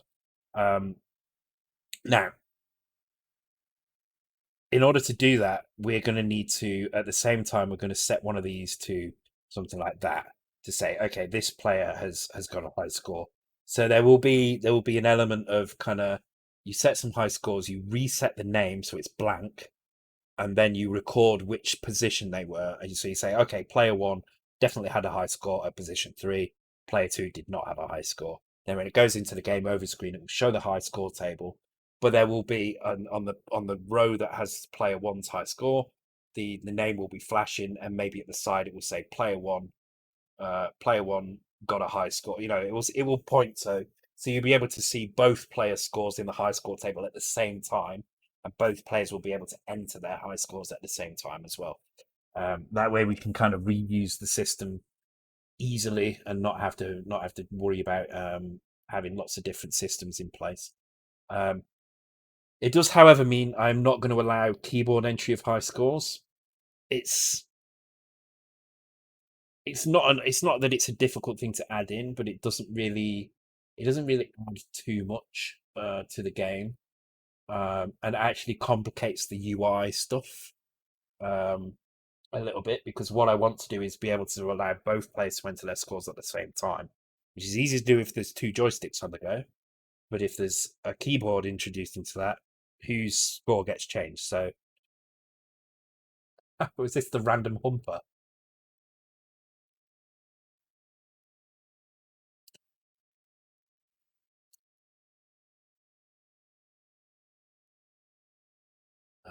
Okay. So yeah, that's what I'm kind of intending with this high score table. But for now, let's just display the high score table. That's all we need to do. So um, the way we're going to do this is we're going to add 8 values into the high score table. So let's start with a value at 0. We're going to advance through this. So this is going to increase. We're going to compare this to 0, 8. And if it's not equal, we're going to jump back to there and return. Right. So that's our loop. That's our main loop. Now, position wise, this is going to be tricky. So I think what we need to do here is we need to use one of these vectors for this. So I'm going to use the last one here. And what I'm going to do is I'm going to create the start position for this. So this is going to be the first row. So we're going to take screen RAM plus. Actually, let's create some labels. So let's label.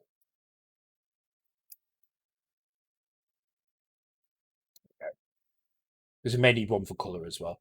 So we're going to go on the screen. We're going to use 8 rows. Let's go. Well, we can pick a row on here. So there we go. So that's our screen RAM position. So that's 12 rows down, and we'll move across a little bit as well. So let's say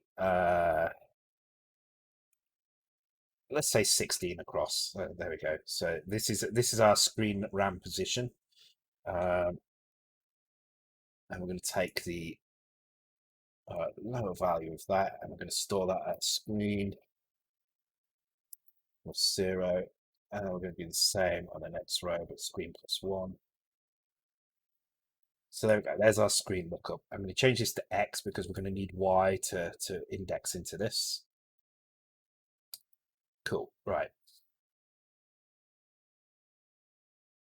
So actually, we're going to need X as well here. So I'm thinking what I might do here. Let me think how to do this. Okay.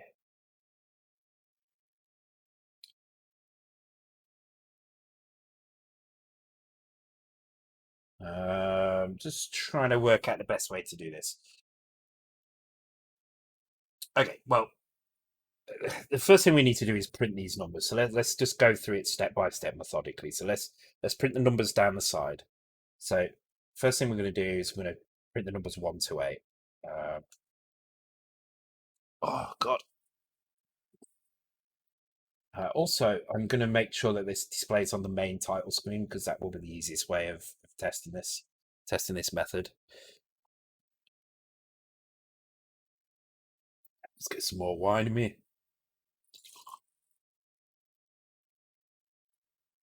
That's it. That's the wine gone.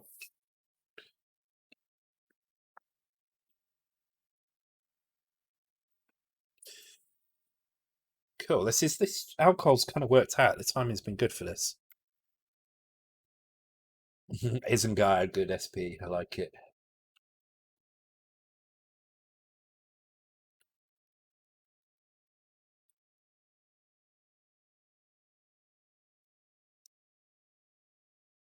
Okay. So then we need to add. Oh no, we don't need to add anything because. Oh yeah, no, we do because we're using this value here. So we need to add DC to it. This is 220 basically, because is that right? 220? Yeah, 2 yeah. So 208 is D0, so DC is 220. So we need to add that like so, and then we'll store that at screen RAM, Y. And what we're going to do is we're going to load Y with 0 here.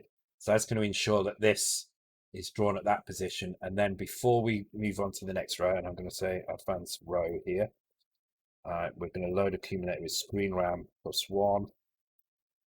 I'm going to add 28 to it. Thank you very much for the follow koalas up. Welcome to the stream. Hope you're doing well.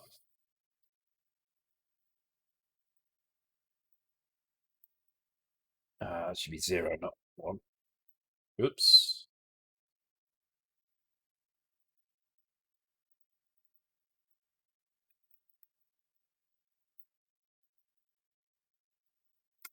Okay, so what this is going to do, this is going to make sure that the all the numbers are printed down the screen.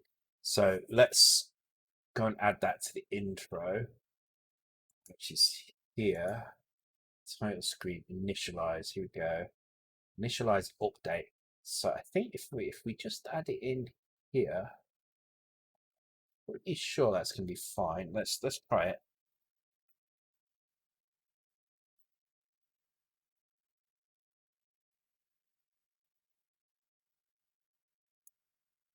Display high score, not draw. Okay.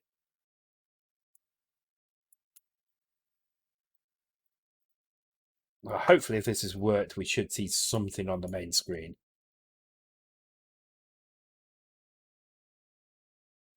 Okay, didn't see anything, but do you see a blob up here? So it's like it's drawing something, but it's drawing it at the wrong place. Um, I okay, not sure why that's happening. Let's have a look.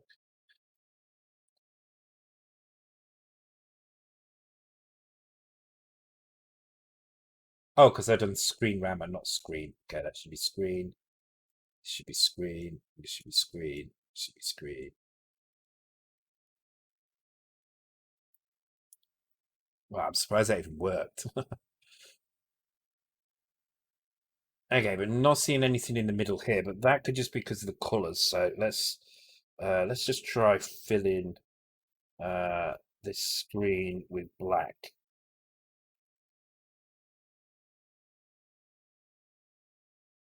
Uh oh, because it pressed the fire button. Doing that actually pressed the fire button because I filled DC00. Yeah.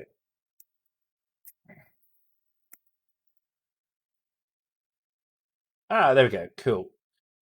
Okay, so the first thing I notice here is that well, first of all, this has gone black, but that's just because I filled it like that. This is kind of positioned correctly, but what you will notice is it's using the wrong character set. And the reason it's using the wrong character set is because we have two character sets, and this is using the wrong one, which means we need to adjust the splits. So we'll go and do that in a second. Um, so you can't really see because of the colors, but there you go. See there, and you can see the character set is at F800.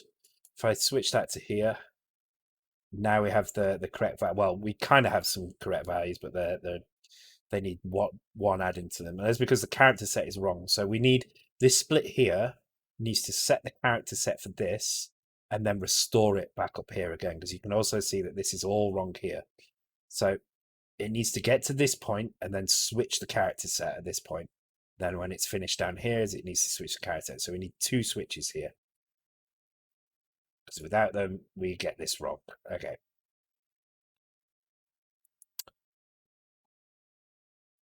So let's have a look. Where are our IRQs happening in this case? Um,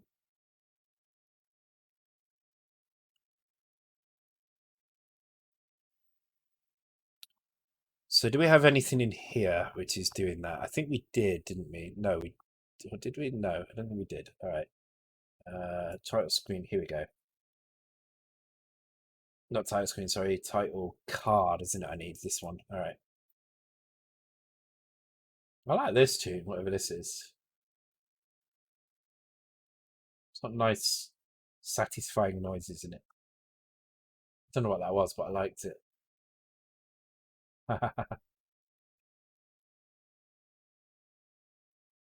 Oh no.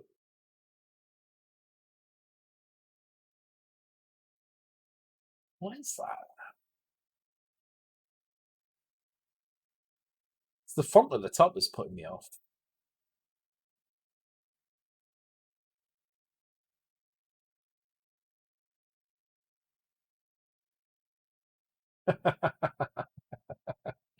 Nice. I was waiting to see who'd notice that SP175 had written the answer there.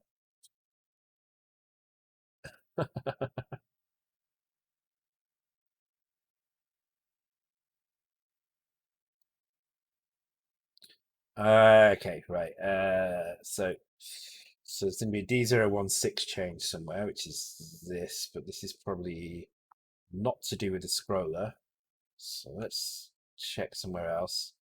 Reset bars, that's probably not it either.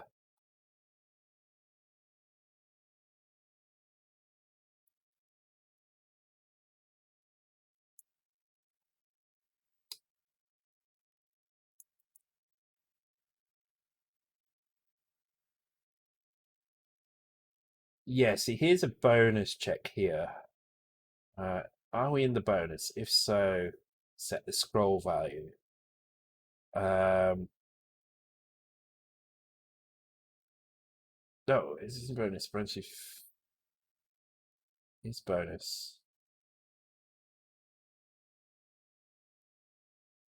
Oh, is this the okay? Yeah, so this isn't in the bonus. In which case, here. Okay, so what I'm looking for is I D018, I think D018. Yeah, here we go. So this is because what I need to figure out is where is the character set being set and where is it being reset? Like what is actually picking the character set here? Because this is one here which is in initialize, and then there's another one here which is in transition out, and then there's another one here which is also in transition out. Is that the same one? No, it's not, is it? There's a couple of different ones here actually. Or am I just being mental? Is there only two here? No, there's okay, there's a couple here. Okay, there's three.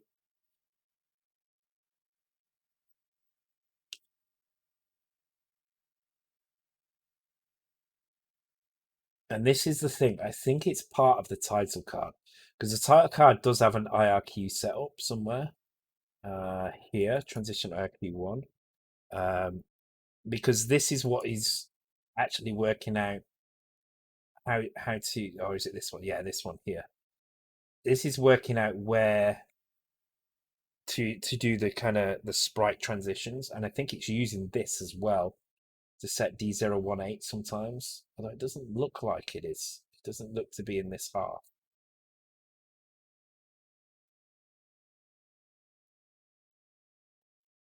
So let's have a look what we'd need to do to actually change those character sets. So that's probably the easiest way to do this. So if I look at the memory map, that's the wrong one. Oh no, that's the right one. Here we go.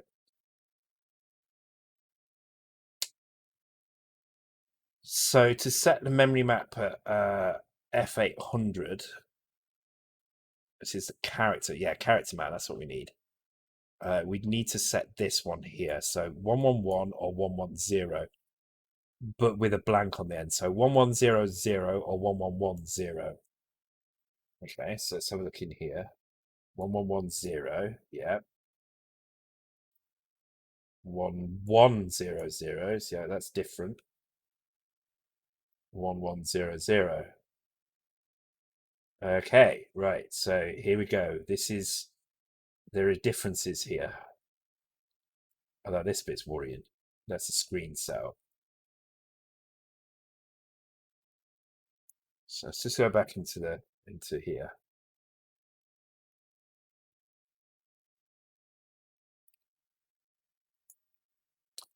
Thank you for the follow, Pulgavisk. Welcome to the stream. We've got about half an hour left on this stream. So this is at F800 currently. F800 is this value here, which means that the 111 is these 3 bytes here. That's 110, so it's not this one here. And it's not this one here either. And just looking at this, it doesn't change at all anywhere through this. So I don't think any of these are correct. So that means none of these are actually. Wow, how is that even working? That doesn't make any sense. Oh, drawing the map behind it. Okay.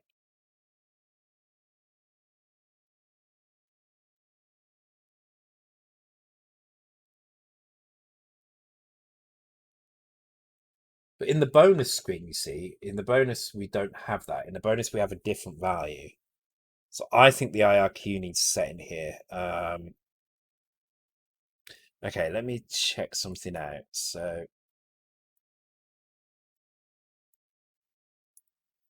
I want to see what this is jumping to. So FFF0, and that's pointing to here. So let me just pause the game.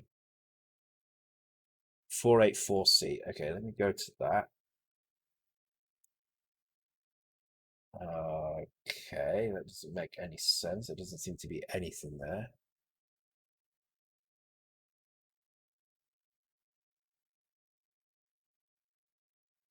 There doesn't seem to be anything. Okay. 141C. Okay, that's maybe more like it.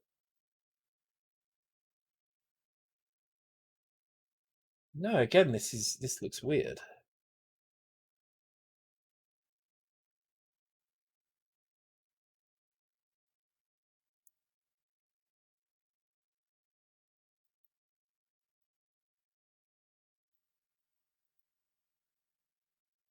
How is that even working? What the fuck? Where is the interrupt happening here? Oh no. So what we need to do is we need to set a split up on that intro. Which I thought I'd be able to do in here, but apparently not.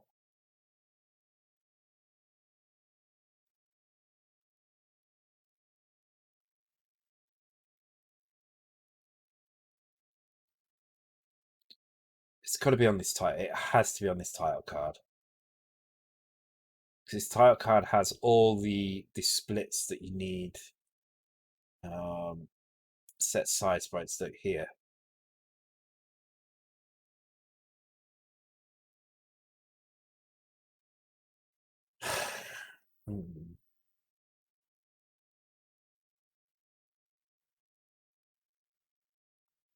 Draw top trim. Okay, so yeah, I think I'm getting to the end of my usable brain power tonight. But let's sit it out until past. Like I said, might as well use all that I can, I guess. Uh,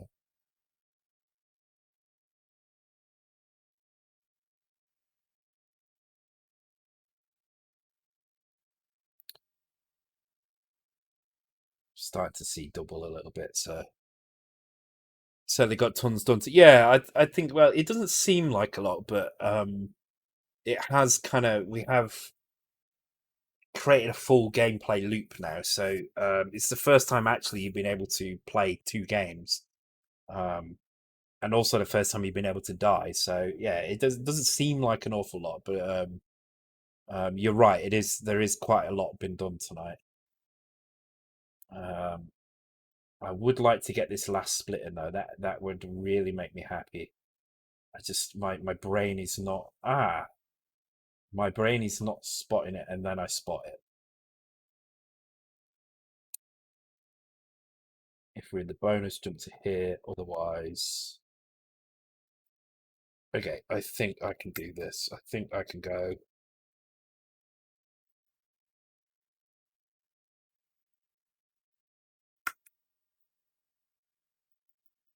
So this is the bit at the bottom.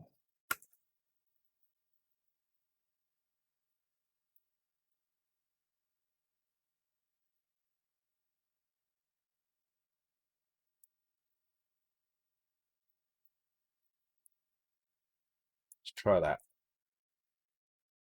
Fingers crossed. Okay, so it needs to be one more. You can kind of see it's trying to do it, but it's not quite managing it. So, almost there, almost there. So I don't like the way this works, but whatever.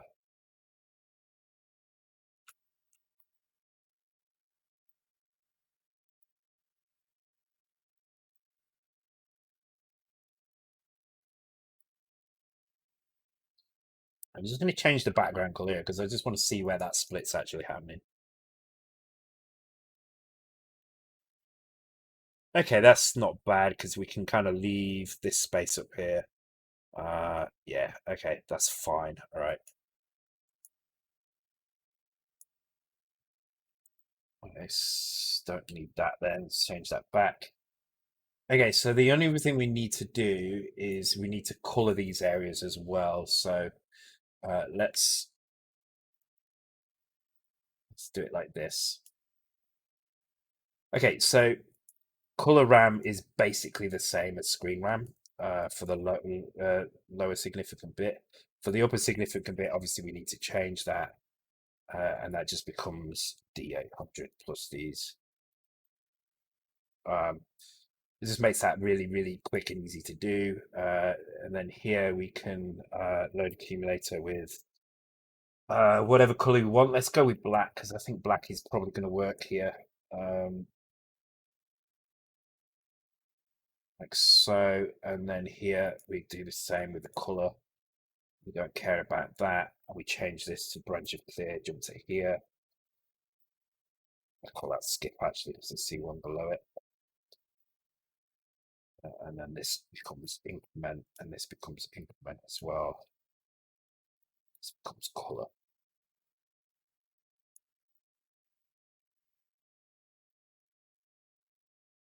Cool. All right.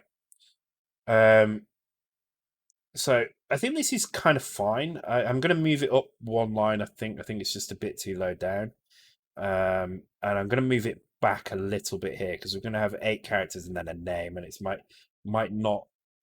Well, actually, we can do that when we. I want to see how it centers. Maybe it centers fine, but I do need to add one to these, and I do need to bring this up a line. So let's move it. Well, let's move it up 2 lines actually, because I think we're going to have the word high score at the top in the red area. Um, so let's move it back 2 lines. So that's this one here. So that's moving it back 2 lines. And then here we just need to add BD, and that should add 1 to all those values. There we go, cool. Right, now let's add the names in after each one of these. I'll add the scores in, sorry. We might even want to add a dot. Actually, do we have a dot in the... Yeah, we don't, do we, weirdly? Okay. I'm not going to add a dot then, because that's... Actually, in terms of punctuation, we have none. So,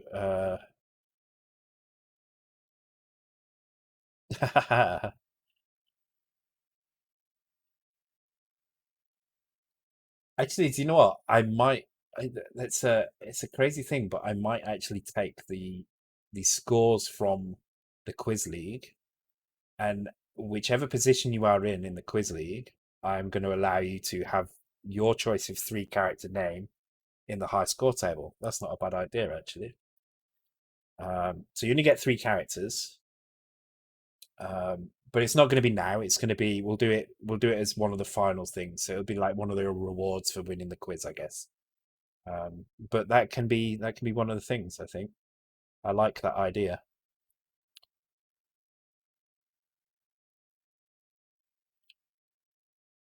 Okay, right. Let's try and get these high scores in. Okay, so remember what we're doing here. So we're just printing so position number.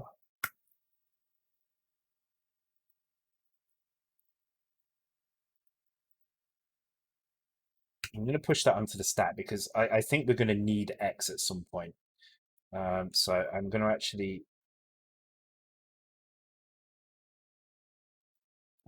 use that here as well. So I'm going to pull like that.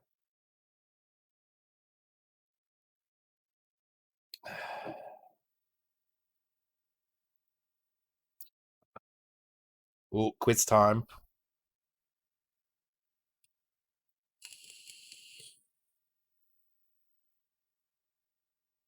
Let's see.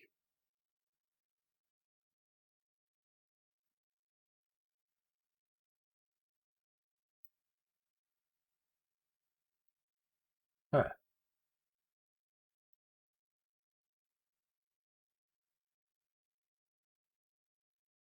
I have no idea. Oh, yes, I do. Oh, I know what it is.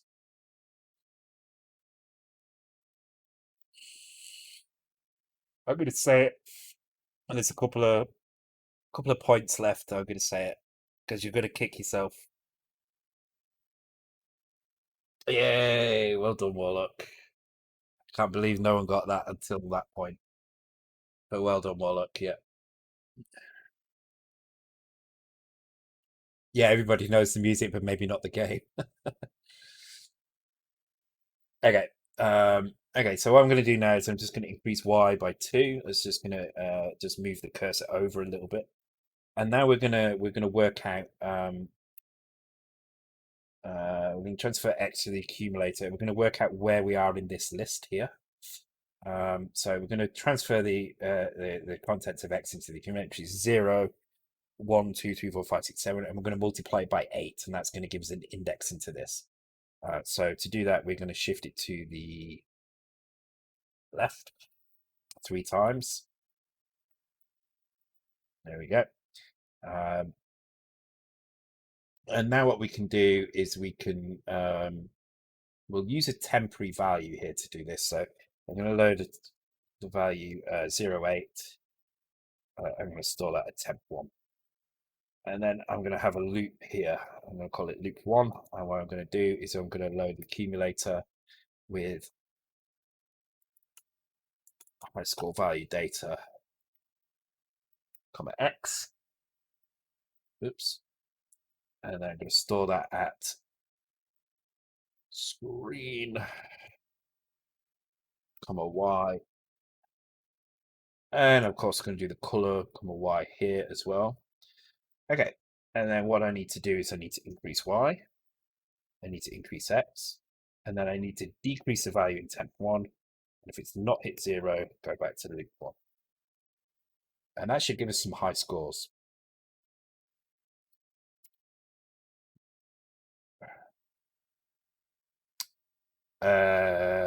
Something has gone wrong here.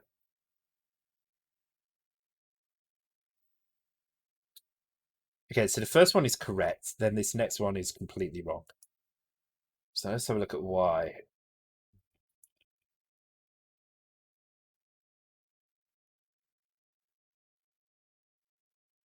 Multiplied by 8. Yes, so that should give me a starting point, which should jump into here. These are 8 at a time. So it should go 1, 7, 5, 50. Okay, that should be fine.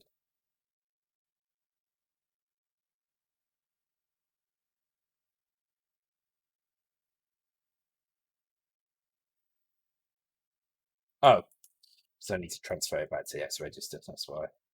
Oops. I've done the calculation, but then I didn't put it back in the X. So it should be doing here. So the top 8 quiz names will be on the default score. No, it will be the top 8 players will be able to pick a name. So unfortunately, the high scores are going to just be three letters. Actually, do you know what? No, let's push the boat out. Let's make it 8. Let's make it up to 8, and then that way you can pick what you want from the list.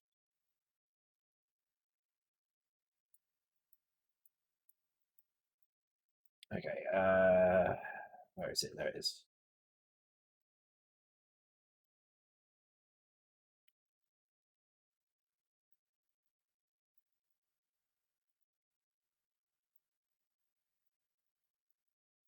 There you go.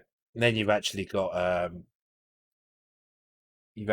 some a decent amount of space there. So you've still only got 8 characters, but it should be enough to do most people's names. Top score should be 1 line above the rest. You think?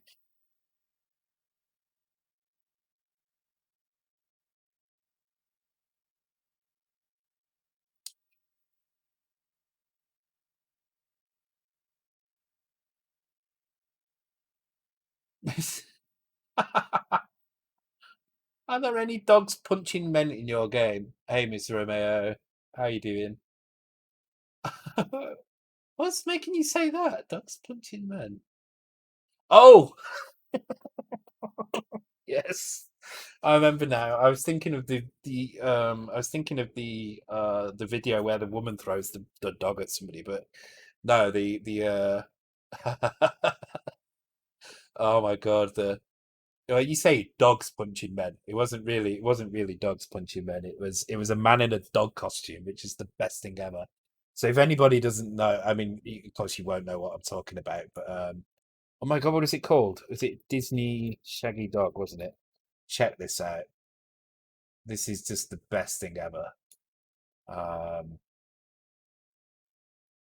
oh, I don't know how to find it. Hang on, I need to find it. This is so good. Uh, yes, this is it.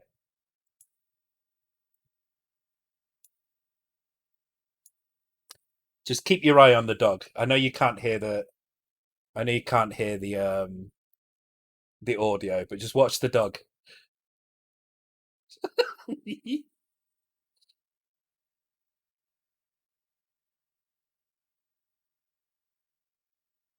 It's so good. It's so good. This is the best one.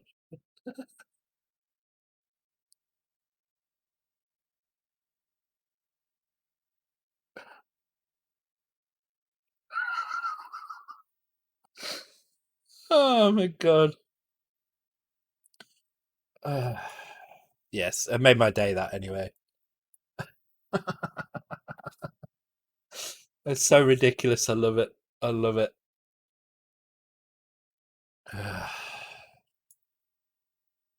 One man and his shaggy dog man in a dog costume.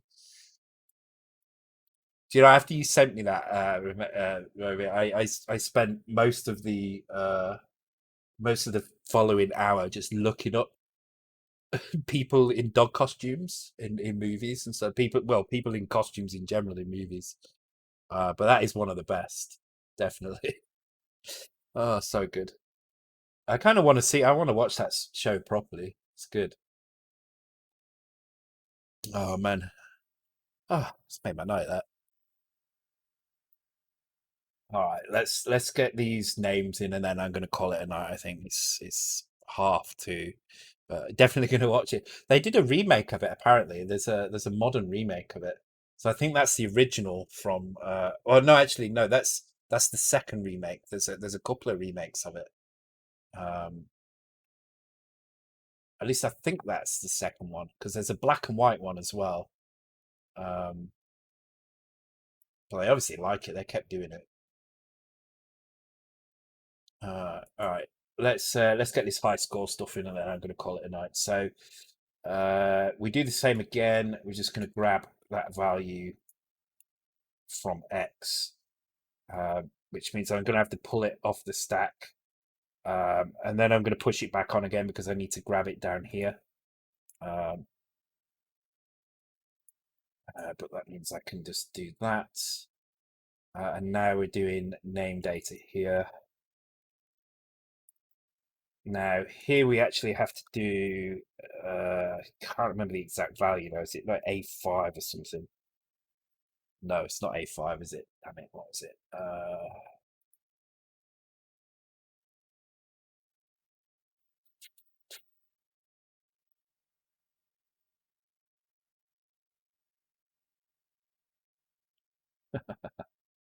E5, that's it. I can't stop laughing about that now. I just got it in my head. Uh, it's kind of good. I like it.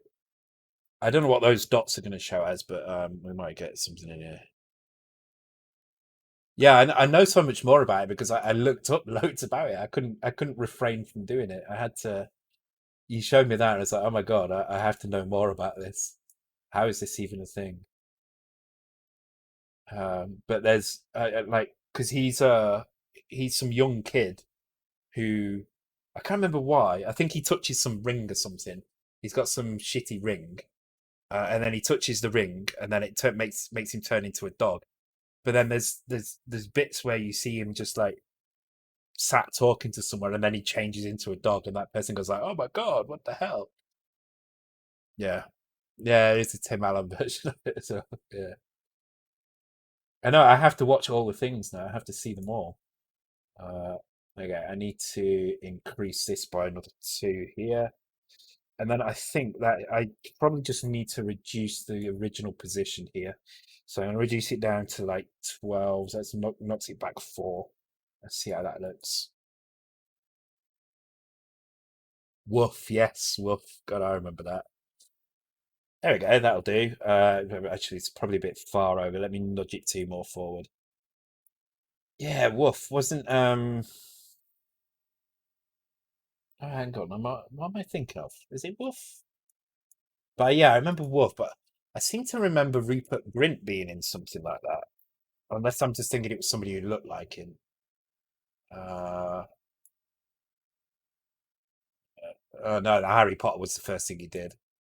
I'm just imagining somebody like him. Of course he did. He was like freaking 9 when he did that. So,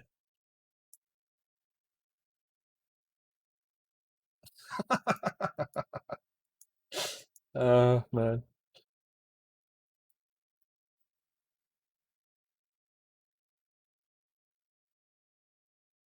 that looks pretty spot on, I think. Okay, so what I'll do is whoever is, like I say, whoever is top of the quiz, when we go to release. So it will probably be before the end of the quiz season.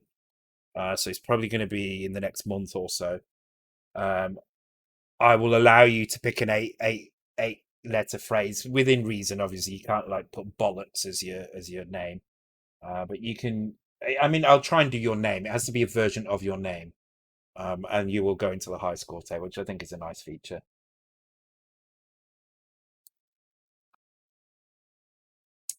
Um, could you maybe put your scores? Oh no, because this they will be too hard to beat. I think. If we just put like, I think I'll keep the scores that I've got or adjust them, but I'm not going to go too hard. But yeah, now you've got a reason to be to win on the quiz. So what's left? So this is just displaying the high scores. This is on the intro screen, so it really doesn't matter. But we have a way to actually display the scores somewhere. Um, I think what I want to do is on the character set because um, I kind of want to put a dot in here somewhere, but I'm not sure I've got room for it. Maybe here. I could maybe fit it in over here actually. Um, yeah, actually I can do that. And then that will allow. Yeah, all right. I'll add a bit of punctuation in here, so you'll get like a dot, comma, hyphen, exclamation mark, question mark, maybe a few extra characters in here, just so that the high score entry kind of makes them important. No, but let's. I just want to have a play now. I want to see. So I've got like 5 minutes. I'm just going to see if I can get through to another level. Okay.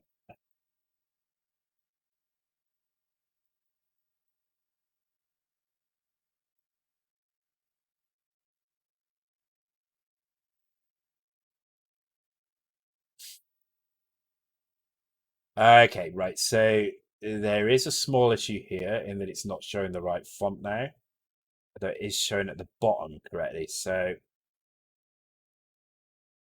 okay, that's gonna. I'm not going to do that now. I'm going to do it on the next stream. But that's something we need to pay attention to. So let me just get killed here. See if the intro still shows the high scores properly.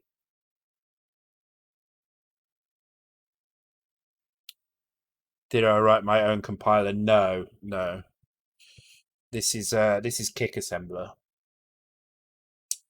um, which is a nice assembler by Mads Nielsen. That says there. There you go. Massive letters there at the bottom of my screen. It uses Java, but it's really good. And I'm kind of I'd be lost without it now if I was honest. Okay, I think I'm going to call it a night there, guys. Thank you for coming along tonight. I shall see you all on Tuesday for the Game Boy stuff. Um, Actually, I need to do some work on the Game Boy because I think we really I need to edit the I need to do the level editor. I need to get some stuff in there. We need to do keys. That's about the only thing I need. Oh, and the extra life. But once those are done, I really just need to get on with building a level. So that will be what I do next on that, I think. I'm gonna let Warlock's tunes start playing. Please don't request any more tunes because they're not gonna play. And I will go find someone to raid. So hang on, this is only 40 seconds long. So uh, good night, guys. Let's have a look.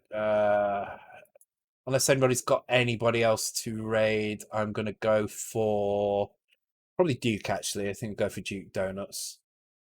Yeah, let me throw one more quiz at you. You ready? All right.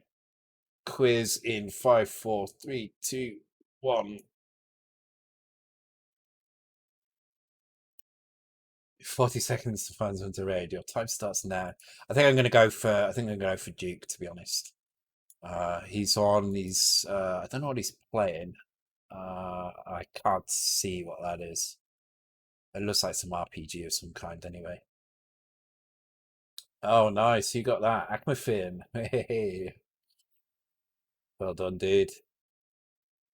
Cool. All right, let's start a raid on Duke then, and I'll see you guys on the next stream. So I'll see you on Tuesday.